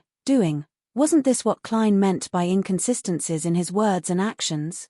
Leonard was overjoyed and took the initiative to think of a good adjective for Cindy. Wave motion. Yes, wave. Cindy heaved a sigh of relief and began describing. In addition, Insangwil killed a few spies from the Intis military and bought many Beyonder ingredients. I wonder what he's up to. This. Leonard deliberated for a moment. Which pathways did Insangwil buy the Beyonder ingredients from? There's the warrior pathway, the hunter pathway, and the bard pathway. Cindy pointed at the telegram that Sostel was reading. There's indeed a hunter pathway. Leonard, who had been unable to find an excuse to get his teammates to pay attention to clues related to hunters, silently exhaled. He no longer had any doubts about Klein's guess. He believed that it was the truth. How should I guide everyone to figure out the fact that Ince is possessed by an evil spirit of the hunter pathway? Leonard fell into deep thought. It wasn't until Sostel finished reading the telegrams and distributed them to the rest of the team that he had an idea and decided to take the risk. Before he spoke, he subconsciously glanced at Daily Simone. He saw the lady, dressed as a spirit medium, press down her palm slightly, indicating that he shouldn't be anxious and to stop his attempts. Marum Daily means that it's not time yet and that we need to wait for a better opportunity. Amidst Leonard's hesitation, he saw Daly wave the telegram in her hand and look around. I have an idea. What idea? Sostel inquired. Daly smiled. I suspect that Insangwil has been possessed by an evil spirit. Teach if I say it like that. I'll be suspected. Leonard jumped in fright. Without waiting for Sostel, Cindy, and company to raise their doubts, Daly continued, Insangwil was once a gatekeeper, and is now a night watcher. Insangwil was once a gatekeeper, but is now a night watcher. He can accommodate evil spirits in his body and borrow their strength. Furthermore, he has 008's help. If I were him, I would definitely use this opportunity to seek out even more powerful evil spirits to raise my strength to the greatest extent. This way, when the evil spirit isn't completely controlled and suffers a backlash, Insangwil will show a contradictory behavior. This can explain the problem with the telegram. In addition, haven't we always been wondering why Insangwil would contact important members of the charismatic order and have all sorts of guesses about it? Getting them to help exorcise, purify, or completely control the evil spirit might be his goal. Sostel thought for a moment and deliberated over his words. We can't rule out such a possibility, but this basically stems from your subjective guesses. How did you think of this? What details gave you inspiration? Leonard felt inexplicably nervous as Daly chuckled. This is a sixth sense of a woman. It's just like how I know what you, and all of you, are thinking at certain times. Besides, since it's a discussion and analysis, we have to list out all sorts of possibilities and then eliminate them according to the results of the actual investigation. Only then will it be beneficial to finding the correct answer. Therefore, we need to diverge our thoughts. No matter how ridiculous the idea is, we will dare to raise it. From the various details that have been fed back to us, I believe that my guess might be correct. Marum Daly sure knows how to speak. At least I've been convinced. She took the initiative to raise the theory of being possessed by an evil spirit to protect me, who has secrets, and to draw the risk to herself. She seems to be willing to shoulder everything on the matter regarding Insangwil. Leonard came to a realization as he felt wistful. After hearing Daly's answer, Sostel nodded slightly. Indeed. Since it's a discussion, we can't limit our thoughts.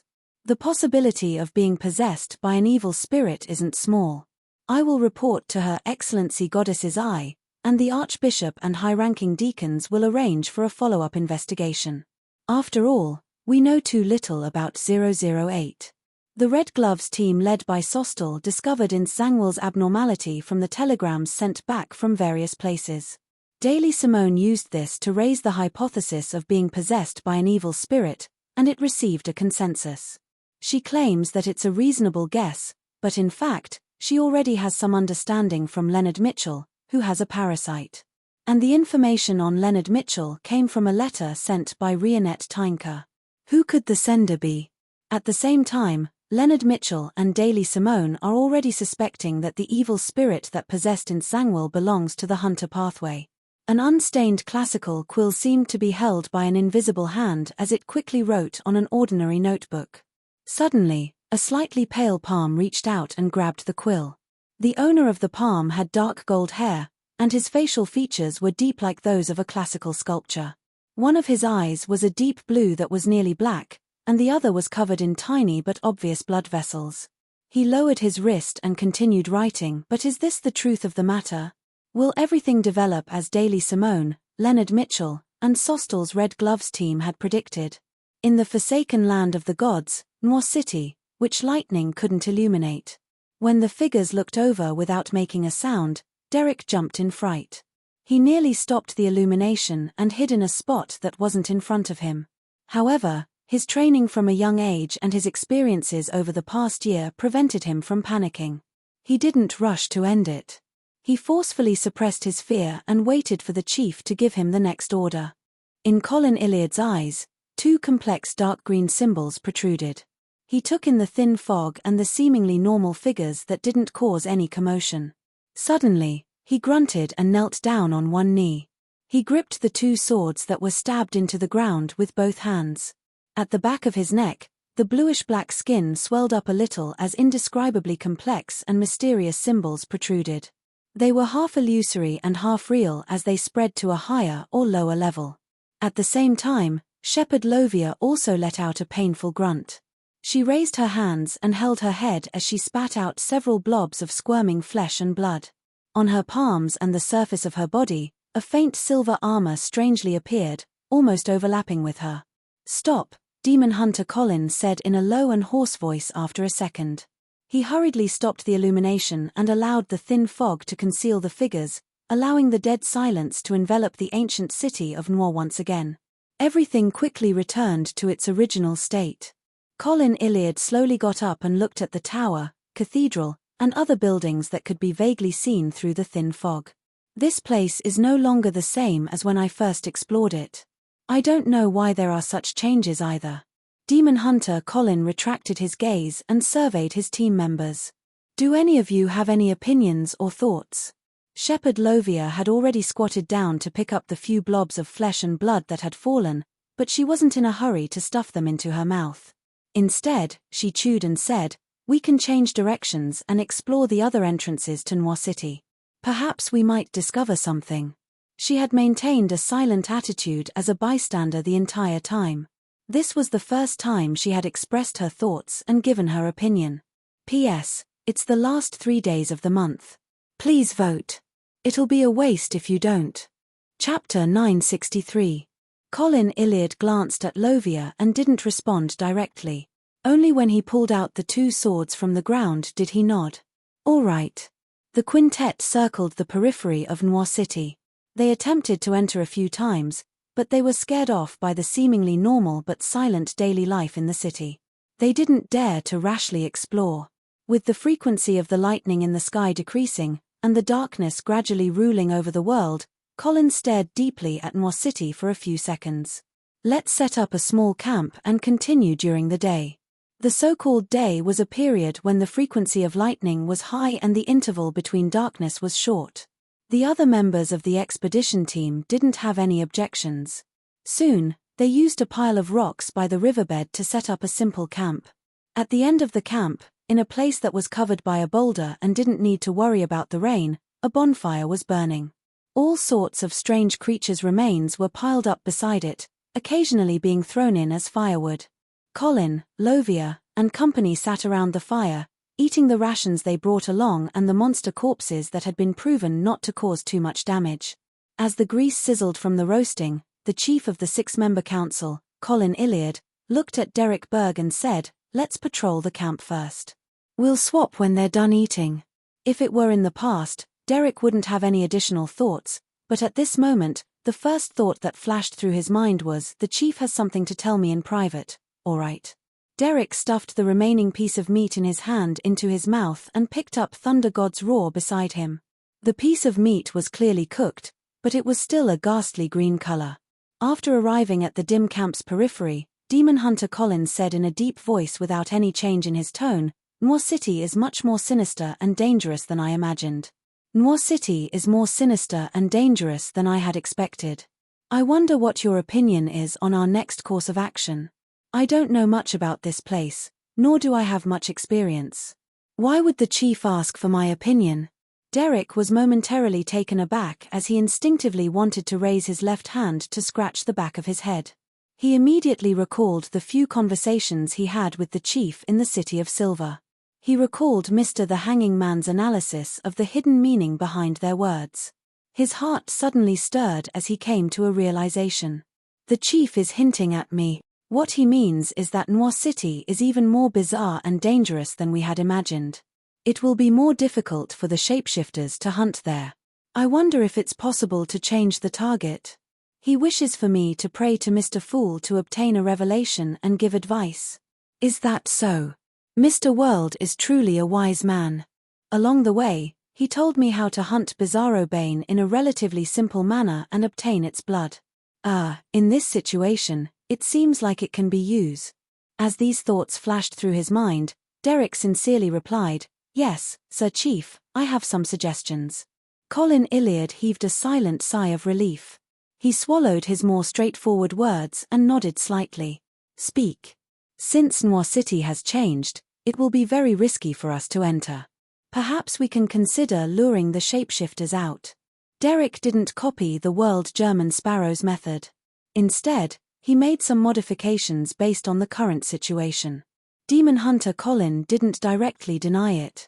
"Then how do we lure the shapeshifter out?" Without hesitation, Derek said, "That's right. I have an item that is extremely tempting to shapeshifters. As long as you place it at the edge of Noir City or somewhere further away, you will be able to lure shapeshifters out." Colin, whose hair was white and messy, was not surprised by his words at all. What item?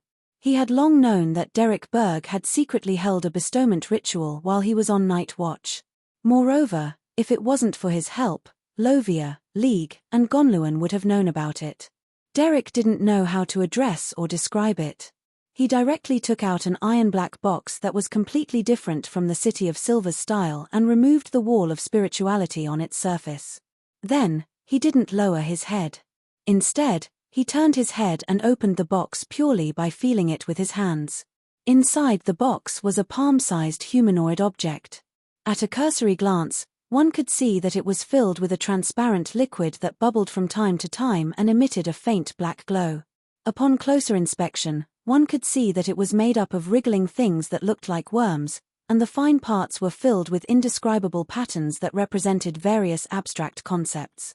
This was the true soul body of the spirit world plunderer that Klein had previously obtained.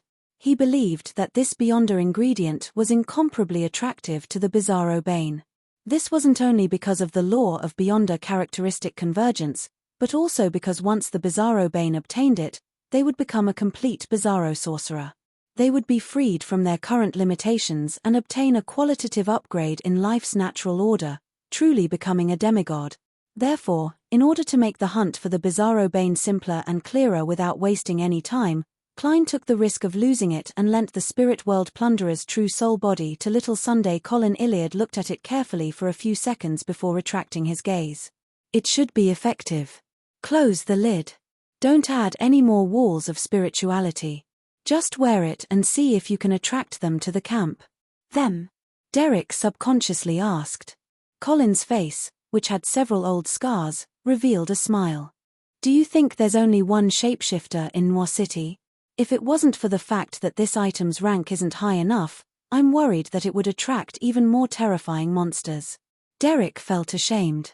He scratched the back of his head and followed the chief's instructions to close the black box and stuff it back into the hidden pocket inside his clothes.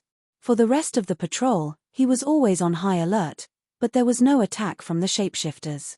After a while, Lovia, League, and Gunaloon took over, and he sat back down by the warm fire. At this time, a cawing sound rang out, and 7 or 8 black-feathered, red-eyed crows flew over, circling in the air. This brought about an indescribable sense of terror. Colin Iliad pulled out his sword and looked up. Suddenly, his heart skipped a beat, and he quickly turned his gaze to where Derek Berg was. On the opposite side of the fire, 2 yellow-haired youths, who were nearly 1.9 meters tall and had childish faces, stared at each other in astonishment. Colin narrowed his eyes and immediately shouted, "Shine!" One of the youths was stunned at first, but then came to a realization. He let pure and warm sunlight emit from his body. With a swoosh, an afterimage flashed past. Colin's sword had slashed through the fake Derek. It was a shadow, a blurry and transparent shadow. At the same time, a red-eyed crow suddenly descended from the sky. Its body swelled up, turning into a pitch-black shadow. On this shadow, There was a single transparent eye that shone with a faint blue light. Around the eye were eyes that had the same characteristics but were smaller. A shapeshifter. A shapeshifter that could disguise as a crow. The moment the pitch-black shadow landed, Derek's head went numb. His body was petrified, unable to move. All he could do was watch as the other party pounced at him. Pa. The shapeshifter slammed into an invisible wall and was unable to advance any further. At the edge of the fire, Colin Iliad stabbed the sword in his hand into the ground and pulled out the other one he carried on his back. The surroundings lit up, as though the legendary dawn had descended on this abandoned land. Endless rays of dawn erupted, forming an illusory ocean that swallowed the pitch-black shadow and all the crows from the bottom up. At the entrance of the camp, an illusory knight that was more than 5 meters tall and dressed in silver armor appeared behind Shepherd Lovia. A dark red flame burned in each of the knight's eyes, and he instantly locked on to a position. He suddenly took a step forward and appeared a few 100 meters away in a flash. Streaks of sharp silver light shot out, slicing everything in the surroundings into neat pieces, including the various monsters that were hiding there, as well as the shapeshifters that had escaped the demon hunter's fatal blow with some ability and moved here. The monster still wasn't dead. It had once again moved its true body, but the pure and clear dawn descended once again, completely drowning a large area. When the dawn faded, Colin Iliad, wearing a brown coat and holding 2 swords, appeared there. He calmly looked at the cracked ground in front of him as light gathered bit by bit. He watched as blackish-red blood that had mostly evaporated slowly seeped out. Success. Amidst his joy, he hurriedly used a wall of spirituality to seal the iron-black square box again. Demon Hunter Colin then stabbed his 2 swords into the ground, took out 3 empty metal bottles, and filled them with the blood on the ground. While waiting for the materials to take shape, he said to Lovia and company with his usual expression, "The materials left behind by the shapeshifter are useful to me. The materials left behind by the shapeshifter are useful to me. I want to exchange them directly." In the City of Silver, there were typically 2 ways to deal with the spoils from such explorations. One was to bring it back and return it to the city, exchange it for the corresponding contribution points, and distribute it according to the degree of contribution.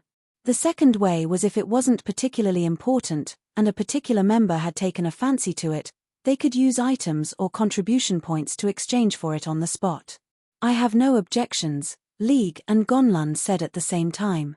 Lovia didn't say a word, indicating her tacit agreement. After the illusory silver-armored knight returned, she turned her head and indifferently glanced at Derek Berg beside the fire. East Balam, in the temporary office of the Red Gloves team. Sostal looked around and said to all the team members, "Her Excellency Goddess's Eye wants us to investigate the sale of Hunter Pathway Beyonder ingredients locally and in the surrounding cities, as well as the disappearance or death of the corresponding Beyonders. She agrees with Daly's guess, and from the death of the Inti spy, she suspects that it's an evil spirit from the Hunter Pathway. Of course, we can't ignore other anomalies. After all, it's just a possibility. Also, there's one more thing. We only need to gather information. We don't need to worry about anything else. There's no need to investigate too deeply. This is an order from Her Excellency Goddess's Eye. Do you remember?" "Got it," Cindy and the others replied. Sostal looked at Leonard and Daly before withdrawing his gaze and saying in a deep voice, "Move out." Chapter 964. After leaving the local Nighthawk stronghold disguised as a private detective agency, Leonard looked at Daly Simone, who had volunteered to team up with him. "Where do we start? Do you have any suggestions?" Daly, who was dressed in a bewitching beauty and had a mature bearing, pulled up the hood of her spirit medium black robe and glanced at Leonard Mitchell. "This is the time to show a gentleman's opinion and style." Leonard looked at the red glove on his left hand and deliberated before saying, "We'll begin according to Captain Sostal's arrangements." "Let's begin according to Captain Soist's arrangements. We might be able to find some clues, but it might not be useful. I suspect that Her Excellency, Goddess's Eye, knows this as well. She's just giving us something to do to confuse in Sangwell." "Why do you say that?" Daly wasn't joking. Her expression was serious for once. Leonard looked around as his voice subconsciously deepened. "According to what I know, 0-08 has the characteristic of if you know it, it will know you. Although we don't know its true name and powers, and we're only using a code name we gave ourselves, we shouldn't be affected and be on the periphery of its attention. However, as a Red Gloves team that is investigating the charismatic order, and as a Red Gloves team that has discussed the problem of Insangwil many times, I believe that our situation has already been grasped by 0-08. This way, Insangwil will know that his condition isn't right and has been exposed. From there, he will consciously create a coincidence and take evasive measures. Daly recalled the information regarding Insangwil and nodded. Sostal also raised this problem in the beginning, but he didn't explain it as clearly as you did. He was still at the stage of deducing the possible factors from the failure. Therefore, Her Excellency, Goddess's Eye, has gotten us to investigate the situation of the hunter pathway beyond us and ingredients in the surrounding area, pretending that the matter hasn't been confirmed. At the same time, she's already preparing to use the corresponding items to set up a trap, waiting for Insangwil to appear when the evil spirit has the upper hand.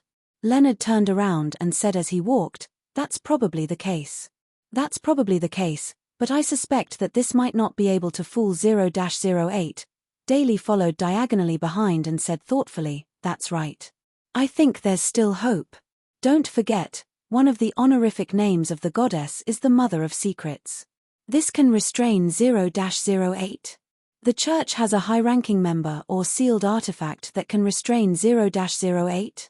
No wonder 0-08 was once obtained by the church and sealed at the bottom of the Holy Cathedral." Leonard's green eyes lit up as he suddenly perked up. Daly nodded slightly, and her expression softened. A few seconds later, her pupils constricted and she blurted out, "Will 0-08 know about our discussion just now?" Leonard's expression froze. He wasn't sure, but he didn't dare to shake his head either. He and Daly looked at each other, and no one said anything for a while. In a particular room, a slightly pale hand flipped a notebook on a desk to the front and browsed through it page by page. After leaving Banzi Harbor, Sauron Einhorn Medici, who had obtained a certain item, was no longer stubborn. He no longer instinctively concocted schemes. After repeated tug-of-war and conflict, Insangwil reached a preliminary reconciliation with him. They even decided to cooperate to a certain extent so as to fulfill their respective wishes. To an evil spirit of the Red Priest pathway, such a promise isn't guaranteed to be effective, but Insangwil had no other choice. From his point of view, there were many coincidences in this series of events, but in essence, it was inevitable. At the very least, Sauron Einhorn Medici's ability to construct a story was several times better than his. After confirming that his destination was the southern continent's East Balam, Insangwil took a boat to the Berserk Sea. Every time, he would enter the Inti's colonized island and irrationally provoke the official factions, hunting beyond us of the hunter pathway. Then, before danger arrived, he would regain his lucidity in time, hide his traces, and flee far away. This seems to be a coincidence, but the problem is that it's the same coincidence every time. Isn't it too much of a coincidence? From a logical and rational point of view, too many coincidences imply the existence of a certain factor or pattern. The reason why Ince was able to do it was because he had written the words above. With the power of the pen of Al-Zuhod, he naturally allowed himself to switch between the two states of being possessed by an evil spirit and being himself. What a sinister fellow. This doesn't only refer to Insangwil, but it also refers to Sauron Einhorn Medici. They were clearly in harmony, but they pretended to be in conflict with each other, as though they were relying on external forces to achieve some sort of balance. Insangwil purchased additional Beyonder ingredients from the Bard and Warrior pathway. This is very reasonable, because he wanted to hide the traces of the evil spirit using him to gather various items from the hunter pathway.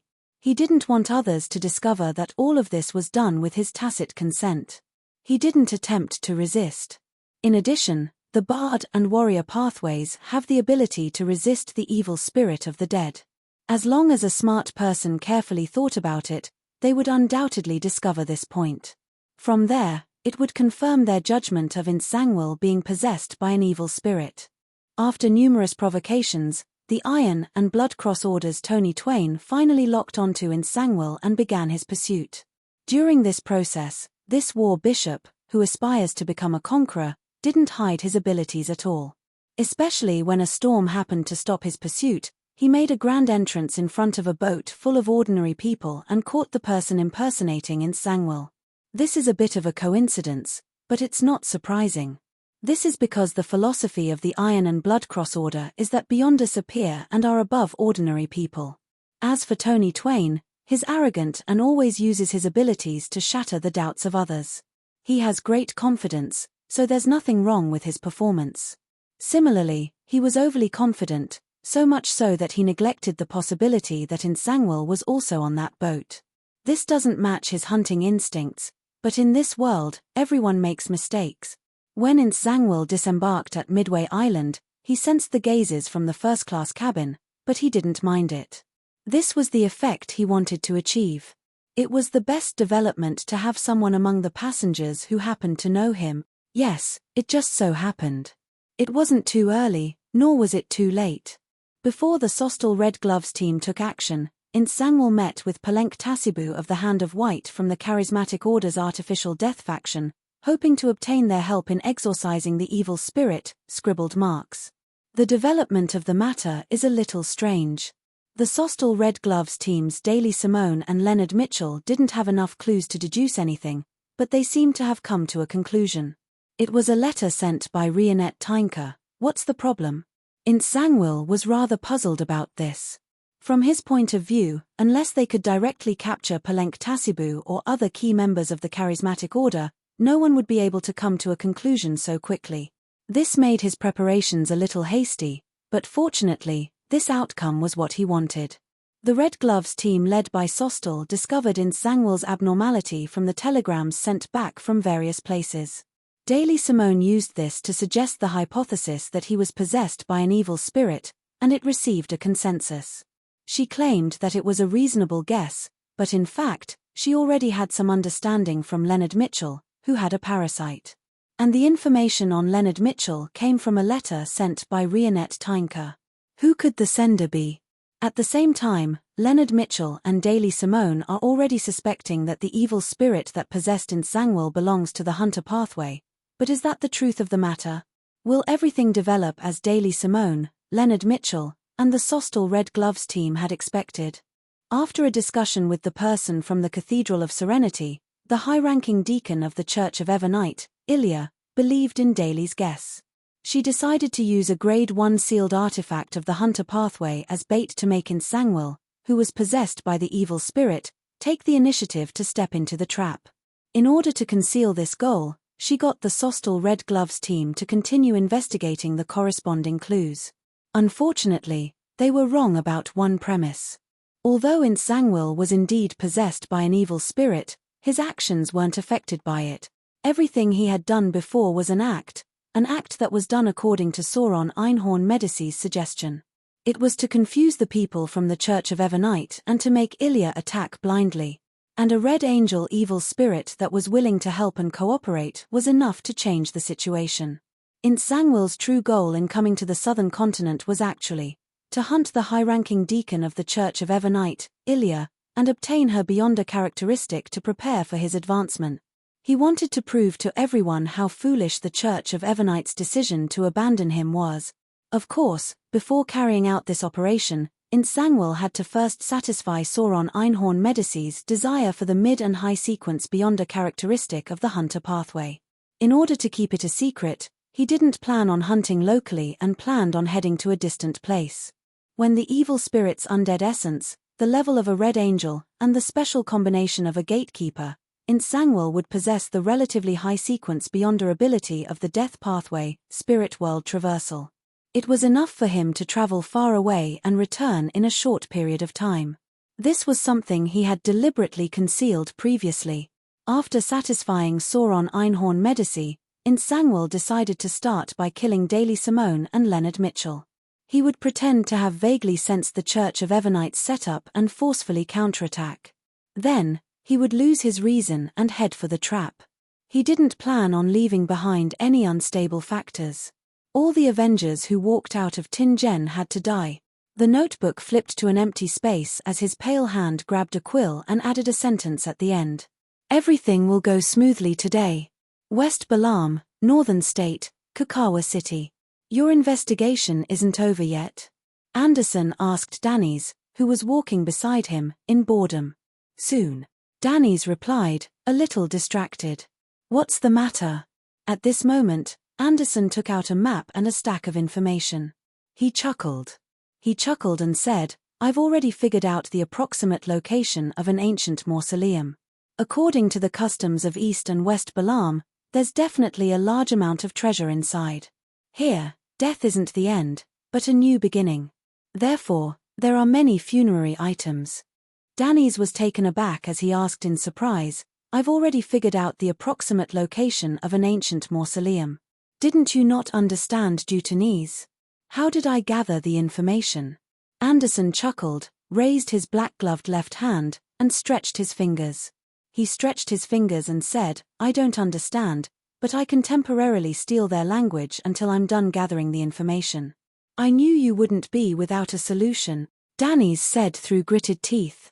Then, he pointed to the street beside the square. Goodbye.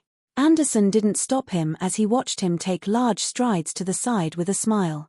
At this moment, the two of them noticed a figure walking towards them from another direction.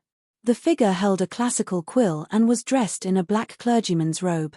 His hair was dark gold, and he didn't have any wrinkles. His facial features were like a classical sculpture. One of his eyes was a deep blue that was nearly black, while the other was covered in tiny blood vessels. He was approaching Anderson and Danny's. Anderson didn't know the middle-aged man, but his body trembled for no reason, as though he was facing a natural enemy. In his mind, a premonition of danger exploded as his pupils rapidly dilated. Suddenly, a gentle voice rang in his ears. There's no need to be nervous. Who? Anderson turned his head in a daze and saw a figure strangely appear beside him in an empty spot. This figure seemed to be there all the time, but he was always ignored. He wore an abnormally simple white robe and had a pale golden beard that covered the lower half of his face. His eyes were clear and innocent like a child's, and his expression was genial and reserved. Looking at the quill in Nsangwil's hand, the middle-aged man dressed like an ordinary priest half-closed his eyes, raised his right hand, and tapped 4 times in front of him. There was a silver cross pendant hanging there. P.S. There's a paragraph that uses content previously written, so I decided to write a little more. It's nearly 4,000 words long. Seeking monthly votes. Seeking monthly votes on the last day and a half. Lord of the Mysteries, Lord of the Mysteries. Chapter 965. Upon seeing the middle-aged man dressed like a priest, Anderson was taken aback for a second before he felt a particular shackle in his mind shatter.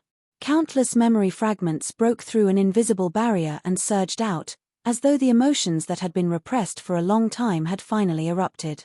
He remembered what had happened in the past 2 months, and he remembered the mission that the demigod had given him.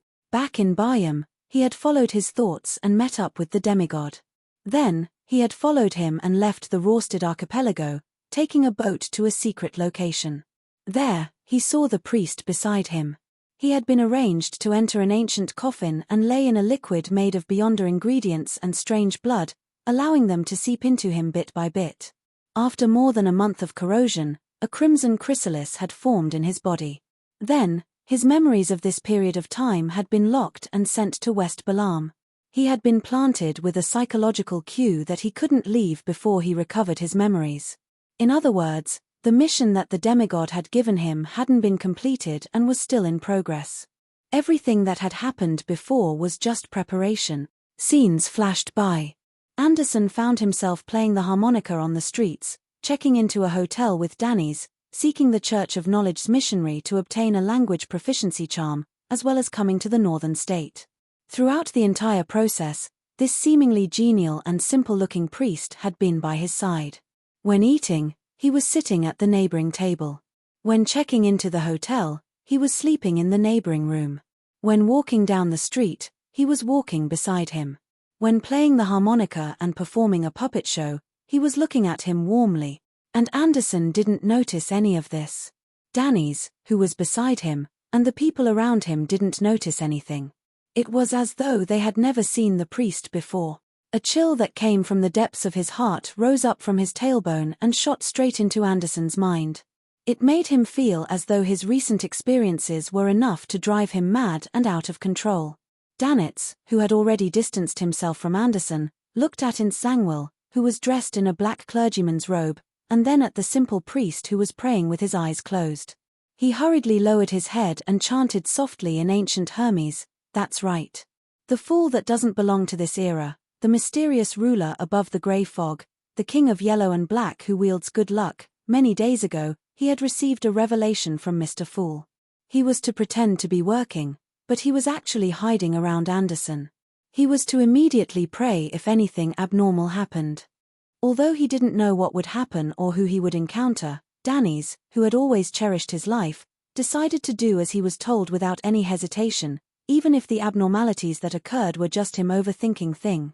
For this, he deliberately wore a boxing glove made from the Beyonder characteristic left behind by Roselle.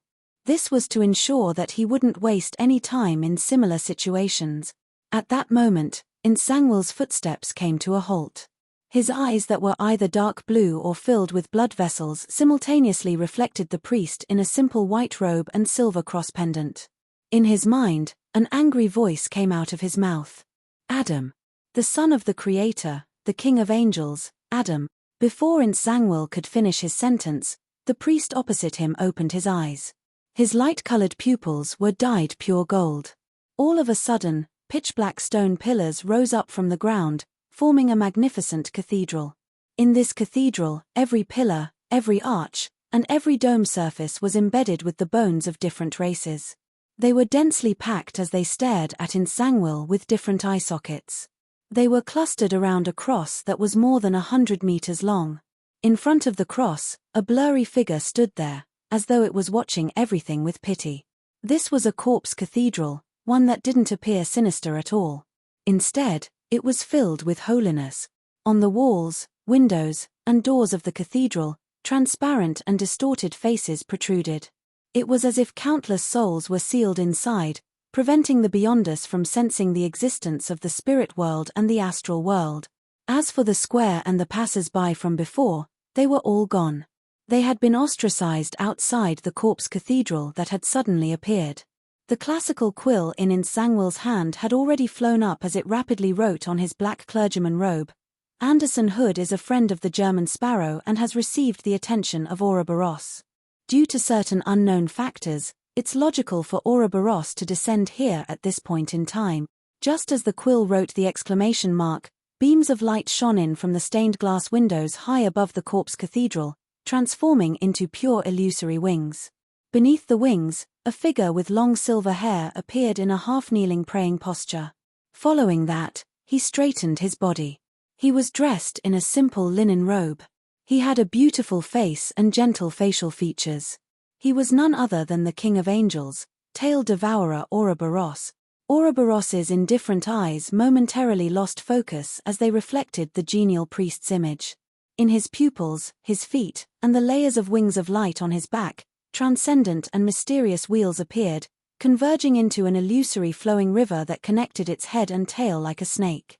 The corpse cathedral instantly returned to its pitch-black stone pillar that had just been erected. The surrounding square was faintly discernible. Seizing this opportunity, Ouroboros was about to fly out. Tranquil didn't hesitate to thicken the surrounding colors, stacking them together. Just as this night watcher was about to enter the spirit world, he suddenly saw a cross that was more than 100 meters tall fall from above.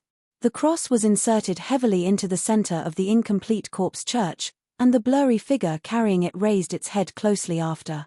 Endless light burst out, engulfing Ouroboros and Tranquil, who was holding a quill in his hand. The corpse cathedral filled with the bones of different races and countless distorted souls took form once again. When he heard the stacked illusory pleas, Klein was in his hotel room, thinking about the trivial matters of daily life as he lampooned out of boredom. He suddenly stood up, ran to the window, and looked at the square not far away. In the square, coffins were coming and going, fountains were surging, and music was reverberating. Everything was normal, even a little leisurely. What was out of place was that Anderson was kneeling on one knee with a stiff expression. As for Danny's, He was trembling with his eyes closed as he prayed. Klein didn't think too much about it.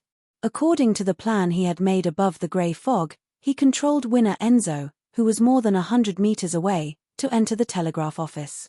He had ordered Danny's to stay near the telegraph office. At the same time, he took out the adventurer's harmonica, brought it to his mouth, and blew into it. Rionette Tynker, who was holding the 4 blonde, red-eyed heads, walked out of the void as her 8 eyes turned towards the square. This is for Leonard Mitchell. He shouldn't have left the range of his previous senses. Klein took out a letter and a gold coin he had long prepared and handed them to Miss Messenger. The way he spoke and did things was like a marionette. He only followed the predetermined orders. If he couldn't help but think of something, he would immediately cogitate or divert his attention. This was the method he had learned from Will Orseptin's sobbing to deal with 0-08, place his thoughts above the grey fog, and in the real world, he would only act according to predetermined order. And during one of Danny's prayers, Klein had used the scene to pay attention to Anderson, who was in the same region. He discovered that there was always a priest beside him that seemed both familiar and unfamiliar. Connecting the psychological alchemy and the secret relationship between the Twilight Hermit Order, as well as the contents of Roselle the Great's diary, Klein immediately came to a realization. He became certain of what he needed to do next. The master of the Twilight Hermit Order, the son of the creator, angel of imagination Adam, was trying to obtain 0-08. This also meant that there was a high chance that Insangwil would come with Anderson as his target. Then, Klein revised his plan above the grey fog and pretended not to notice anything as he continued being a reality marionette. One of Rionette Tynker's heads bit down on the letter as her 8 eyes looked deeply at Klein for 2 seconds. Klein nodded indiscernibly and didn't say a word as he watched Miss Messenger return to the spirit world. Inside the Kakawa telegraph office, Winner Enzo handed the telegram, address, and firkin that he had long written to the staff and urged them to immediately send the report. West Balam, Northern State, Kakawa City. Insangwil has appeared. As the radio waves flew, the news was sent to the various strongholds of the Church of Evernight in West and East Balam. East Balam. Why are you always active around the cathedral? Why don't you investigate further? Daly casually asked Leonard. Leonard thought for a moment and said frankly and solemnly, "Wait for the news." Wait for the news. Daly nodded thoughtfully and didn't ask further. She became silent and no longer made fun of Leonard. She seemed to be waiting as well. Suddenly, Leonard's spiritual perception was triggered, and he looked to the left. As the gatekeeper, Daly had long since set her sights on that place. A letter appeared out of nowhere and floated to the bottom of the gas lamp. Leonard couldn't be bothered to avoid Daly. He quickly bent down to pick up the letter and quickly opened it. The content of the letter was very simple. There was only one line of words: West Balam, Northern State, Kakawa City, Revival Square. Coordinates. Leonard's expression turned solemn. He turned to Daly and said, "Madam, please help me cover my tracks." As he spoke, the glove on his left hand turned transparent. His right hand reached into his pocket and held the fate siphon charm. Daly was silent for a second and said very seriously, "Bring me along. Back then, you at least fought, but I didn't have the time to do anything." Leonard's expression changed as his mouth turned slightly agape. In the end, he didn't say a word as he grabbed Daly's shoulder. The two of them then disappeared from the side of the street where few people passed by. After watching Miss Messenger leave and confirming that at least one telegram had been sent, Klein immediately took 4 steps counterclockwise and went above the grey fog. He directly sat on the fool's high-back chair and beckoned for the tyrant card, Sea God Scepter, and a silver-grey charm to fly over. In an instant, he wore the papal tiara, donned the papal robe, and wielded the white-bone scepter. Amidst the silver bolts of lightning, Klein extended his spirituality towards the point of light corresponding to Danny's. P.S. It's the last day of July.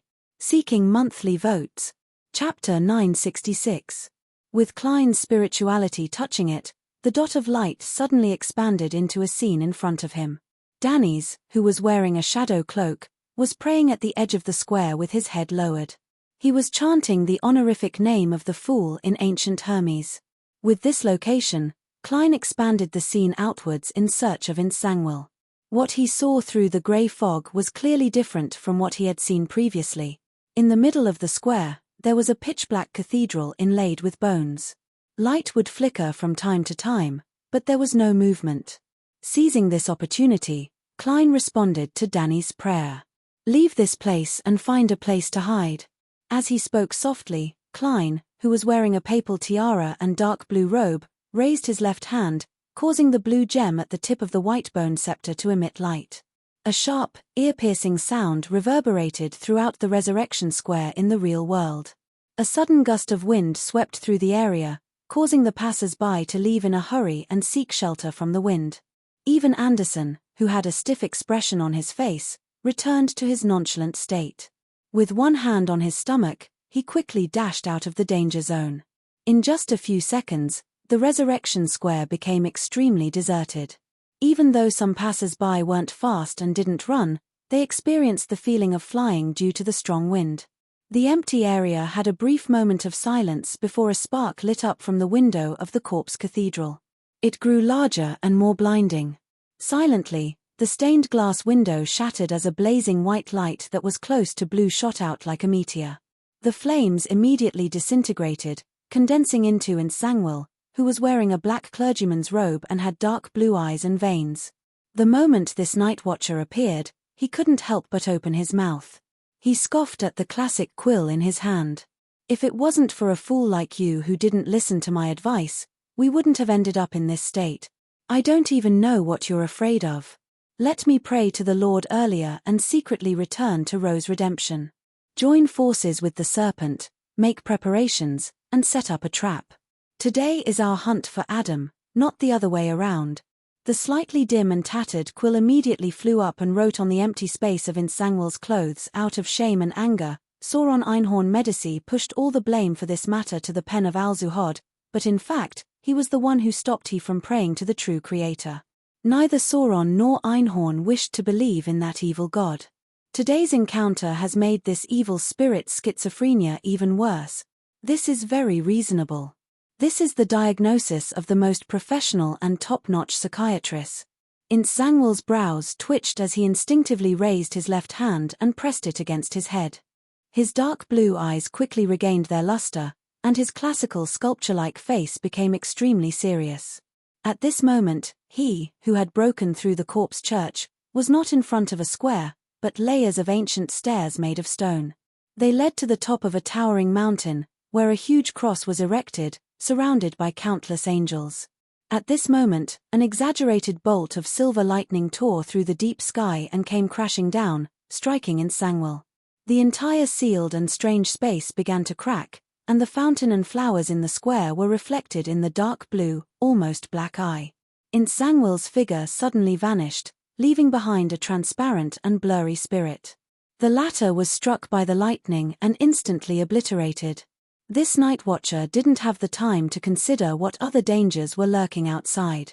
He seized the opportunity to transform into a beam of light, tore through the crack, and charged out. To him, no matter what was lying in ambush ahead, it wasn't more terrifying or difficult to deal with than the son of the Creator, King of Angels Adam. Seeing the flames on the square light up, escaping the restraints of the illusory world and returning to Tranquil, whose hair was dark gold and palms were pale, Klein raised his head slightly and subconsciously sat up straight. Countless scenes flashed through his mind. There was him having his heart pierced, the pair of bright leather boots he saw before his death, Dun Smith smiling and winking at him with his left eye, and the Blackthorn security company that had been reduced to ruins. The corners of Klein's mouth quickly curled up, revealing a comical smile. He then said in a deep voice in ancient Hermes calamity, in his right palm, the silver-grey charm suddenly ignited with a dark glow. This was a calamity domain charm that Klein had directly prayed to the Evernite goddess, using Snake of Mercury will or Septin's blood and precious metals to create. This was a gift he had prepared for Tranquil. This was an arrow of vengeance. This was a curse from God. Klein suddenly stood up, pulled his shoulder, and swung his right arm, mixing the dark light with some of the powers above the stirred grey fog. He then threw it into the scene that had expanded from the prayer scene, throwing it at Tranquil. Just as Tranquil returned to Revival Square, he saw a dark beam of light appear out of nowhere. It blanketed the entire sky, causing the environment he was in to turn extremely dark. This change was fleeting as everything around him instantly returned to normal.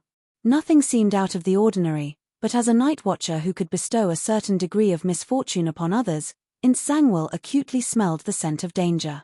Without any hesitation, he extended his left palm forward, hoping to use the combination of the evil spirit in his body and the gatekeeper's powers to enter the spirit world and escape. However, none of the bright red flowers, the pure white fountain, or the dark black tiles around him turned colorful, much less stacked on top of each other. Nsangwil's spirit world traversal had failed. His gaze froze as he understood the reason. It was because the evil spirit in his body had begun arguing with itself and didn't lend him its powers. Look, everything would have been fine if you had listened to me earlier. Pooey, I might as well die if you want me to believe in the true creator. What's the point of listening to you? Weren't you just like us back then, being made into a potion by a Lister Tudor? So you aren't nervous at all? Didn't you notice that the curse had a clear deity aura? That power's intrinsic quality is also very high. In our present state, there's no way we can avoid it. Ha, continue arguing. I'm waiting to die with you. The blood vessels on Nsangwil's forehead throbbed when he heard that. He was infuriated that the evil spirit, Sauron Einhorn Medici, was actually fighting amongst itself at a critical moment. It didn't have any awareness that it was in danger. As a former archbishop and a beyonder who had once wielded a holy artifact of the Church of Evernite, Nsangwil didn't let his anger affect his judgment. He intuitively believed that the dark beam had something to do with the Evernite goddess's calamity authority. He believed that Sauron Einhorn Medici's sudden state of dissociation was clearly due to this influence. Otherwise, just the writing of the pen of Alzuhod wouldn't have caused the Red Angel evil spirit to quarrel on the spot and ignore the situation. He immediately turned around and ran towards one of the exits of Revival Square at high speed. He also attempted to communicate with the other spirits, hoping to use their powers to escape as quickly as possible. However, there wasn't a single spirit there. At this moment, a figure stood out from a hidden spot at the edge of the empty square. He was a mixed blood of Ruin and Balaam. His face was fleshy, and his clothes were loose. By his waist was a thin rapier. This was Admiral Hel Ludwell. This was a marionette that usually didn't have any thoughts. After throwing out the Curse of God charm, Klein had already followed his plan and returned to the real world to use his two marionette. As he got Winner Enzo to find a nearby corner, he took out the items he had prepared and set up a bestowment ritual. At the same time, he controlled Ludwell to walk out of his hiding spot and face Nsangwil. This Admiral Hel, who was no longer recognizable, raised his right hand, allowing his arm, forearm, and fingers to rapidly turn incorporeal, expanding and extending as he grabbed at his target. This was the ability he had obtained from the underworld creature in him to extract the spirit bodies of others remotely. Ludwell's palm rapidly turned pale white as a figure floated up uncontrollably above Nsangwil's head. However, Nsangwil was once a gatekeeper. Immediately, a mysterious and illusory bronze door formed in his eyes, pulling back the spirit body that was about to emerge. With his level and strength, it should have been easy for him to succeed, but for some reason, he made a few consecutive mistakes, nearly allowing Admiral Hel to succeed. All he could do was engage in a tug-of-war. At this moment, two figures quickly outlined themselves beside Ludwell. One of them was the black-haired, green-eyed Leonard Mitchell, who wore a transparent glove. The other was Daly Simone, who wore blue eyeshadow and the same blush. They had come just in time. The enemy's misfortune often meant that their side was sufficiently lucky. The first thing Daly saw was the figure she would never forget. Her eyes burned with hatred. She didn't attack blindly. After some observation, she came behind Ludwell and spread out her arms. A bronze door with countless strange patterns immediately descended as it creaked open a crack. This was the door that led to the underworld, a door that was filled with allure to all undead creatures. An indescribably terrifying suction force emitted as the figure above Nsangwil's head completely left him. It was a translucent man dressed in blood-stained black armor. He was young and handsome with red hair. His face was covered in terrifying scars that revealed his bones, and there was a mark that resembled a flag at his glabella. The young man wasn't too surprised that he had been pulled away from Insangwil. Instead, he let out an exclamation. Instead, he exclaimed, "My luck is terrible today. Both of you, we have already died together. Is there a need to do it again? Especially when it's being controlled by a weakling like this." On the left side of his cheek, a bloody wound protruded. He opened his mouth and said, "I'm sorry." He opened his mouth and said, "All right, let's clear the surrounding trash first." Before he finished his sentence, the man in the blood-stained armor had already reached out his palm and pulled out an illusory sword with dark red rust stains. A terrifying pressure suddenly appeared as the evil spirit easily escaped Ludwell's and Daily Simone's suction. It plummeted down in an attempt to return to Insangwil's body. At this moment, a deep and hoarse voice sounded. Admiral Hell Ludwell solemnly chanted in ancient Hermes, "That's right, Admiral Hell. Fate. P.S. Requesting monthly votes for the last half of the day. There will be an early update at midnight tilde." Chapter 967. Fate.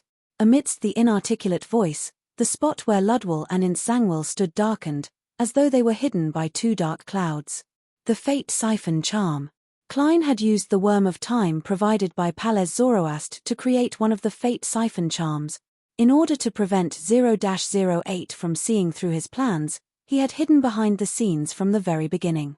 Not only had he lent Creeping Hunger to Leonard Mitchell, but he had also handed the Fate Siphon Charm to his marionette. Hence, the person who had been tragically possessed by the evil spirit changed from Insangwil to Ludwell. Sauron Einhorn Medici, who was dressed in blood-stained black armor, instantly appeared above Admiral Hell's head. His two eyeballs were instantly filled with tiny blood vessels. In the hotel room, Klein calmly controlled his marionette. He didn't waver or slow down due to the impact brought about by the evil spirit. Ludwell then tore his clothes and took out the Requiem mask to cover his face. At the same time, after hearing the Red Angel evil spirit's words and witnessing his exact state, Daily Simone, who felt the immense pressure, seemed to understand something. Not only did she not close the door to the underworld, but she gritted her teeth and used all her strength to widen the gap. Bloody arms without skin, slippery tentacles with teeth, and bluish-black vines with a baby's face extended out from behind the door to the underworld at the same time, grabbing at Ludwell. This made Admiral Hell, who had planned on completing this step himself, no longer need to do the complicated operations. Taking advantage of the fact that the underworld in his body had yet to be destroyed by Sauron Einhorn Medici, and the fact that his flesh had yet to rot, he suddenly turned around and charged towards the mysterious and illusory bronze door. His body and legs were immediately grabbed by the arms, tentacles, vines, and souls that reached out from behind the door. Together with the hair-raising pulling force, he jumped through the gap in the door and entered the netherworld. Upon seeing this, Daly immediately retracted her palm and stopped maintaining the bronze door covered in mysterious symbols. Clang!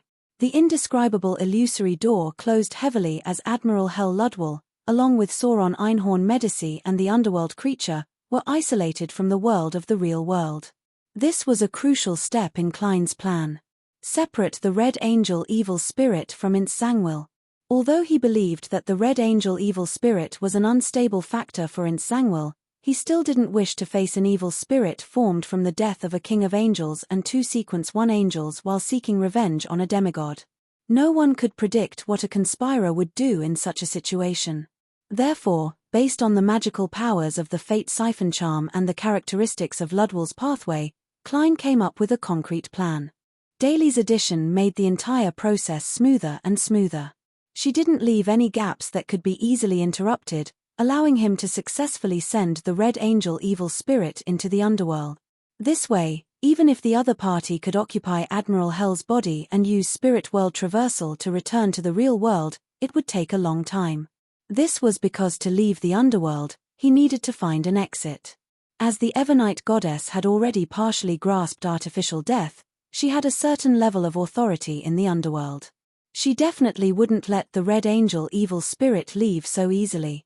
Sacrificing a marionette, a high-level charm, and 2 mystical items in exchange for the Red Angel evil spirit's retreat from the battlefield was definitely worth it to Klein, although it pained him. As for the misfortune on Insangwil, on the one hand, it was a continuous state and not a short-term fate. On the other hand, due to the curse of God, the fate siphon charm could only replace a small portion of it.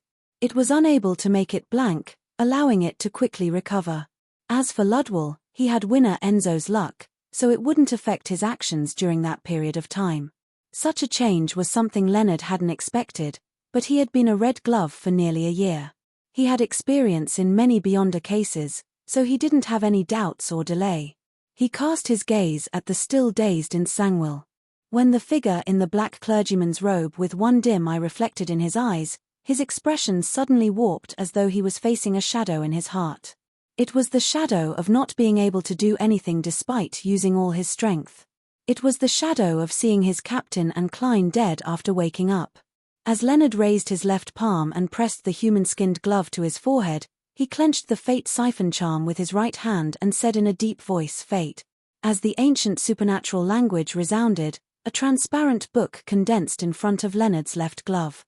It was accompanied by the ethereal chanting of "I came, I saw, I recorded." Bright and blinding silver lightning leaped out one after another, instantly engulfing Leonard. Lightning storm.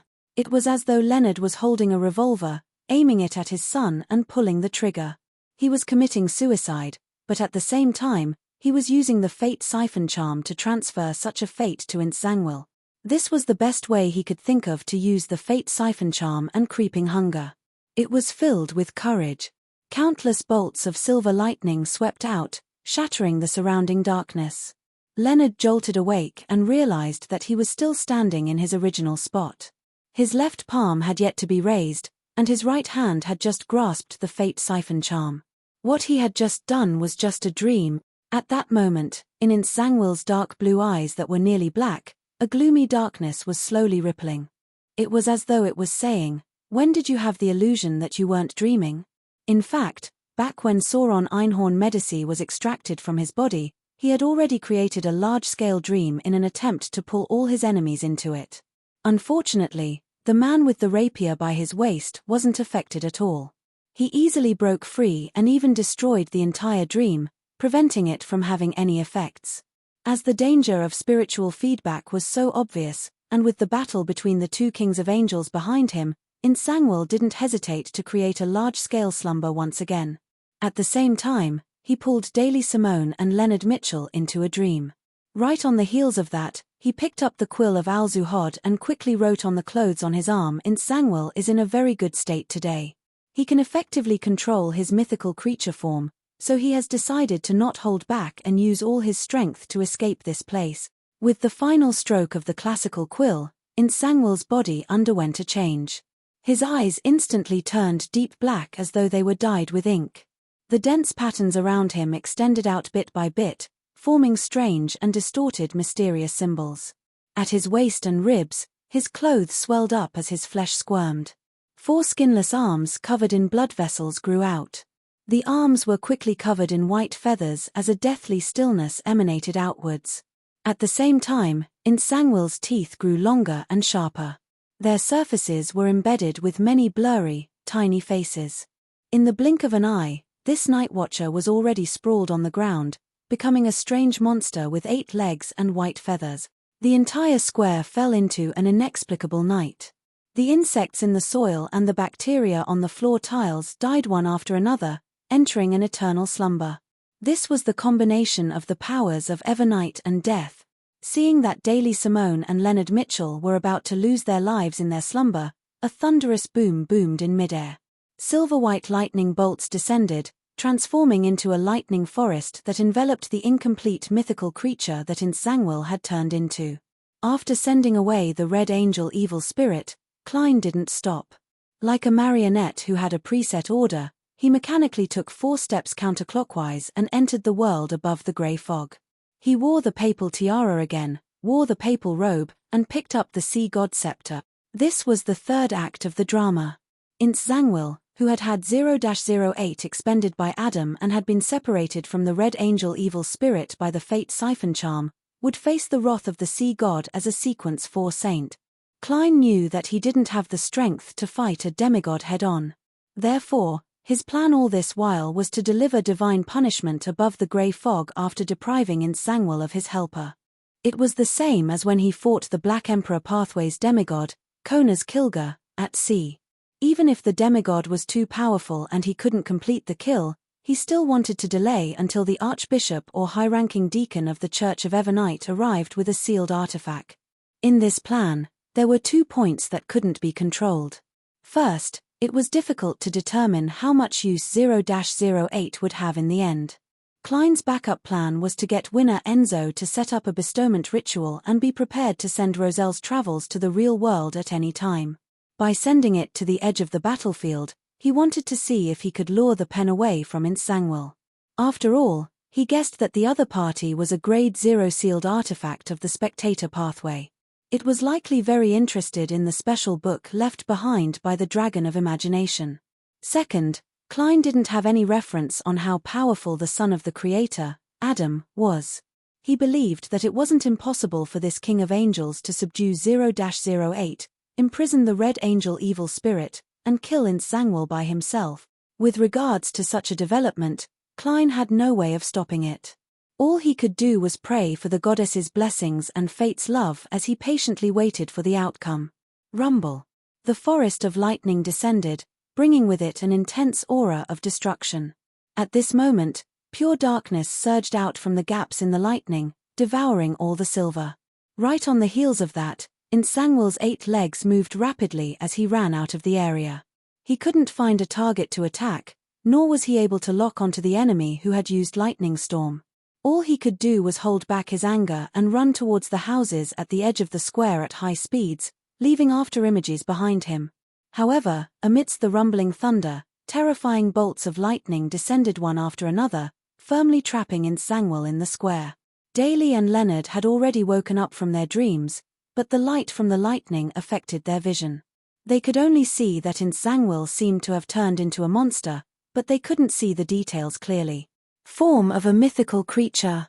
With a solid foundation in mysticism, the duo quickly came to a realization. They hurriedly closed their eyes and retreated to a spot where they could hide. Seeing that he couldn't escape the lightning strike for a moment, Insangwil immediately retracted one of his legs.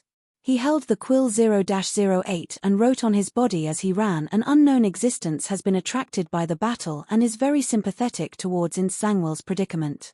It has decided to help him and take him away from the spirit world. P.S. I won't write the month-end summary. I'll write it together after this one is done. I'll update in advance. Requesting for a guaranteed monthly ticket for August." The second update is at 12:30 p.m. Divine Sovereign of the Nine Heavens. Chapter 968. The Revival Square, which was covered in charred and cracks, suddenly turned dark. There was a seemingly corporeal gloominess and coldness that even the blinding silver lightning couldn't dispel. Daily Simone acutely sensed that an unknown creature was traversing the spirit world and approaching the area. She had an ominous feeling, as though she could already see Insangwil easily escaping with the help of this unexpected turn of events. His whereabouts were unknown. Her body couldn't help but turn cold, as though she had returned to the time when she had just become a Beyonder. Back then, due to an accident, the 19-year-old her had lost her family and mistakenly consumed a potion. She became a corpse collector and was placed into the Nighthawks team. The effects of the potion and the trauma of losing her family made her begin to like the cold. She couldn't help but approach corpses, often loitering in cemeteries and sleeping in front of graves. This made her appear strange. She was instinctively rejected by others, causing her body temperature to drop. Even her soul seemed to slowly freeze and turn ice cold. She was afraid of such a feeling, but she still wished that she was a living person. Therefore, she instinctively used the men's coveting of her looks and body to get one boyfriend after another. She wanted to rely on the warmth of her body to resist the coldness of her soul. In such a blurry and depraved life, she met that man. He was a man who always listened to her gently, a man who stayed by her side and steadily helped her. He was a man who would feel embarrassed when faced with jokes that involved sexual relations. He was a man who sincerely tolerated all the flaws of his teammates. He was a man who would be at a loss again and again when she teased him. He liked to hide his pain and sadness in his heart, causing his hairline to recede. When in danger, He was definitely the first man to stand forward and shield his teammates behind him. She had changed. She began to like wearing old-fashioned makeup and no longer approached other men. All she did was joke a little to deliberately show that she hadn't changed. However, she still didn't have the time to witness the man's proficiency in the acting method, his digestion of the potion, and his advancement to sequence 6. She didn't have the time to see him extend his hand to invite her for an opening dance. She didn't have the time to participate in the final battle of his life. She didn't have the time to tell him her inner feelings. I missed it the last time and didn't have the time to do anything. Today, I don't want it to happen again. Daly's expression turned sorrowful as the corners of her mouth curled up. It was gentle and sweet. With her eyes tightly closed, she suddenly pulled out a small metal bottle from her hidden pocket, threw away the stopper, and gulped down the liquid inside. Her blue eyeshadow and blush became brighter, and even her skin became a little more transparent. Her coiled hair fell apart in an instant, and her hood was pushed away, fluttering in all directions. A spirit that roams the void, a fearsome upper realm creature, an unpredictable visitor. Daly quickly chanted in ancient Hermes. I sign a contract with you in my name. I beg you to leave this place. Behind the 8-legged, white-feathered Insangwil, a figure outlined itself. It was a blood-colored piece of flesh with countless eyes on it. It had arms of different races inserted into it. It wanted to grab Insangwil's body and drag him into the spirit world when it suddenly stopped and cast its gaze at Daly Simone. On the surface of Daly's skin, pitch-black snake-like scales protruded. In the gaps between the scales, white fur grew out one after another. Her knees buckled as she knelt down in pain, but she maintained her mediumship posture. The quill on Insangwil's body began to write on its own. An unknown existence has descended upon Revival Square and is about to take Insangwil away. No, it's attracted to Daly Simone. Its sense of beauty is actually biased towards humans. It has given up on Insangwil. It has decided to listen to Daly Simone's suggestion and leave this place. It's truly unexpected that when it comes to mediumship, a demigod like Insangwil would actually lose to a sequence 5 Daly Simone. Although this lady consumed the flower of the spirit and paid a huge price, there's no chance of her winning against Insangwil, who is barely using the quill of Alzuhod.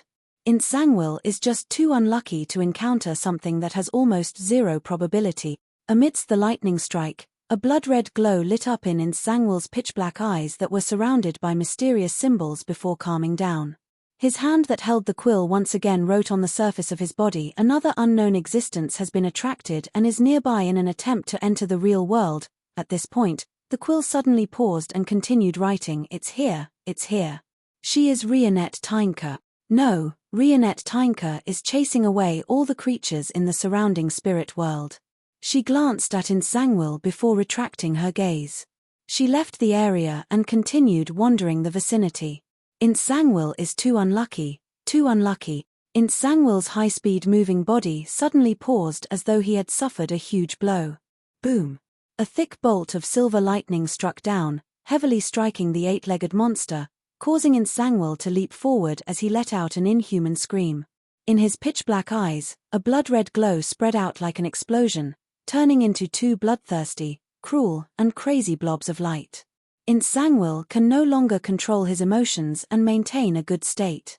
He has lost most of his rationality. The more the slightly damaged quill wrote, the dimmer it became before it gradually came to a stop. Amidst the goosebumps that gave one goosebumps, endless darkness spread out, pulling Daly Simone and Leonard Mitchell into a dream at the same time. However, the thunder and lightning that followed jolted the sleepers awake. Insangwil took a step back with his 8 legs, leaving an afterimage on the spot as he rushed towards Daly Simone, who was in a half-out-of-control state. He wanted to brutally tear apart the Nighthawk who had foiled his escape. Boom! Boom! Exaggerated bolts of lightning descended, stopping his actions. Boom! Boom! 8 strange legs covered in white feathers and scorched black marks moved continuously. The half-sprawled Insangwil circled the square, dodging the lightning strikes as he searched for an opportunity to kill Leonard and Daly. Gradually, he, who still had a certain level of rationality, discovered a problem. The frequency of the lightning strikes was slowing down. The person who created the lightning strikes seemed to be reaching his limits, and his spirituality was about to be completely expended. Insangwil's heart stirred as a cruel smile appeared on his face. As he ran at high speed, he said in ancient Fasak in a deep voice, "All of you will die." He seemed to have forgotten to escape. "All of you will die." Leonard Mitchell heard this, but there was nothing he could do. This was because he didn't dare to open his eyes. He was unable to determine Insangwil's location or use his spirituality to lock onto him. At that moment, he felt as though he had returned to Tingen City, back to the Blackthorn Security Company, back to the day of his intense battle with Megos. He had returned to that weak and powerless self who couldn't do anything to stop anything. Back then, he had clearly wanted to help the captain and Klein. He had overcome his fear, and he had Old Man's support, but because his sequence was too low and he wasn't strong enough, he was quickly knocked unconscious. He was unable to participate in the subsequent battle and could only see 2 corpses when he woke up. All he could do was face the pain of his family to resolve the self-blame in his heart. The leisurely life in Tingen City, the feeling of being the protagonist of a play without having to bear any responsibility, made Leonard reminisce. But the more he reminisced, the more he hated himself for not working harder earlier. In front of his tightly shut eyes, there was a flash of light. Leonard clenched his fists tightly as he hurriedly shouted, "Old man, old man." This time, there was no voice resounding in his mind. Without anyone providing him with assistance, Palez Zoroast remained asleep. Leonard's breathing turned heavy, and his head couldn't help but move left and right with the flashes of light.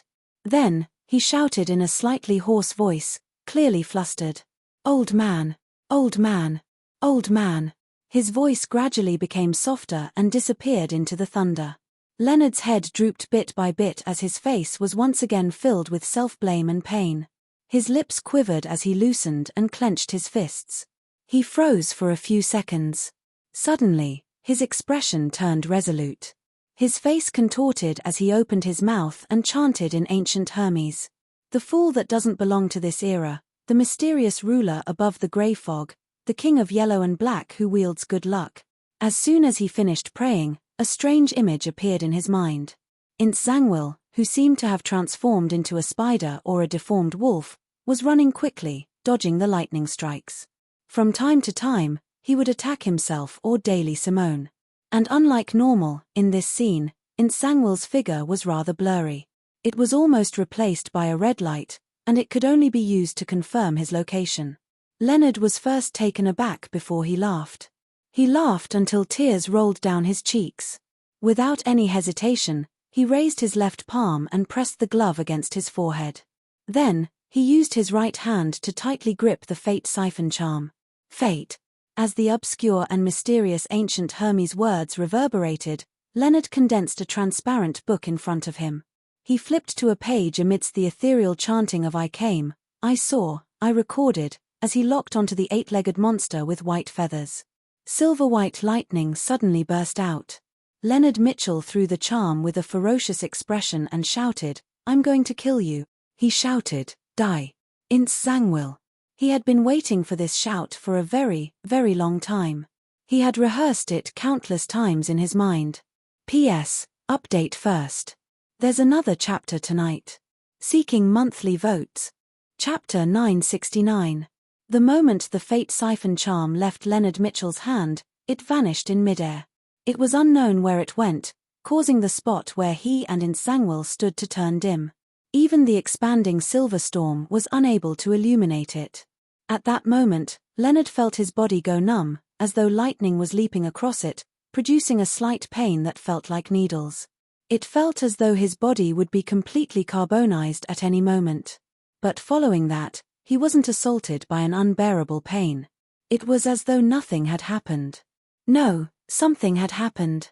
A bolt of lightning with bared fangs cleaved down in front of him, shattering the ground and charring the soil. At the same time that Leonard Mitchell used the fate siphon charm, Klein had taken the initiative to divert his lightning strike away from Insangwil. Ah! A shrill scream sounded as the thick darkness around Insangwil failed to offset the storm formed by the interweaving silver bolts of lightning. He allowed his body to be swept into it. He had inherited the fate of Leonard Mitchell being engulfed by the lightning storm. Boom! A low rumble of thunder suddenly exploded, and the forest of lightning quickly dissipated. However, the previous lightning storm had yet to completely end. Streaks of silver-white lightning fell from the sky one after another, setting off a new huge wave. Boom! Boom! Boom! Thunder God's angry roars came one after another as the reduced lightning frequency returned to normal. Furthermore, there was no gap in between. As such, even though there were layers of darkness surging out from Nsangwil's spot, they were unable to completely obliterate the silver. After several storms, the blinding light finally dimmed as tiny bolts of lightning scattered weakly in every direction. Nsangwil was still standing there without collapsing. However, his head, which had pitch-black eyes, blood-red blobs of light, and mysterious symbols, had cracked open one crack after another.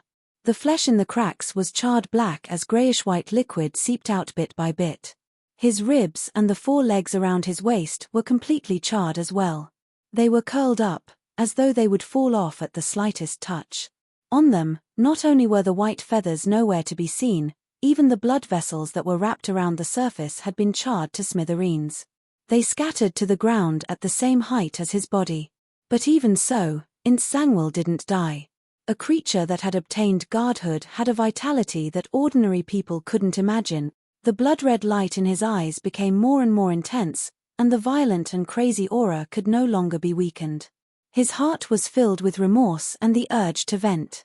He hated himself for only focusing on escaping in the beginning and not killing the enemies present. At that time, if he had used his powers without any qualms and unreservedly displayed the horror of a demigod, he would definitely have been able to kill Daly Simone and Leonard Mitchell in a lightning strike. He wouldn't have been reduced to such a sorry state by 2 mid-sequence beyond us. Damn it, damn it. Nsangwil roared and threw away the dim 0-08 quill. With his remaining 4 legs, he lunged at Leonard Mitchell. Just as Leonard was about to move, his body suddenly felt cold. It was as if he had been entangled by strands of thin hair from the darkness, from the dream, and he could no longer move. Boom! A bolt of lightning struck Nsangwil, but all he did was sway a little, causing a few pieces of charred flesh to fall off. He didn't stop his attack, and he even revealed a cruel smile. After this strike, he was extremely certain that the person hiding behind the scenes controlling the lightning was already close to the limit. He could no longer use his demigod-level powers. As for Leonard, who was entangled by the invisible hair, his thoughts quickly calmed down. It was as if he didn't want to resist and fell into a deep sleep in the night. Unable to move, he clenched his teeth and temporarily recovered some of his thoughts. He made the transparent book in front of him produce an ethereal chant once again. I came, I saw, I recorded. The howling of the wind reverberated as a terrifying tornado whistled towards Nsangwil, who had just pounced at him. It tore apart the illusory black hair, allowing Leonard to regain his freedom of movement. Whoosh! Nsangwil was thrown up and smashed heavily to the ground. His body was covered in deep lacerations as pale white blood flowed out. Despite losing another front leg, he didn't die. He stood up again, his gaze locked onto the Evernite poet, who hadn't opened his eyes. Without any warning, Leonard slipped and fell to the ground. He wanted to get up, but he was unable to maintain his balance. Even creating a strong wind to sweep himself up failed miserably. Damn it! Back in Tingen City, I should have killed you while you were unconscious. Nsangwil cursed through gritted teeth. That woman is about to die, and so are you. As he cursed, he limped towards Leonard, as though he had lost the ability to move at high speed. His expression was abnormally ferocious. Your captain is so annoying, so is your teammate, and so are you. After I kill you, I'll leave this place and return to Tingen to dig up their graves. Amidst his curses, darkness with the aura of death surged out of Nsangwil's body and enveloped the nearby Leonard Mitchell. Leonard felt the bad luck wrapping around him, but he was helpless. He didn't even dare to open his eyes. Bang! With a gunshot, a pale gold bullet shot into the darkness filled with the strong aura of death, bringing with it blazing sunlight that neutralized the abnormality. Pa! Tarot cards flew over and stuck themselves in different spots on the ground. One of them was in front of Leonard, and it immediately burst into scarlet flames. Amidst the flames, a figure wearing a half-top hat and a black formal suit walked out with a long-barreled revolver. He had black hair and brown eyes, and his facial features were rather deep. He gave off a very scholarly vibe. He was none other than Klein Moretti.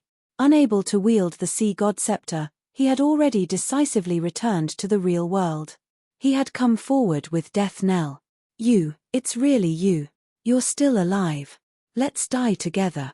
Insangwil's speed instantly recovered as he circled around Klein in a bid to forcefully drag him into a dream. He had actually been pretending just now. However, Klein wasn't affected at all. He showed no signs of entering a deep slumber as he raised his right hand and pulled the trigger as though he had a premonition. Bang! Insangwil was thrown to the ground by the powerful impact as the wounds on his head widened. That shot just now was for Maram Daly, Klein said in a deep voice as he snapped his fingers.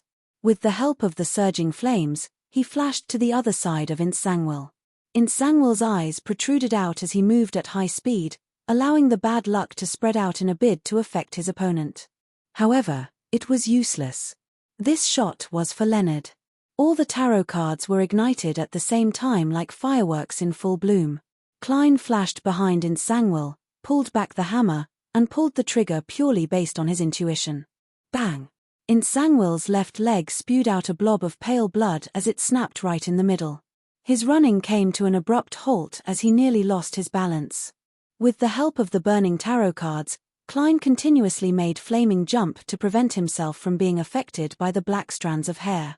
This shot was for Megos. This shot was for the Keeper.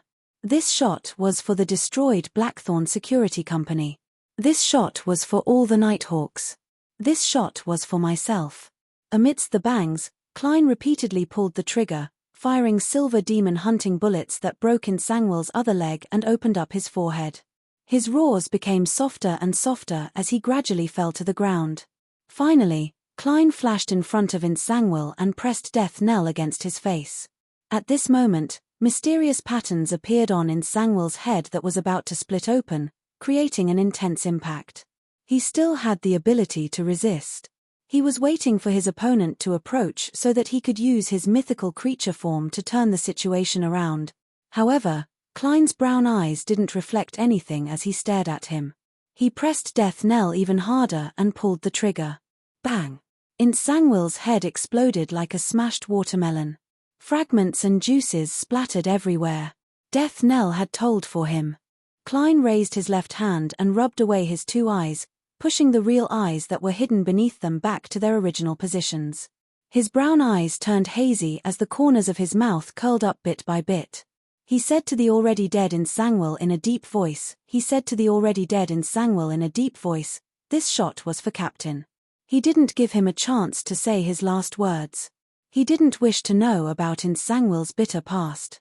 He then took out the remaining tarot card from his pocket and threw it at Insangwil's corpse. It was a reversed star card. At this moment, a figure appeared not far away. He bent down to pick up the dimmed quill. The figure wore a simple white robe and had a pale golden beard that covered the lower half of his face. There was a silver cross pendant hanging in front of his chest, making him look like an ordinary priest. He was none other than the King of Angels, Adam. Adam looked at Klein and smiled warmly. It's a pity that I wasn't able to hold back that snake. He looked at the quill in his hand, then at the tarot card, and added with a smile, that's right.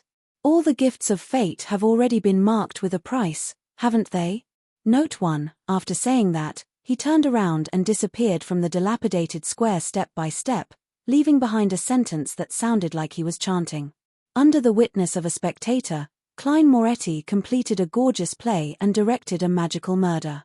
He used this opportunity to digest the potion and had the excess strength to attempt an advancement when the play came to an end. Klein didn't experience the digestion and corresponding feedback of the Nimblewright Master Potion. With a flaming jump, he appeared in front of Daily Simone. The lady was on the verge of losing control.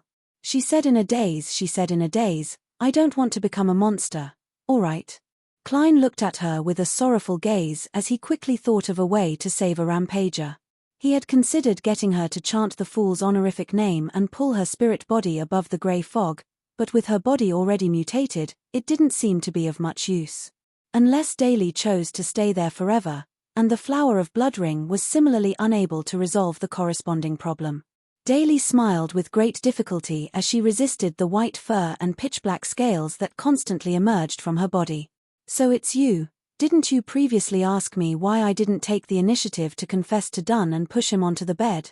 She drew a breath and smiled bitterly.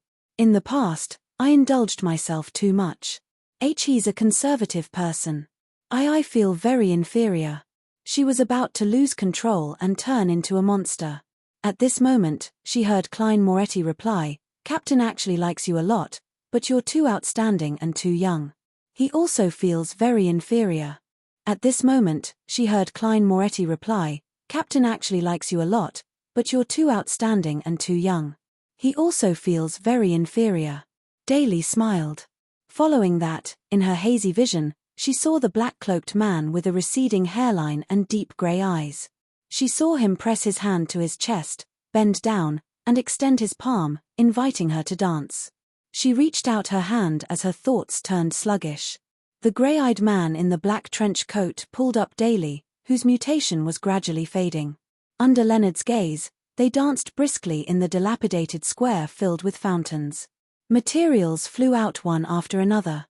There were golden grapevines and rather ugly rubber masks. Under the guidance of their spirituality, they gradually mixed together and poured into a small metal bottle. Amidst the beautiful dance, Daly gently leaned forward and leaned into Dunn's embrace. Klein held the bottle of potion, brought it to his mouth, and poured it in. Note 1. A famous line from the Austrian writer Stefan Zweig. P.S. I wrote too many words, so it's a little late. I'll update first before I make any changes. Seeking monthly votes. Chapter 970. The ice-cold potion slid down his throat, causing Klein to feel a little numb, a numbness that reached deep into his soul. He had already stopped dancing as his psyche rose for some baffling reason.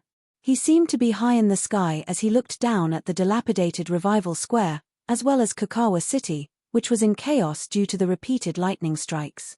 At that moment, his emotions stirred for some baffling reason. He felt as though every pedestrian beneath him had an invisible thread connected to his hand. They were following his commands, performing all sorts of actions, be it joy or anger, sorrow or joy. Such a feeling was something Klein often had during this period of time. He knew that this was the point of view of a director. He treated all the participants as marionettes or actors, attempting to control or guide them to put on a grand show.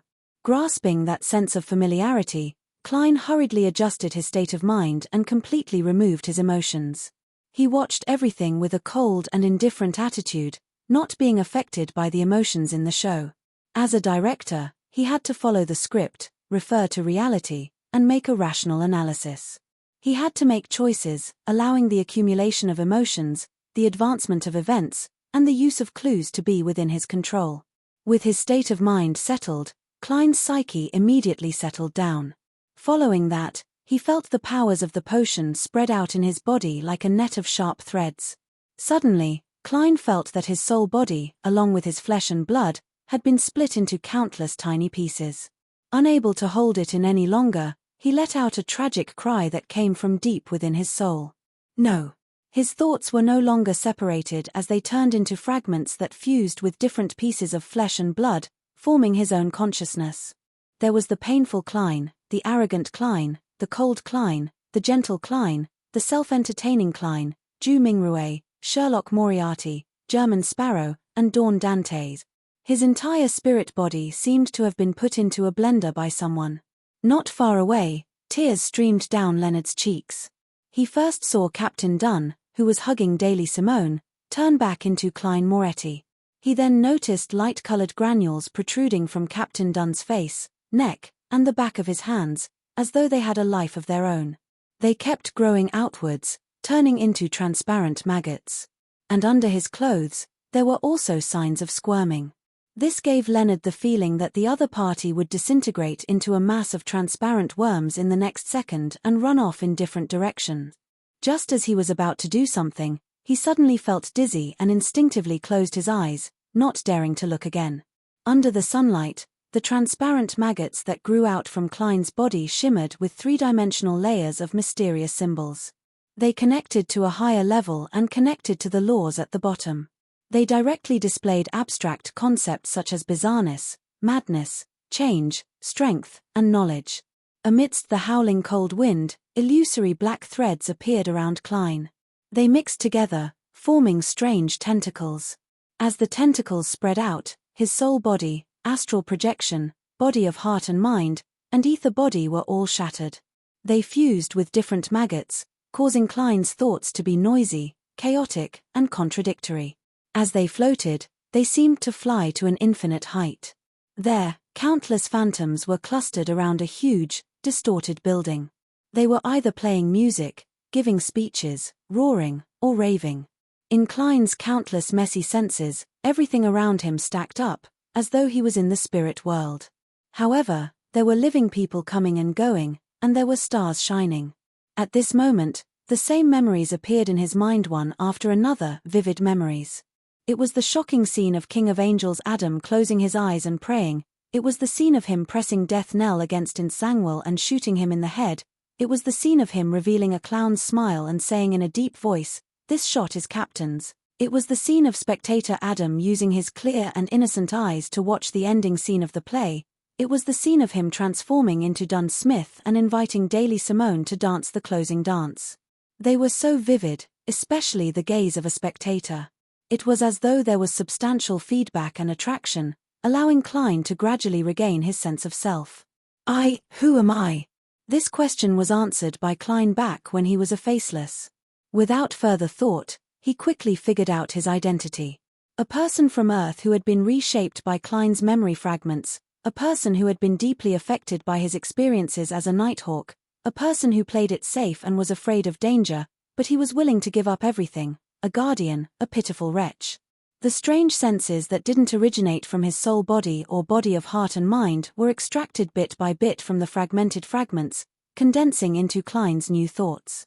Cold, calm, spectator, and overlooking thoughts, he could see the world's true thoughts from more angles and aspects. He understood that this might be godhood, so he didn't resist it. Using this opportunity, he used the black threads to connect the spirit-body fragments, slowly turning them back into a whole. Only then did he understand the purpose of the advancement ritual. This was a brand, as well as an anchor point. Compared to other pathways, a bizarro sorcerer with a split mind needed an anchor point much earlier. However, this didn't require the support of faith. On the contrary, faith was too complex and chaotic, with too many personal emotions. It was very easy to wipe away the humanity of a Sequence 5 Beyonder in the split state of the ritual, leaving behind only godhood. A gorgeous and profound play with the attention of many spectators was enough to become an anchor point. Although there were very few spectators, as the pinnacle existence of the spectator pathway, Adam alone could match up to thousands of ordinary spectators. He could even imagine an entire theater of spectators to create an effect. All sorts of knowledge surged out from the depths of the demigod's spirit body, sweeping through Klein's mind, giving him an indescribable impact. His head felt like it was about to explode. However, he, who already had divinity and had many experiences, got through this stage relatively easily with the attitude of looking down on the bystanders. The transparent maggots on his face, hands, neck, and under his clothes retracted back into his body. He turned back into the black-haired, brown-eyed Klein Moretti. Looking at Daily Simone, who was gradually turning cold in his arms, Klein carried the lady and walked to Leonard Mitchell. He solemnly bent down and placed her on the ground. At that moment, Daly no longer had her pitch-black scales and pure white fur. She had returned to her original appearance. Her eyes were gently closed as the corners of her mouth curled up slightly. It was as though she was having the deepest and sweetest dream. Klein stood up and looked at Leonard, who had opened his eyes again. He said in a deep voice, "She has returned to the goddess's kingdom, just like Captain." He had just used marionettes to stop and reverse Daly's mutation, allowing her to pass away like a human before removing his control. Yes. Leonard tried to force a smile, but he couldn't help but tear up. Klein nodded gently. To her, this might not be a bad outcome. She has returned to the embrace of the deity she believes in as a human. And Captain and the others are there. As he spoke, he subconsciously and sincerely raised his right hand and tapped his chest 4 times in a clockwise fashion. Leonard instinctively drew the crimson moon, but he was taken aback as his expression turned odd. Klein looked around and said, "That's right. Bring Maram Daly back to East Balam and say that she died from Insangwal's attack, and that she made an outstanding contribution to Insangwal's death. Don't worry, no one will investigate you. Of course, you can also take this opportunity to leave the red gloves." I'm used to being in the church," Leonard said after a moment of silence. Klein then took off his silk top hat and bowed in farewell. With the hat in hand, he turned to Insangwal's body and took a card from it. It depicted a chariot and a crimson priest. The face of the crimson priest was that of Roselle Gustave. Leonard's lips quivered and he suddenly said, You won't return to the church?" Klein didn't turn around. He put on his silk top hat and walked toward the other exit of the square.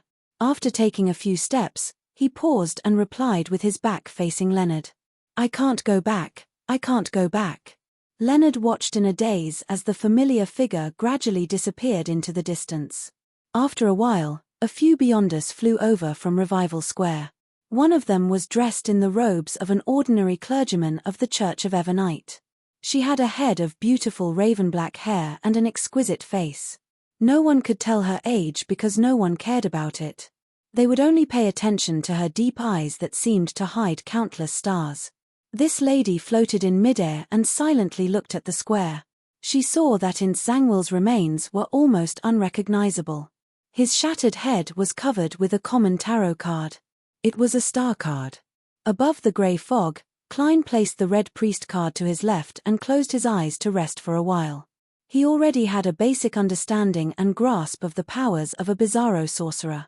On the one hand, he could transform into an animal that wasn't too different in size. In his spirit body state, he could ignore this.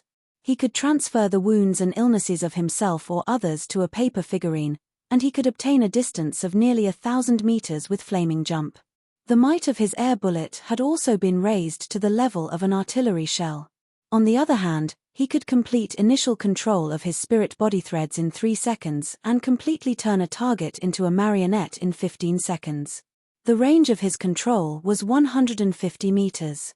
At the same time, he could use the spirit body threads to allow his marionette to use all his Beyonder powers. He could freely switch positions with his marionette within an effective range of 1,000 meters. Based on this and the maggots that he had separated from his mythical creature form, as well as the disguise he had on his spirit body threads, Klein could use a substitute at a higher level. This also meant that as long as any marionette was still alive, a bizarro sorcerer wouldn't die. The enemy would find it difficult to know if the person they killed was a bizarro sorcerer or his marionette. It was impossible to determine what was real and what was fake. After confirming his state and resting for a while, Klein immediately walked into the depths of the mysterious space above the grey fog and walked towards the staircase of light that seemed to lead to heaven. As he expected, there was another staircase. It was a staircase formed from condensed light. This time, Klein was certain that he could use the 6 staircases that seemed to belong to a giant to ascend the condensed grey cloud. 1 step, 2 steps, 3 steps. When he reached the end, he leaped up and stepped onto the cloud formed by the grey fog. What he saw was a resplendent door of light that was tainted with bluish-black colors. It was formed from countless layers of light spheres. Each sphere of light was a pile of twisted maggots that were huddled together. Some of them were transparent, while others were translucent. This was what Klein saw through Winner Enzo, but the actual object was extremely blurry, as though something was blocking his vision. In addition, above the door of light, there were thin black threads hanging down. Hanging from them were nearly transparent cocoons. These cocoons gently swayed as they wrapped around different souls. Some had black skin, some were Asian, and some were Caucasian. Some wore jeans, some held cell phones, some wore gorgeous clothes, and some had beautiful facial features. All of them exuded the aura of life, but their eyes were tightly shut. Klein's gaze froze as though he had returned to Earth and was walking on a street filled with people. Then, He noticed that 3 of the cocoons had already cracked open. There was nothing inside as they swayed in the wind. Looking up, Klein silently watched all of this in silence. End of part 4. P.S. Update first before making changes. Seeking monthly votes.